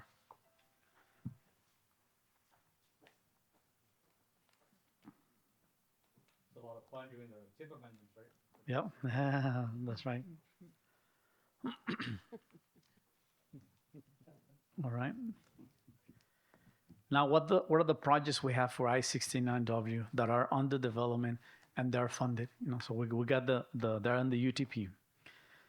One of them is the last 2 direct connectors actually 3. I'm sorry. The last 3 direct connectors on I-69 and I-35. So in June we're gonna go back again. I know if you're from Laredo, you probably hear people saying, "Man, again," that intersection, because this is that we've been doing 1 or 2 direct connectors at a time. But I guess this is gonna be a final time. We're gonna go once again to just complete the last 3 direct connectors, which are pretty much going north on 35 to go east on 59. If you're driving west on 59, south on 35 to go east also on 59, and then going west on 59 to north 35. Those will be the last 3 direct connectors. That's about a $94 million project that will lead on June of 2026. The next project that is also funding, it's funded, I'm sorry, but we're gonna be going in October of 2028. This is the last segment of the Loop 20. Now, on this one, initially it was an entire project. The whole US 59 Loop 20 was a single project. We had to split up this last interchange at the airport because of we had quite a few relocations. We had the UI United ISD kitchen that had to be relocated. They're under construction right now. And they also have we also have a National Guard building center, that they're actually is also under construction. So we had to relocate him. We had a 6F issue with a golf course. We had a 4F issue with a state park. We had the airport. So there was a lot of coordination that needed to happen on this project. That was the project was moved out to 2028. We hope to accelerate that to maybe 2027. Now that things that it's, we just, I guess the construction of those facilities that have to be relocated are moving fast, that we can probably accelerate this project. This last segment of this project, it's about $113 million. Right now, the continuation of I-69. We have a project scheduled for 2030. It's about a $300 million project, which is to start building a 4-lane divided highway for the preparation of I-69. So what we're gonna do is about 20 miles from Laredo going towards Freer. And we'll be building I guess a 4-lane divided. We'll decide if the existing 59 will end up being a frontage road or a main lane in the future, but we're gonna be building another road bed to have a 4-lane divided for now. And then eventually we'll get to the completion of a full freeway. Our long range projects that we have. Okay, and this is, I know it's not another topic is I-69, but this is something that will eventually impact the corridor itself, which as you're all aware, there's a new bridge being proposed in South Laredo, somewhere between Rio Bravo and El Cenizo. And the roadway you see right there, it's an extension of the existing Loop 20. Right now, the Loop 20 ends at a county road, so traffic has to come to kind of a T intersection, make a right on a county road, and get back on US 83. And they will have to follow that route if they would like to get to the new bridge. Well, TxDOT is proposing the expansion of the Loop 20, and then on the bottom of it, it will be part of the outer loop. There will be a loop that eventually will go around Laredo. That will be their next loop that will connect the Bridge 45 with the Columbia Solidarity Bridge on the north, and eventually we'll also have connections to US 83. And you can see this project is about $560 million. But this is the concept of the future outer loop.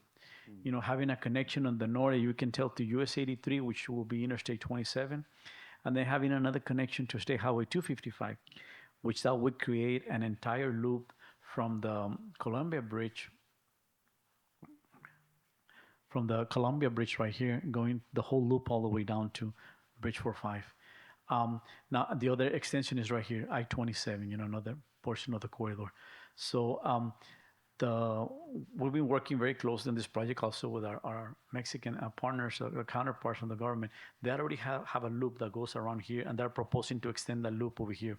So somehow, eventually, we would like to create this binational commercial loop, that will help pretty much develop all the commercial traffic and all the import-export business on the outer loop, on the outers of the city. Of course, this project, just to do a 4-lane highway is quite a bit of money. It's about $1.8 billion. But we work very closely with the NPO to break this project in segments. The segment in the south from 83 to 359. Which is about right there, then 359 to 59, and then 59 to the north. So we'll be prioritizing the segments and build them as needed, as we get some of the funds. Now, the last project we have on our radar, under development, is we talked about this segment right here, right? The 20 miles long segment. We call it segment 1 and 2 because we broke it up in 2 segments of 10 miles. So they can be constructed, in segments like that. So the next phase is the relief route around Freer, and then the widening of 59 from Freer all the way to the McMullen County line. Now, those projects, in Texas, we only have Plan 30 that allows us to do our schematic, do the environmental constraints, and pretty much start on the design. And that's what we're doing. We decided to move forward with a project like the relief route because we know how long it takes to get something like that developed, more than the straightforward road, within Texas, that either you go to the east or west of the existing road. But having a relief route, it takes a lot more public involvement, takes a lot more coordination with local governments that's what we decided to get started right now. Then we'll eventually, within the next 2 to 3 years, we're going to come back and procure contracts to complete the winding in the middle so that we can actually have a 4-lane divided, go around Freer, and then continue on 59 towards Victoria. Just these two portions, the segment 3 and 4, we estimate about $308 million. This is not a very precise number because we still don't know how long this relief route will be. And it will be about 25 miles, the whole project. And I think that's all I have, and I'm open for questions here. Questions, comments? I have a question. When do you all expect to see the decision made for when the new bridge? Well, the presidential permit was approved October of last year. So according to the permits, they have 5 years to start construction. According to the developers, they hope to be open in 5 years. So right now, they're on the process of doing the NEPA clearance. And actually, there was a meeting today regarding that this afternoon. So they're moving forward. They got I think they were finalizing their financial plan. And like I said, their comment has been that they want to be open within 5 years. Good. Thank you. Mm. You want?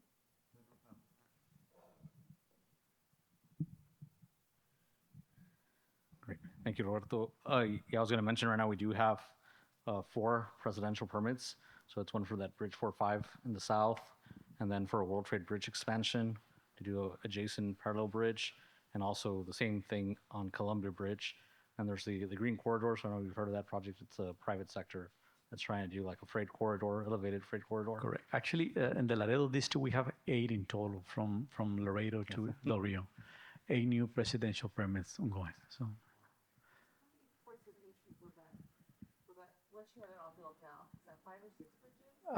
In Laredo, we're gonna have it's gonna be 5 bridges for Texas, 4 bridges for the state of Tamaulipas, and 1 is in the state of Nuevo León. That's why we do call it. A lot of people ask, "Why do you call it Bridge 4-5?" And that's because it's bridge number 4 for the Mexican government of Tamaulipas, and this is bridge 5 for the city of Laredo.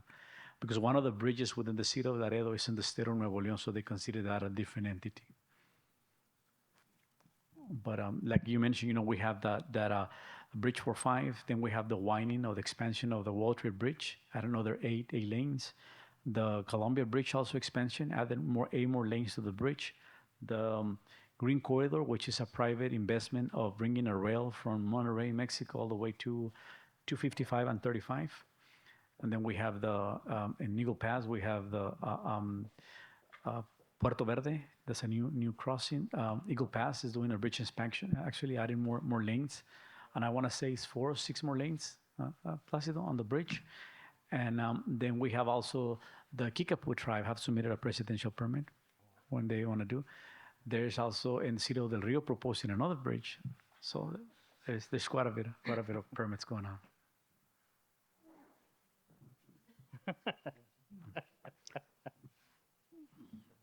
Other comments, questions?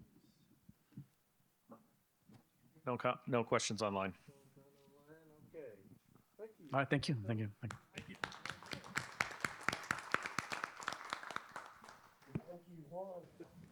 Okay, now that we are back in our places with a little smiling faces, I'm going to make one announcement right quick. Sit down. Tonight, there's an event tonight at the Laredo Brewing Company, and that is loud. Brewing? Laredo Brewing Company, 3910 East Del Mar Boulevard, Suite 201. 6:30, right, Bob? Yes, sir, Mr. Chair. Be there or be square. Yeah. Beer 30, right? Well, Mr. Chair, we're continuing our quest on looking at craft adult beverages across the state of Texas. Oh, yeah, I got you. All right. It'll be fun. Come back, drop by and visit. Okay, on to agenda item number 6, our MPO roundtable discussion. And Bob, you're on the floor. Well, thank you, Mr. Chair. And I just noticed that the what's online is muted for some odd reason. Hang on one quick second. Your owl's on mute. Yeah, there we go. Now they're not muted. Okay. And I forgot to do the share too. Hang on a second. I wish the Teams was a little. Oh, never mind. I can't say that out loud.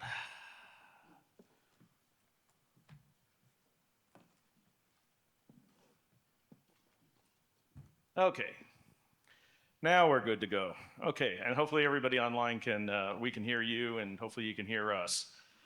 Okay, it's that time again for the MPO Roundtable. This will be the 4th one I think we've done, and I think everyone is kind of familiar with the rules. But what we're doing is we are just going around to all the MPOs to get them. Just to give everybody a chance to talk about what's going on in your area, what are the things that you're doing, what are some latest and greatest things that you have, because then we'll probably grab those for future tempo topics. But at the same time, too, we just want to hear about where everything is and then allow you also, too, to question your fellow directors on what else is going on around the state. Now, to make this work, I'm going to use this map to make certain I don't miss anybody. But the first one that I have to start with, because they gave me a note back from the last MPO roundtable, said, "Could you please recognize us?" And I said, "Well, of course I'll recognize you." And so the very first one that we're going to start with is our good friends up in the Panhandle, Amarillo. So Travis, are you on? I hope you're there. Travis. Moving on. Travis. Yeah. Okay. You're up first, sir, since you had asked us to make certain we included you in our discussions, and we would love to hear from you of what's new up in Amarillo and some of the things that you've been undertaking, and maybe any questions you might have for some of the other directors. Okay. We've recently been working on the feasibility study for Amarillo to Dumas. We just wrapped that up. This summer we went through our certification review. That went well. We've got a few things to correct, and we're getting those done at our next policy board meeting. Kind of wrapping up our year-end stuff, or getting ready to wrap up year-end stuff with our expenditure reports, annual list of projects, that kind of stuff. And then getting ready for the new year, identified our category 2 projects. That's about it. Well, we wish you were here.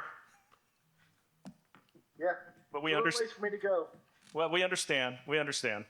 But thank you very much. Any questions for Travis on what's going on in Amarillo? Anybody have any questions for Amarillo? Thank you, sir. Appreciate you being online. Let's go to Beaumont Port Arthur, SETRPC. Bob Dickinson, are you on the line? Bob, going once. Going twice. Okay, then we'll go ahead and go to our friends in Houston. So, Allie, you're up, and you have a new individual in your organization. So please take it away. Yes. So I mentioned earlier that I have a new boss. Yay. His name is Ron Papsdorf, and he is our new Chief Transportation Officer at the Houston Galveston Area Council. He came from the Denver Regional Council of Governments, and we're really, really excited to have him here. He's been here about 3 months, and like I said, we've got our policy board meeting tomorrow, so he couldn't be here, but I'm sure he's excited to meet with you all and learn from your experiences in Texas. A couple other things I wrote down here. We just today got our Protect grant agreement finalized, so I don't know if anyone else has a Protect planning grant, but we'll be curious how your experience has been with that. And maybe can get a little peer exchange group together if anyone would be interested. We just kicked off our 2050 RTP. We did a public involvement survey, and I was just talking with some of the HNTB folks about the high cost of survey responses, but we got about 3,500 responses, so the team's really proud of that. They really put a lot of work into that, so really exciting stuff. And then it's the 20th anniversary of the Katrina Rita hurricanes. So we've had some coverage lately for our hurricane evacuation campaign and tied to the troubles that Houston faced during the evacuation for Rita. And then on Wednesday, the reason Jamila Owens couldn't be here also with me, we had our first regional air quality summit. So full house, it was a sold out event as I understand. So I'm really excited to see that event grow next year and get our region to have a little bit better air for everybody. So who's next, Bob? Well, before we go, I have to see if anybody has any questions Oh, of you. okay. Oh, Todd. What was the Protect grant for? Well, yeah. Planning, resilience. To do a RIP? Yeah, a RIP, RIP. I hate that acronym. We call it TRIP. Okay, TRIP. that's better. Okay. Thank you, Allie. We go next to our, on the line here, Brian McBride in Longview. Brian, I hope you're still with us. Brian? Going once? Going twice? Okay, then we'll go to Tyler. Michael Howell. Michael, are you on? Please be on. You are. All right. Well, hey everybody. Sorry I can't be there in person. Reason because we're so busy doing, we're performing a light rail study, which we had a virtual open house just Tuesday night, and I've been getting blown up with media requests ever since. It's been an interesting plan. I've been surprised, especially for an area the size of Tyler, that there's been so much community engagement and really support just for the consideration of passenger rail service in our area. The goal is to essentially have this be the vision that we put together that we're going to take to Union Pacific, who owns all the lines in our area, to try to see if we can try to do some type of a shared rail agreement, kind of similar to what they've done in Denton. So at least that's the long-range plan. We'll see if it comes together, but this is just kind of those baby steps that we're taking, and it's probably the biggest thing happening in Tyler right now. That sounds like something really big in Tyler. Just so that you're aware, Michael, Maggie is bringing me up on candidate tampering charges because I didn't get your name spelled right. So please let you know that Maggie is looking out for your better interest. Any questions for Michael? Well, Michael, thank you so much. Bob? Oh. I did notice that Brian. Yeah, I was going to go back to Brian. Brian, Longview, Brian. Hey. Hey, Brian, how you doing, man? Doing well, Bob. Thank you. It's hard to follow up behind Tyler. We're always constantly competing with each other, but we in Longview area we're going to kick off a area study, concentrating on some roadways within our area, looking at safety. Going to use that report from TTI, but kind of enhance some improvements within a specific corridor. Additionally, we're going to begin and finish the complete street guidelines and recommendations to satisfy that 2.5% of that PL funds to kick that off and knock it out before the end of the fiscal year. So a couple of plans that are happening. One will go over to the next couple of years, and then one will be finished up this year. So real excited, pretty busy, but that's pretty much it. Thanks for having me. Miss y'all. Thanks, Brian. Any questions for Brian? Okay, seeing none. We'll move down to Bryan College Station. Dan Rudge, are you still on the line with us? He had to drop off this afternoon. Yeah, that's right, he did. So we'll move on over to El Paso. Eduardo. Dan's not here, but Bart is. Oh, Bart. Okay, can you be his designee, his relief? No, I'm just winging it. Okay. Tell us what's up with BCS. Well, most of Dan's time here lately has been spent doing, we'll call it public involvement, for studies that Brazos County, I guess, paid for, and it raised a lot of, I guess, negative public sentiment.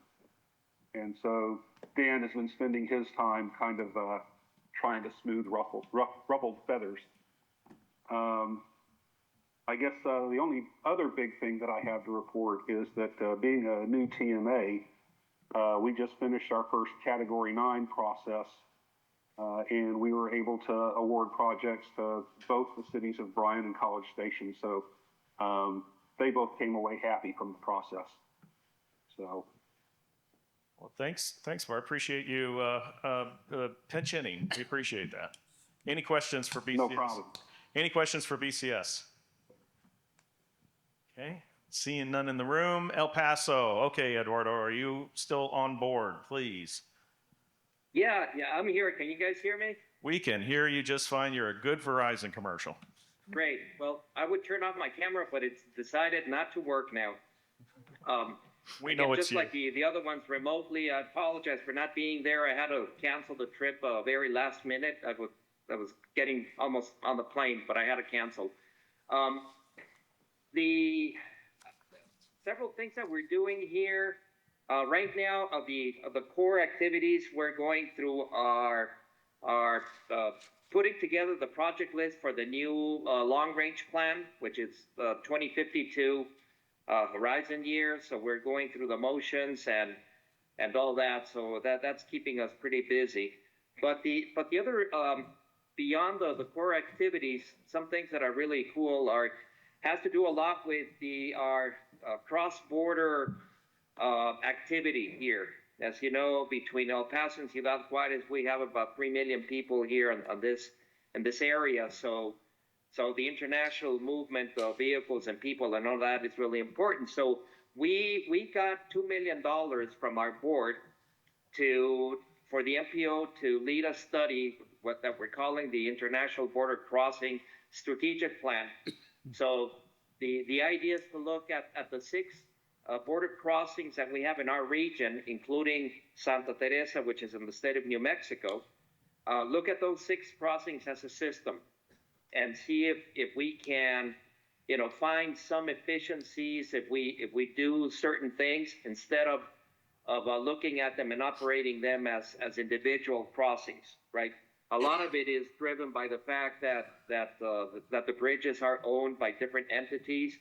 The city of El Paso owns 3, the county owns 1, Santa Teresa is in the state of New Mexico, and then in the middle we have the Bridge of the Americas, right? So if we could operate them as a system, what efficiencies can we find?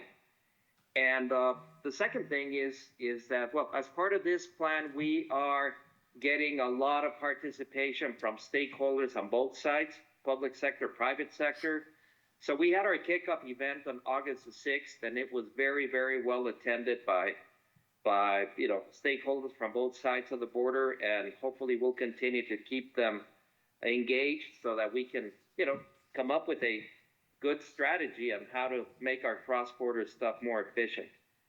So in addition to that, we also got another $2 million from the legislature from the state of New Mexico to do a study to look at the impacts resulting from the construction of a new connection in the state of New Mexico that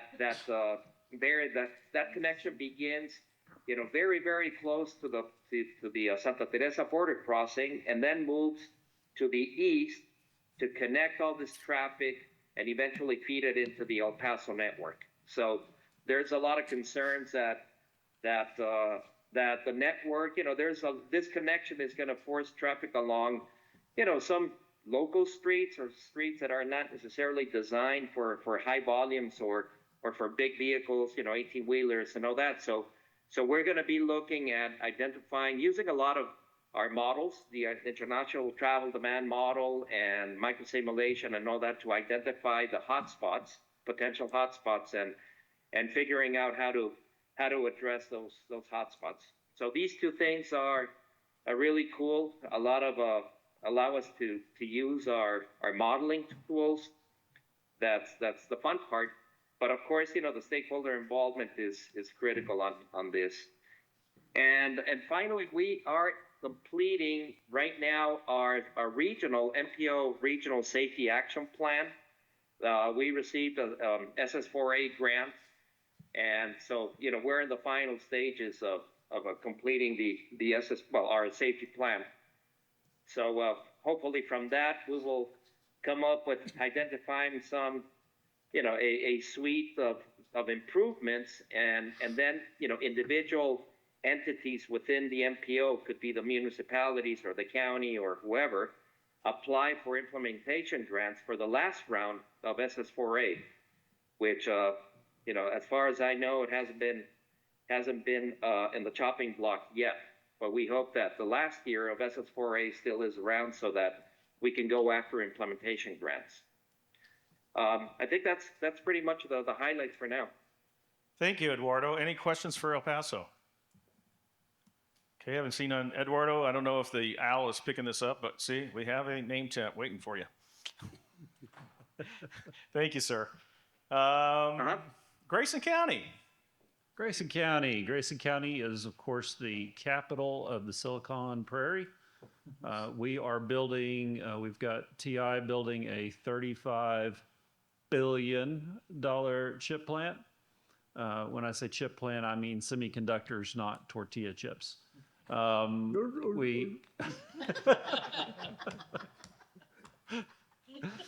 We have Global Wafers building another $5 billion chip plant. And we have one city in the region that is growing at 57% over the last 3 years. And so there has been a request to have expand the policy board to include some of our faster growing communities. And we're looking at going through redesignation in order to accomplish that. So, any questions for Grayson County? Having seen none. Wichita Falls. Lynn, are you on the line by chance? Going once. Lynn. Going twice. Okay, we'll go ahead and go to Corpus Christi. Thanks, Bob. For Corpus, a couple things. First, we're tired of celebrating great big project dedications. This summer, two big ones. So our federal, state, and local partners, primarily the Port of Corpus Christi, we completed a $1 billion deepening and widening of our channel. So now we can accept, or the port can accept, the biggest ships on the planet and sneak them under a new $1 billion bridge. So congratulations for TxDOT and all our partners. The new harbor bridge is open, ride's great. Come down and try it sometime. Pretty nice views, even of the old bridge, but only for about 2 more months. Yeah, it's going to be, it's closed, it's going to be lowered, not exploded into the port channel. That may interrupt traffic flow, I don't know. Yeah, I know.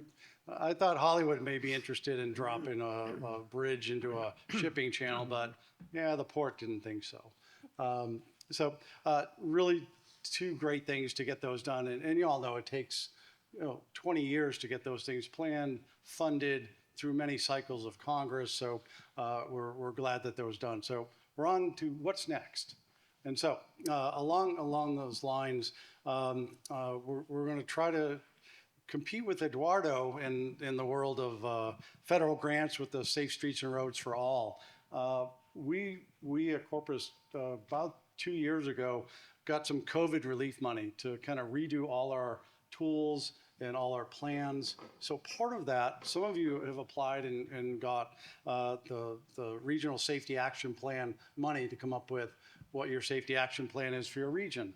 We used our COVID relief money, did about a $300,000 plan, led to adoption in October of 2024, a list of 32 projects that either TxDOT District or City of Corpus Christi, they own most of the signals in the corridors, that we could improve safety projects. So the analysis that we hired a company that did a great job, did all the analysis, preliminary overview, design of the solutions using the great proven countermeasures.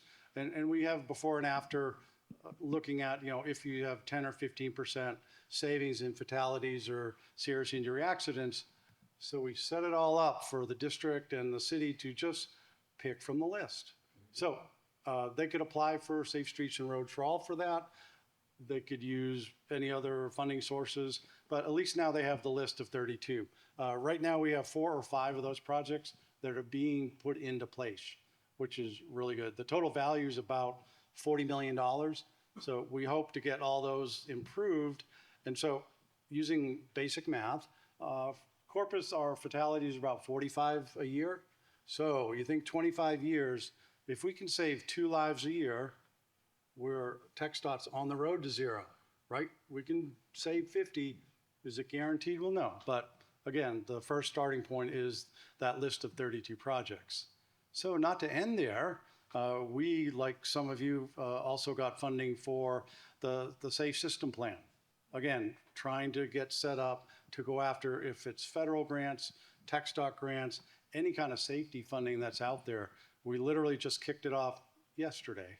And so we put together our safety task force across the region, elected officials, school districts, enforcement, education, engineering. We got 80 people invited to a virtual meeting to start looking at, we're going to do this next plan. We're going to have it done in about 6 months. We hope to identify another 50 to 60 solution sets that people can take and try to get back on implementation. And so that's where we're going. We're excited to have that kicked off. We hope it leads to projects, because that's really what we're all about, is get those projects designed and out the door and off the shelf. Any questions for Corpus Christi? No one? Okay.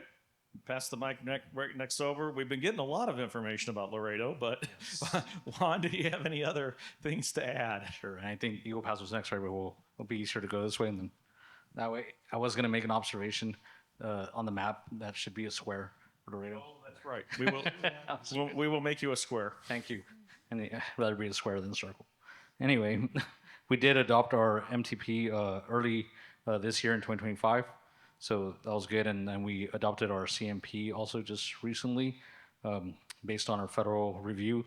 We had to make sure that we were addressing the monitoring, step 8, right, of the CMP. So we made sure when we did our update for the CMP, we put in some really good data, some visuals, some recurring congestion, identified areas of recurring congestion and non-recurring congestion, and added some strategies to that. And so now we're also going to be doing an annual report every year, working with our technical committee and stakeholders, making sure that we're continuing to monitor, congestion in our area. Another thing that we recently did, we did have our call for projects for the TA set aside, and we used decision lens for the application and the scoring. Right now we're in the scoring process. Something we did different this year, we worked really close with the TxDOT Laredo District on the project readiness review. So we actually did some site visits of where the projects that were submitted through the call for projects. We actually went out and looked at the sites as well. So actually one of the projects that was submitted came out of a Vision Zero safety action plan that the Regional Mobility Authority and the city of Laredo, along with the MPO as stakeholders, recently adopted. Our MPO policy board also adopted that safety action plan, and a grant for the SS4A implementation grant was submitted as well just recently, so we're hoping to get funding for that. So it's basically all we have right now. We've been busy also planning for this meeting. So.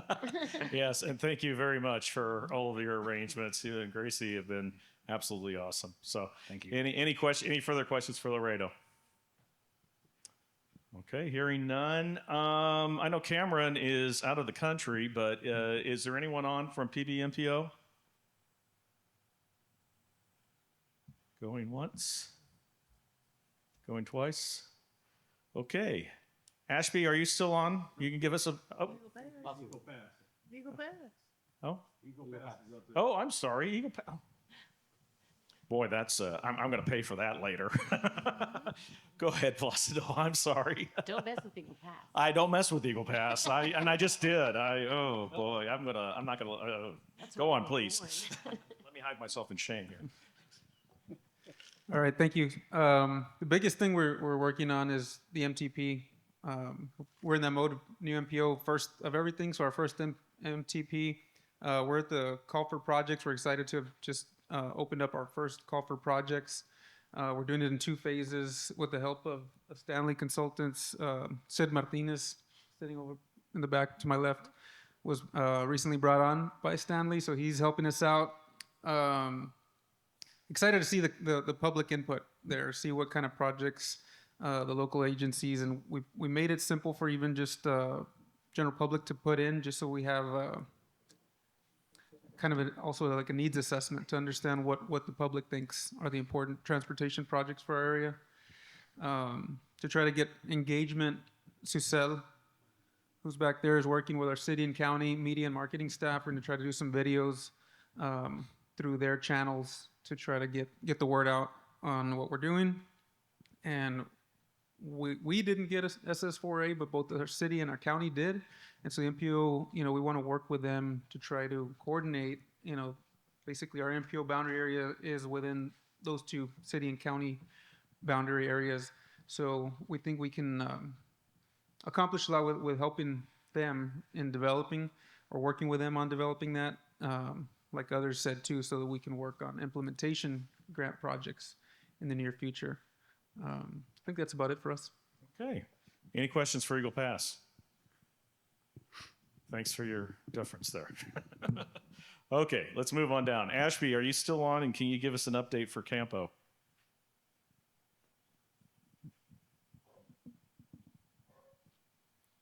Ashby. Okay. We're going to go ahead and move on. Oh, and Lubbock. So, Mr. Chair, if you want to go ahead and give us an update, but we have a presentation from Lubbock. We will have a presentation here in just a minute of a really interesting project. I think everybody will enjoy it. Otherwise, we are busy, the staff's busy reviewing the safety plan that TTI presented us here not too long ago. We're working on a resiliency plan that is in the final stages. And other than that, we're ready, if you want to hear Lucero, Mr. Lucero.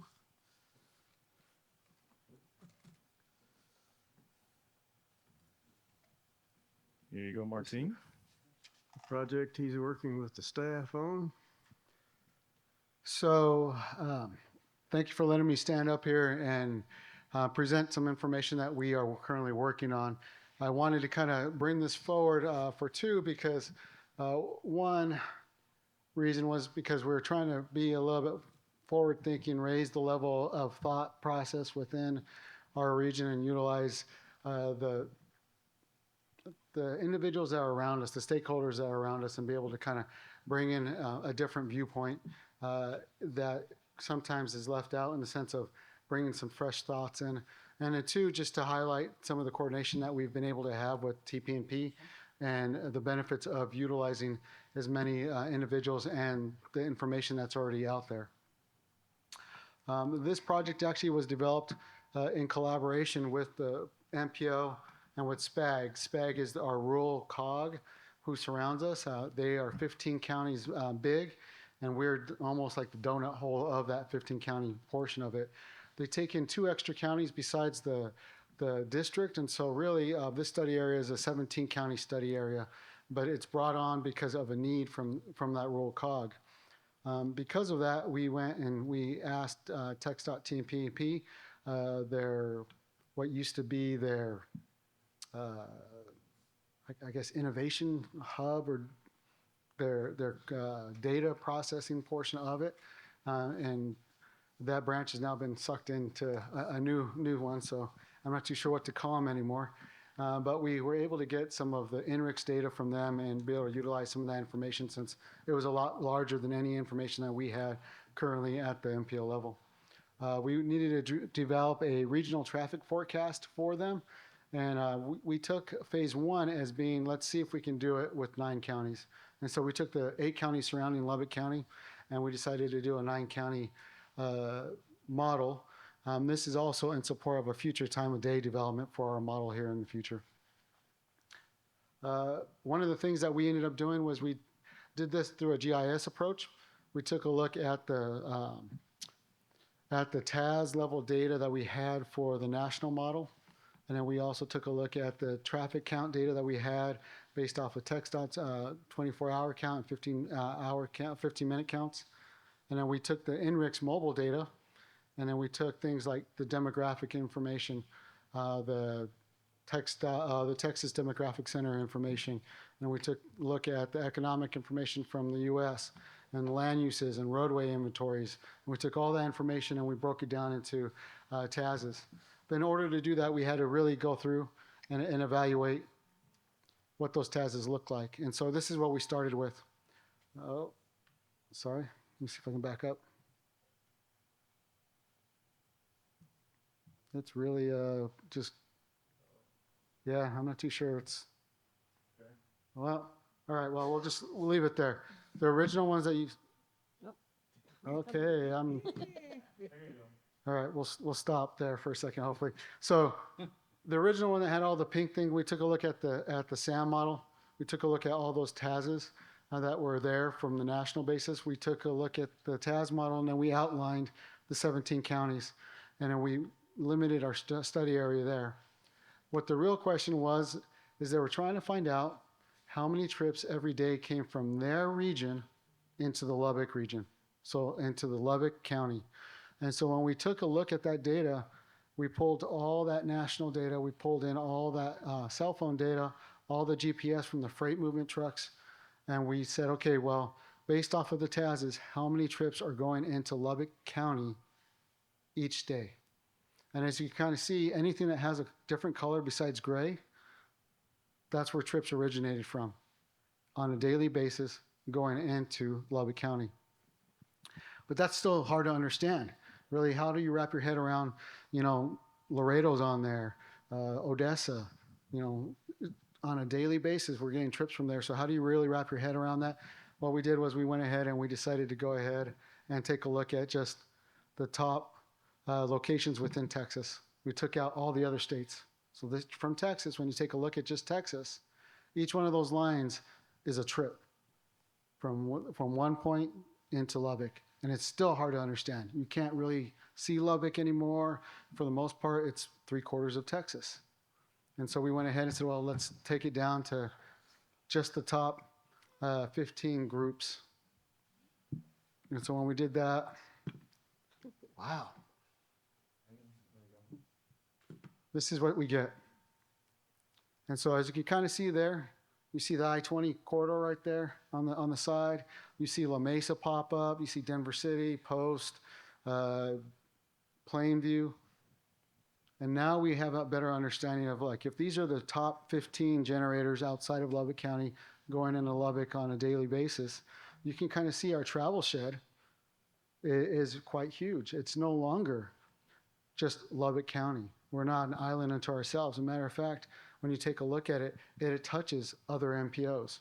And you can kind of see where, the effect kind of drops off. So from to the north, Amarillo is kind of, you see the Amarillo effect. It's closer to go to Amarillo than it is to come down to us. But that still doesn't answer the question, how many trips? And so we went ahead and we took a look and we started processing this information. And what we did was we took a look at all the data, and we needed to combine all these trips to make sure we weren't double counting.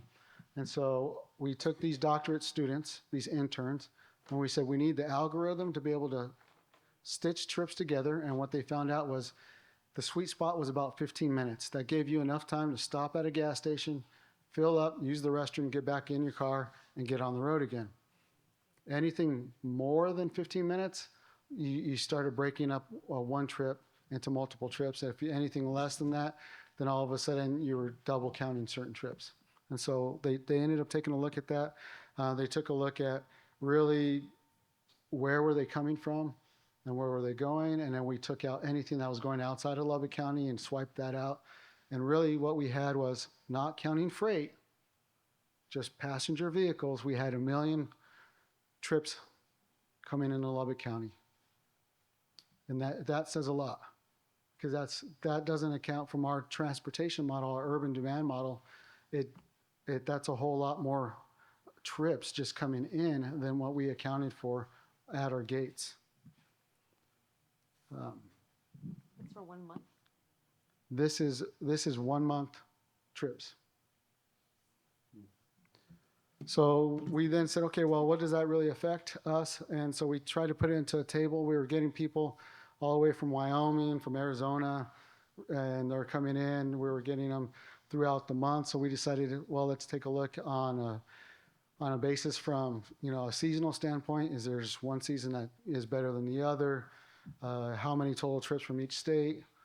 And that was kind of a little bit hard to understand. So we decided to go ahead and put in a diagram that made it a little bit more approachable for just the layman to understand. And as you can kind of see here, we decided to show you both trips. So you can see trips coming out of Lubbock and going in, where they're going, and places coming in, depending on the arrow. And as you can kind of see, we have a huge number of trips coming from New Mexico, coming all the way into Lubbock.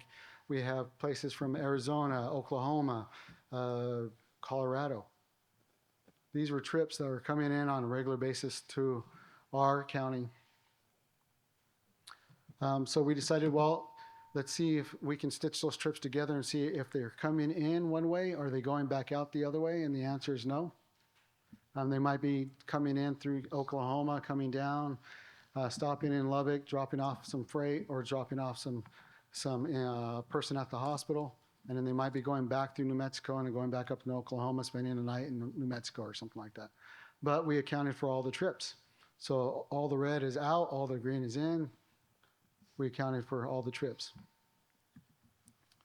So the next question was, well, that was really neat. Now we know what states come and visit us, but really which counties impact us the most? And so when you take a look at the counties, these are the trips from the counties. It's kind of interesting because we have everything from Dawson, Gaines, Midland, Lynn. These are counties that are not in our district. These are counties that are not in the SPAG region. But these are counties that are making monthly trips, weekly trips, daily trips into Lubbock County. And as you can kind of see, again, we decided to see, okay, is there a seasonal pattern to it? Is there a seasonal factor that we can kind of do and evaluate this with? And so then, again, we wanted to say, okay, well, let's see which is the top counties. And so these are just the top 15 counties that are coming into our region. Take a look there and see if any of those are from your MPOs. It kind of then at that point in time, it kind of starts helping us understand that really the urban travel shed for our region at least is really interconnected with other MPOs. It's interconnected with other districts. It is telling a story now that before we were just saying, hey, this is hearsay. This is something that we're hearing. They're coming in because of we're the only tier 1 hospital. We're the only cancer center next to Denver or Albuquerque, right? We're the only burn center. We're the only place that has X, Y, and Z. We have 5 universities or 5 colleges and universities here. but we were never ever able to point to anything. Well, now with the INRIX data and post-processing, this here now tells the story.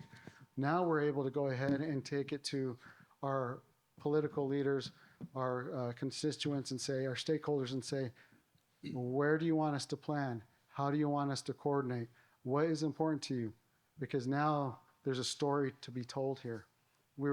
Before we had pressure on state highways, and we thought it was because of interstate travel. And the only reason we thought that was because of the accident reports. You know, they were coming in, they get in an accident, and you kind of go, wait, that license doesn't belong to us. You know, where does it go? And then you're able to look it up. But this here tells a better story. We don't have to worry about disclosing somebody's identity because it's just a point on the map. It's just a data. It's just a cell phone ping. And so now at that point in time, I can go ahead and call up Major and say, Major, we need to talk.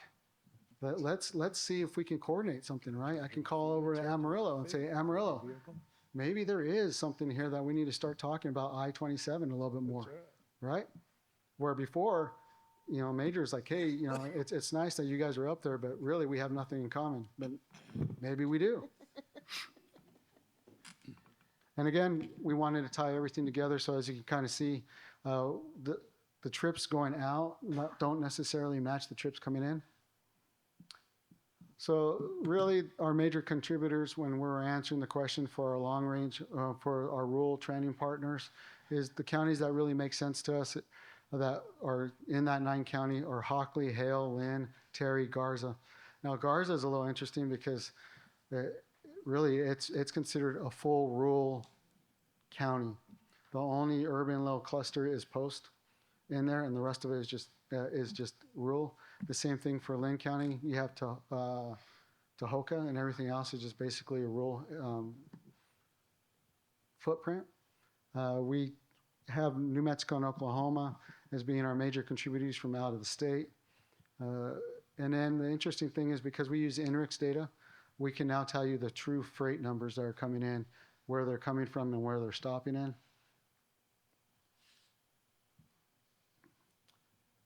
And then there was a question that was proposed to us is, you know, well, if you're really doing a traffic forecast, how does this relate to the population growth within the TASs?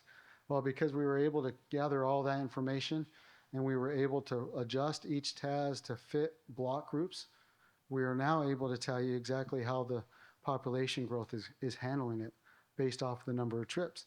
And as you can kind of see, as the population increases and it becomes more of an urban center in some of those counties, those line up with the trips that are coming into Lubbock County. And so where before we were saying, you know what, Hockley County is really tied to the hip to Lubbock, and we weren't able to show it because the Texas Demographic Center's county-wide total numbers show that Hockley County is decreasing. But when you take a look at it from a TAS standpoint, you can say that the urban center in Hockley County has increased by 15%. So the rural is becoming more rural, but the urban is becoming more urban, and those trips are being tied back into our services. And so as you can kind of see, we have them by year. You have the trips in and out, and now you can really understand what the story is telling you. Now you can start saying, this is what the forecast means. This is kind of what we can anticipate for future growth. And we're now able to take those next steps into the future. So what we're trying to do now is we're going to go ahead and divide these into AM, midday, PM, and night trips to be able to verify what those trip sheds are like to see if there's a peak hour or not. We are able to improve our volume and speed accuracy within our model. We're able to go back into our TDM and make changes to those assumptions that were in there because the INRIX data shows speed and it tells us exactly what the speed volumes are. And so we're able to go in and adjust those speeds accordingly within the model. And then we're hoping to be able to support this into the evaluation of a congestion plan and in a future transit planning effort that we have with City Bus, our transit planner. This also aligns with best practices for multi-county regions. I know a lot of individuals are saying, well, where's the model? I want to see the pretty car kind of driving around, right? Or I want to see what the TDM map shows. Well, this is really an old school approach, right? This was done in the 70s. This is how they used to do transportation modeling, where we're using modern day practices, good data. We're using the big data. And then, so then at this point in time, we're able to say, how sure are you? Well, we're 95% sure that this is accurate. And we're able then, at the same time, we were able, because we used tube counts, we were able to validate the INRIX data, and we were able to show that the penetration of the INRIX data is really 1.35, which means nothing to anybody else, right? But for a modeler standpoint, we can go ahead and, when we go ahead and update our TDM for the next round of models, we can say, hey, we would like to use the INRIX data. We know that those counts are really short, and they're short by 1.3% because we validated against the same year of the tube counts.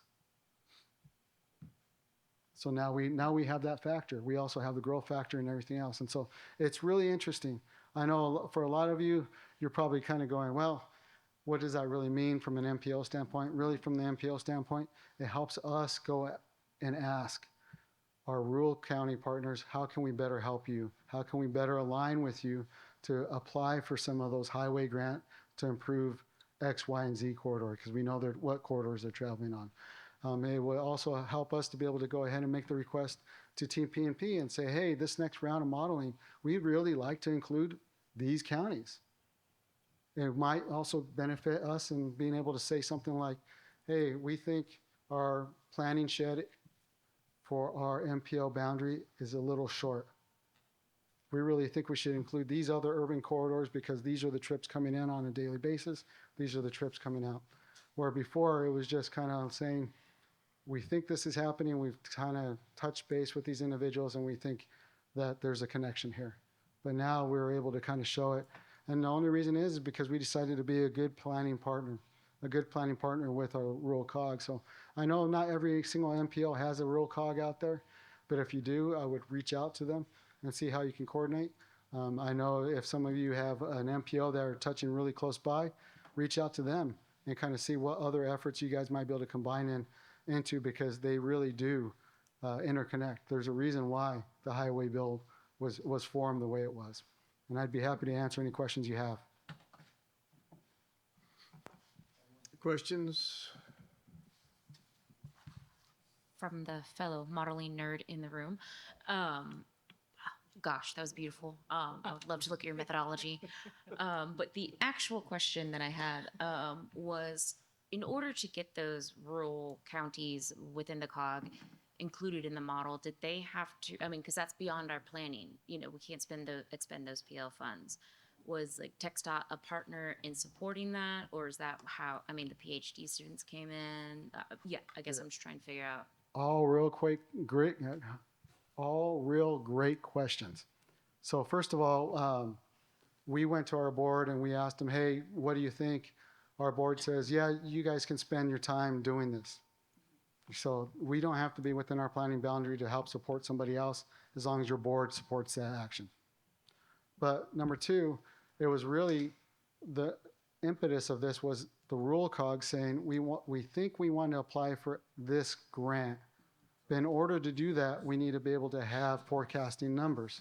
MPO, do you have numbers for us? And we said, we don't, but we'd be happy to help you. And they actually did an MOU with us. They gave us $20,000 to try to do phase one.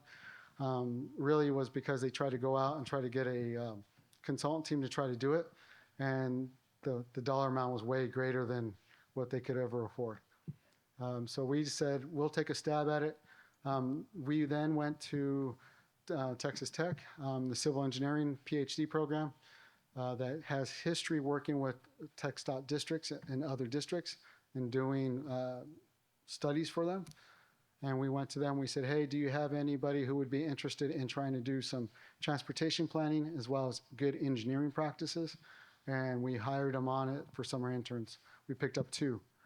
And so where we had good old transportation planning practices and knowledge, you know, I've been a modeler for over 20 years, you know, I don't do it on a daily basis anymore, but that was where I cut my teeth at. I knew how to do it, you know, behind the envelope kind of thing. We first tried to take the stab at trying to, you know, build this model out, but it was just going to take too long. And so then we went to them and I said, this is what we're trying to do. How would you attack this? Right? And those engineering people looked at me and they said, well, it's just big data. It's machine learning. You know, it's this and that. And I went, okay, well, what information do you need? And I went out and I spent every day for 3 weeks just downloading data from different places. And as soon as I could download it, those 2 students were over there processing it. And after about 3 weeks, they walked into David and said, David, we have something to show you. And David was just like, oh, that's nifty. And, you know, and it was nifty, right? But what was even bigger on that was now we could tell a story, right? If I were just to show you the table with just the, you know, what the trips that were on there and what counties and what states they were at, it doesn't mean anything to anybody in this room. But just being able to stand up here and tell you the story, and I could point to something, now that's impactful, right? And so like when we presented this to our board went, wow, okay, we have something. And then I went to all the county judges at the rural cog, and I presented to them, and the first thing that one hand shot up, and he was just like, how come my county's not on there? I'm part of this cog. Where's my county? And I said, you're phase 2. And they went, ugh. And I went, don't worry about it. We have your information. We'll get your story told, right? And so that is, I think, really what we're tasked with, right? We're tasked to be stewards of transportation dollars, right? But it doesn't do us any good to just get information, put it on a shelf, and not be able to tell a story. So what we wanted to do was be able to tell that story. And so now I have an opportunity to be able to go back and say, hey, here's all phase 1. We're going to write up the white paper for you. We have everything in GIS format so they can use it, right? So now they, as a cog, can say, yeah, I can't push go and do scenario planning, much like our TDM, but they don't need it for that. They need a forecast. So now they have 3 forecast years. They have their outer 20 years, they have their current year, and they have 2 forecast years. They also have them by TAZs. So that means they can break it down by block group. They already started talking about doing an application for economic development, for, you know, rural planning. And they're using this information for that application. So we gave it to them in the format that they could use, right? And that's the most important thing. So now I'm not worried about, well, I just spent all summer working on this and it's never really going to really amount to anything.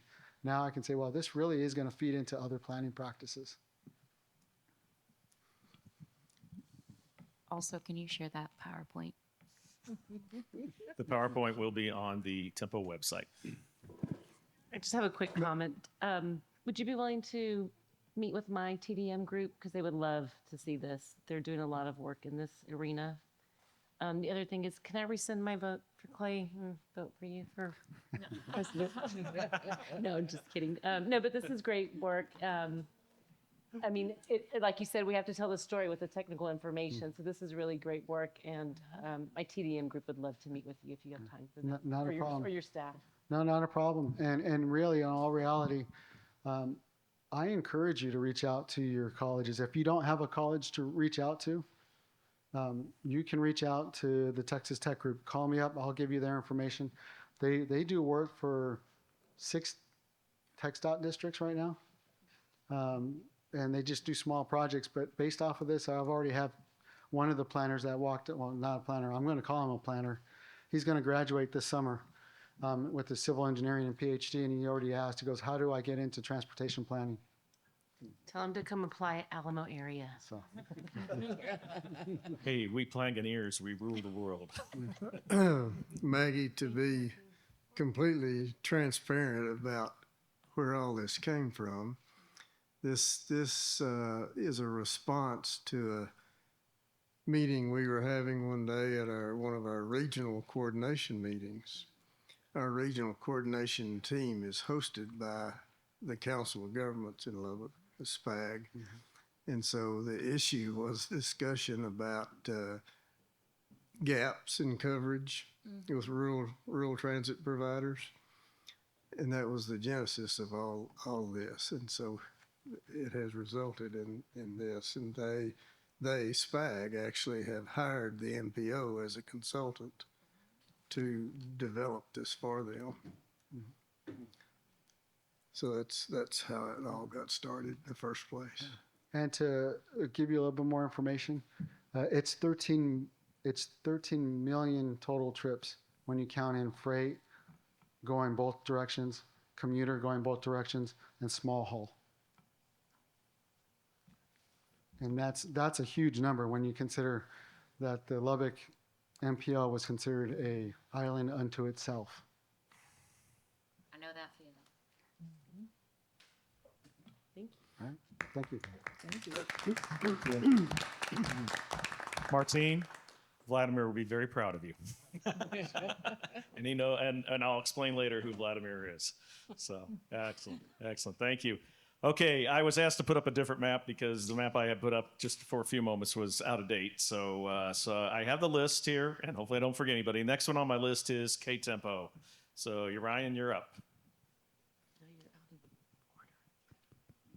How am I supposed to follow that? I didn't prepare interpretive dance. I didn't do anything.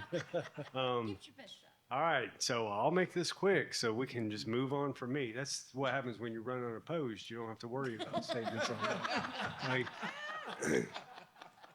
Now, in the Colleen Temple area, of course, we finished our SS4A planning grant. Late last year, we've been working to close it out the rest of the way, and we get to do that here in the next month. We were still chasing down some match because we don't get any local dollars, so we had to track down all the in-kind that we were due.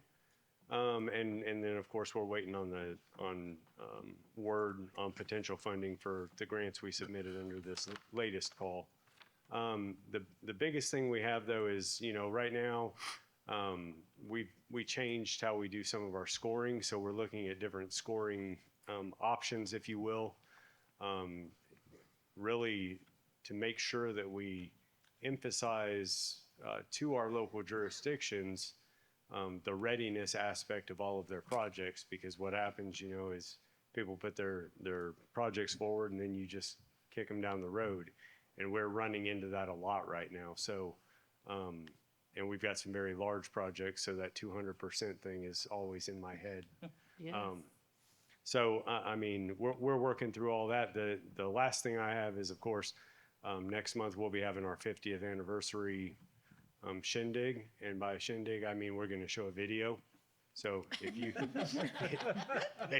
that I haven't seen or assisted in creation of, and probably won't until the week before, but it'll highlight 50 years of K-Tempo in the Central Texas area and what we've done in our region. Thank you. Any questions for Yaron? Okay, Waco, Bakesh, we saw that you were still on the line.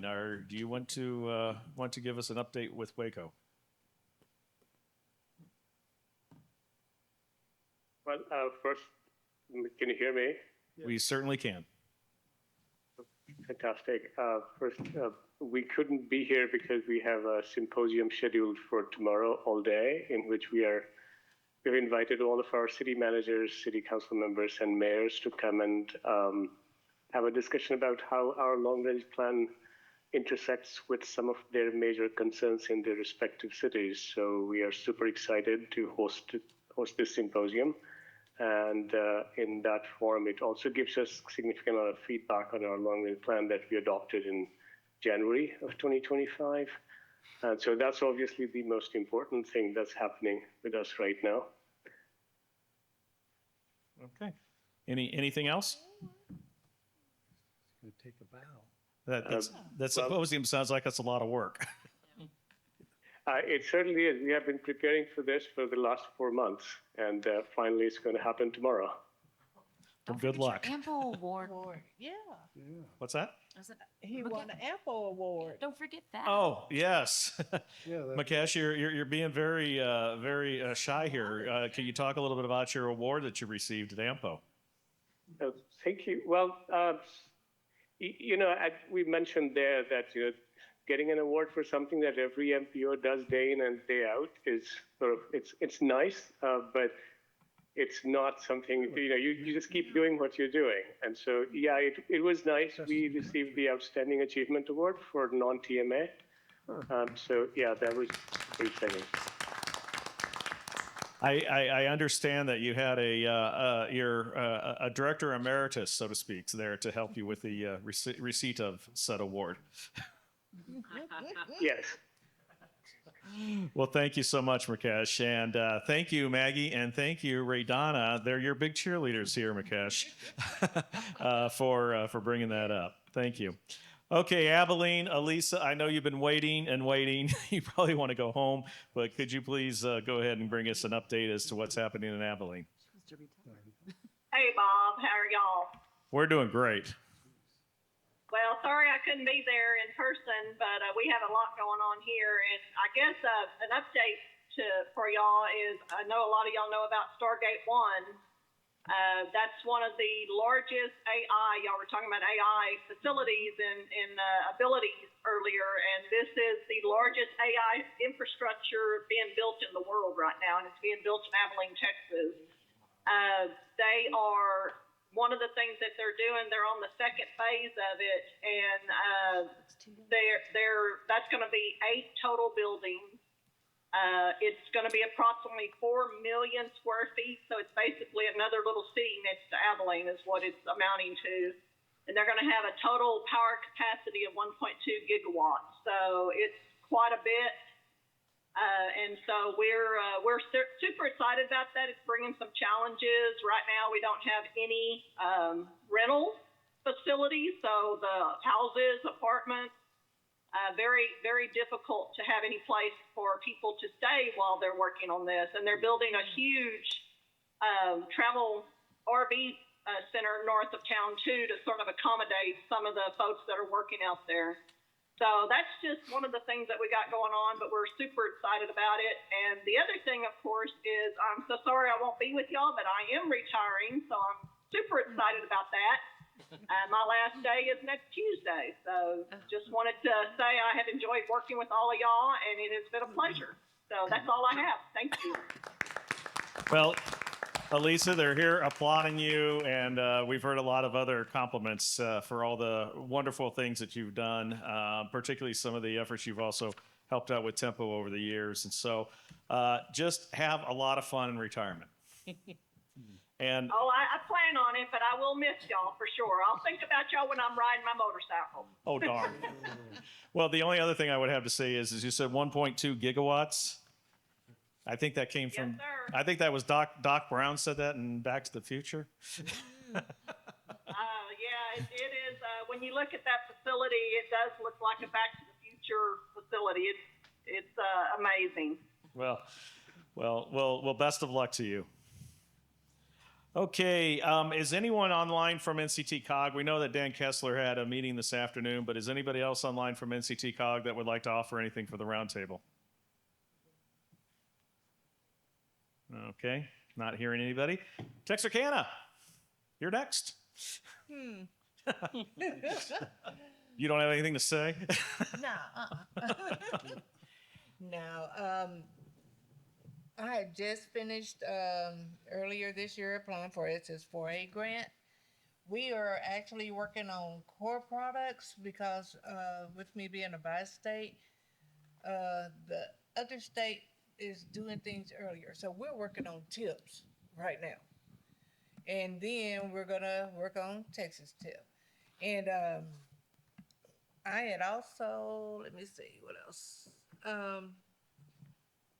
We have been getting consultants to come in looking at roundabouts. I know Texas got roundabouts, but I have a joint project with Arkansas on state line.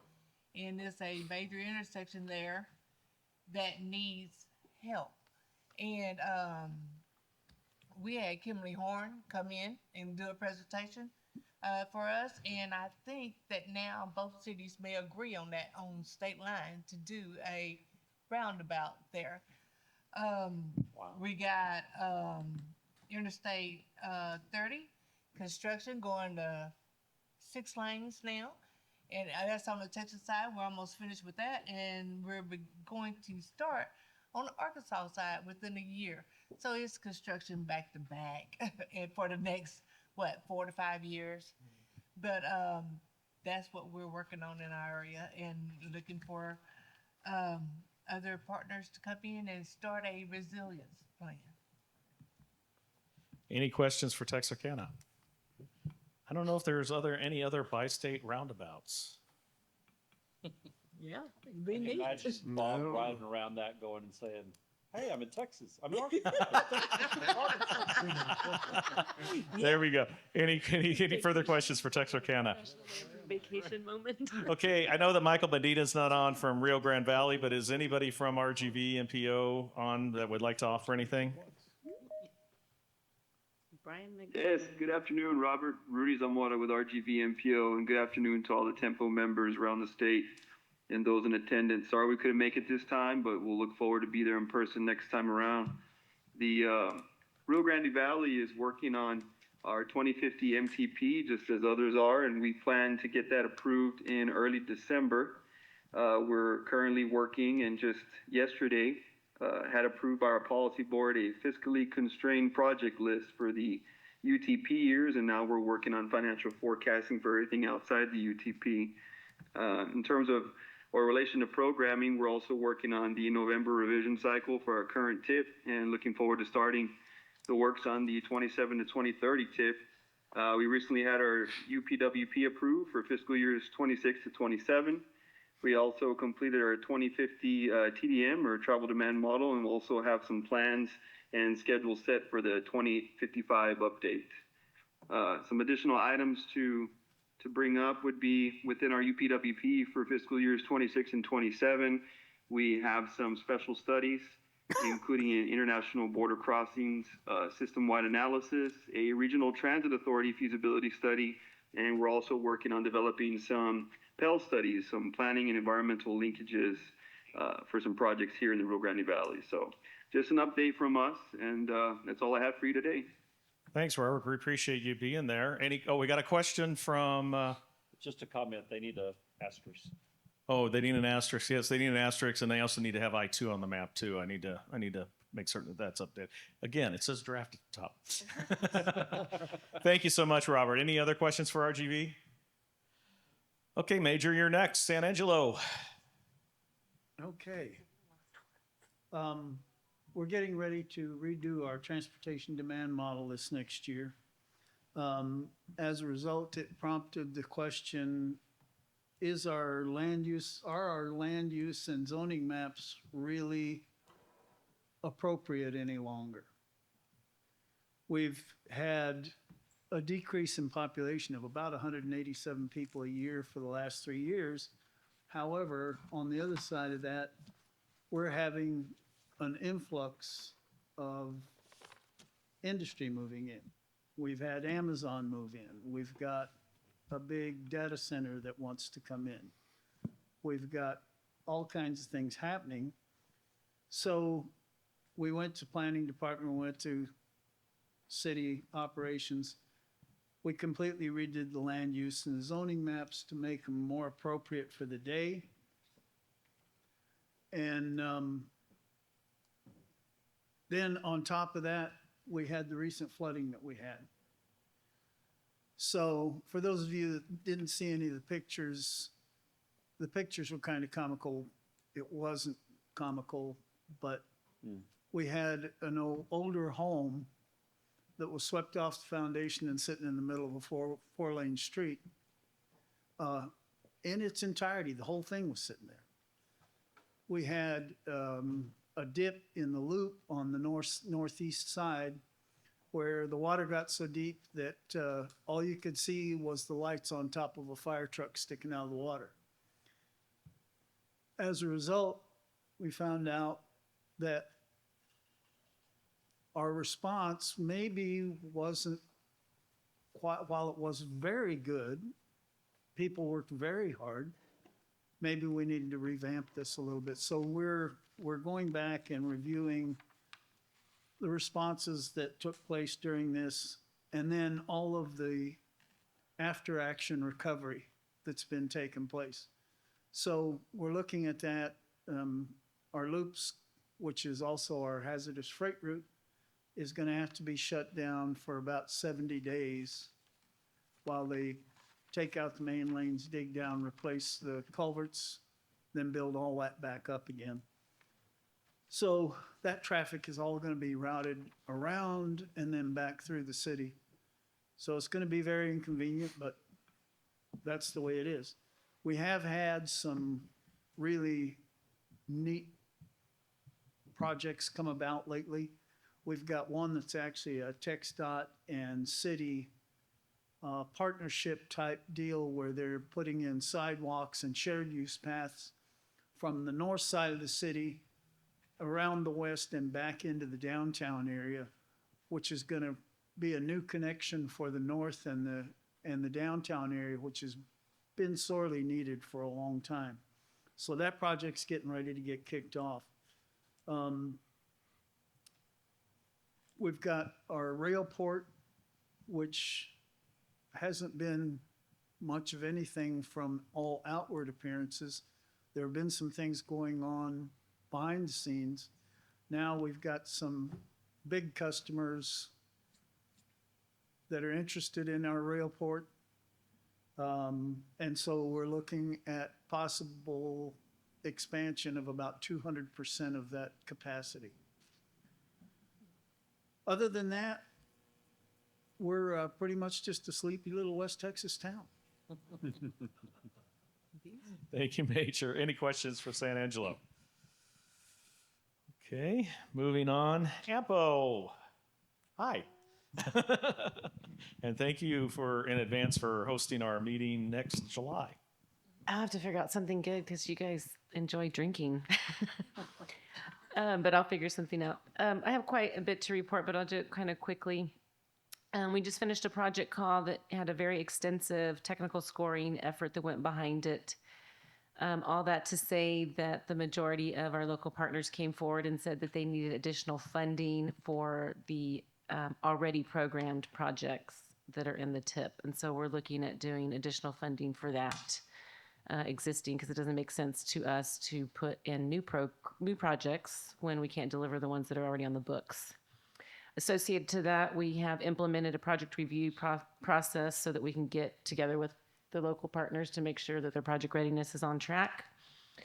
We are standing up our freight advisory committee on October 3rd. We'll have a kickoff for that. That is a direct result of our freight study that we've done, the regional freight study that will conclude in November. We are working with Barbara Maley to get our UPWP finalized.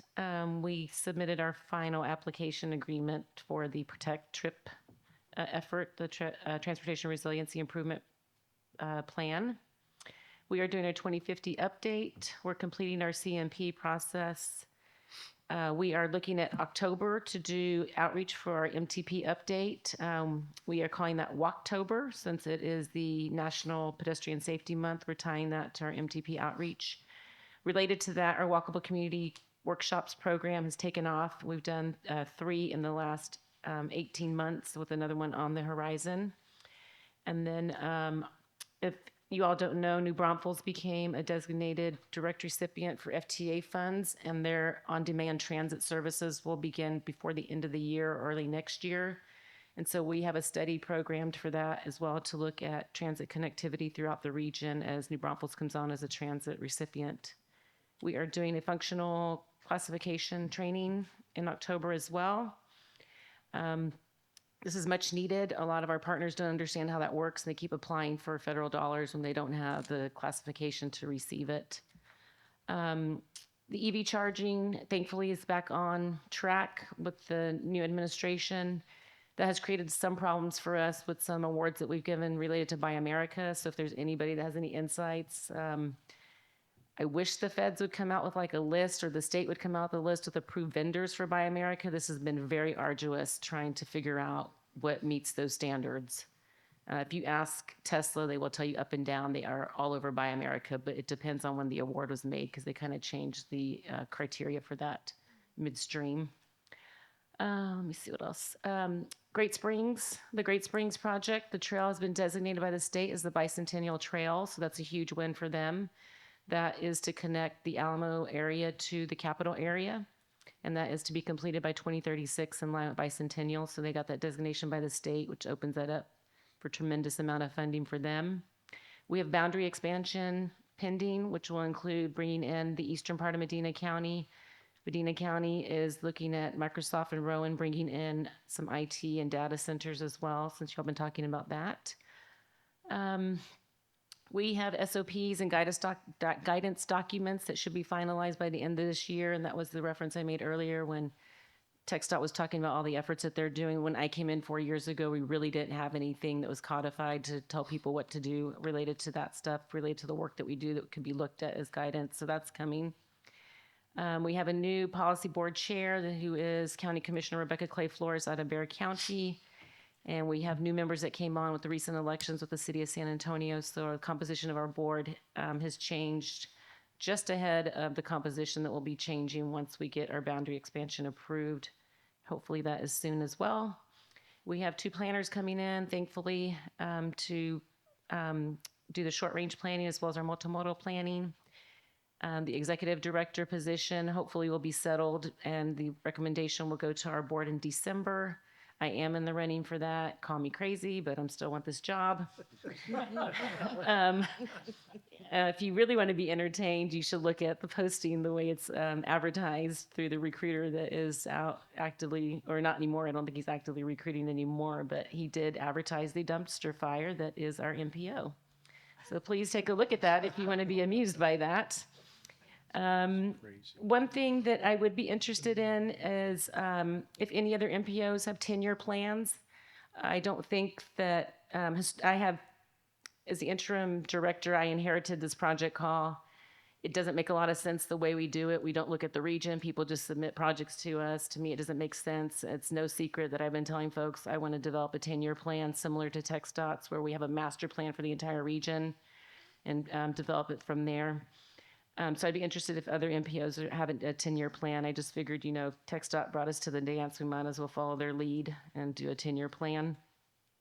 But I would be interested in if there is any ability for us to put something similar to a tools and techniques, the way AMPO has the tools and techniques that would bring our actual technical folks in, not just the executive directors, to hear some of these great presentations. And then lastly, I just want to welcome Genevieve to the AMPO family as Barbara Maley cycles off and goes into retirement. And I'm going to talk to Barbara Maley in a little bit about UPWP, but I just wanted to broadcast that I really appreciate all the help that she's given us. She has been a trooper. We had a planning manager that gave her various challenges throughout the short tenure that he was with us. And I just appreciate her sticking with us. And I told her that I think AMPO is probably the reason she's retiring, but she said, it is not AMPO. It is just time. But she has been a great partner. And we were teasing during the break that we are kindred souls because we appreciate good grammar and old school English. But with that, that's all I have to report. Thank you so much. Thank you very much. If there's anything that you all are familiar with in San Antonio that you would like to have part of your program when we go in July, please let me know.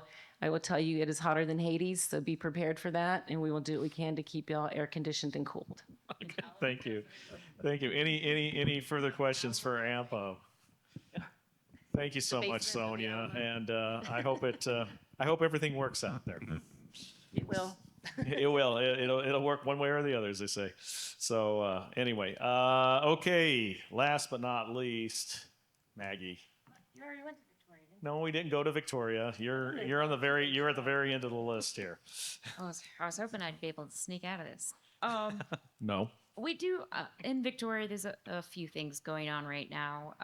The one thing that is taking up the majority of my time, if you ever look at my calendar, you'll see I'm always busy, is we're doing the Victoria Transit Public Engagement Plan. It's really just a large coordinated effort to try and engage the community about proposed new routes. But that has opened an interesting door. So it's more of a time for education and really trying to understand every partner's role within the MPO and people understanding what a partner for the MPO is. But the public doesn't really like the new routes, but other than that, it's good. With that, thank you. Brief report. Any further questions for Victoria? Okay, having heard none, Mr. Chair. We need to get transit to the table. Yes, we have been doing our best to work with our federal partners, and even our FHWA folks have been helping us out too. We're still needing to get FTA there. I agree. So, well, Mr. Chair, out of 24 MPOs, 20 have reported, 4 did not. Our batting average is getting better with each round table. Great report, Bob. So, thank you, sir. So that gets us to agenda item number 7, concluding remarks. I'm going to ask Juan, are you going to do something tricky this evening? No, nothing tricky. Just some good time. We'll have, I think you can get some drinks there. It's a new spot that I have actually not been to myself. I had people from the team that went out and checked it out, but we've heard good things about it. So it's actually the first time I'm going as well. All right. Well, remember, Laredo Brewing Company, 3910 East Delmar Boulevard, Suite 201, 6:30. It'll be fun. We do have Uber in Laredo in case we don't want to drive there. We do have Uber, Lyft. So. Tomorrow again in this room at 8:30. We'll be ret to jet and wrap this baby up. Just so that everyone is aware, I've been in touch all these last few days with Bill Carews with AMPO. He will be making the presentation at 8:45 tomorrow morning. Unfortunately, even though they're invited, they weren't able to be there as ASHTO, and so we might be able to be done about a half an hour early. Suits me. We don't have them on the agenda, do we? Anything else for the good of the organization? Anything else for the good of the organization? No, no matter how many times you ask. Anything else for the good of the organization? I declare this meeting adjourned. See you in the morning.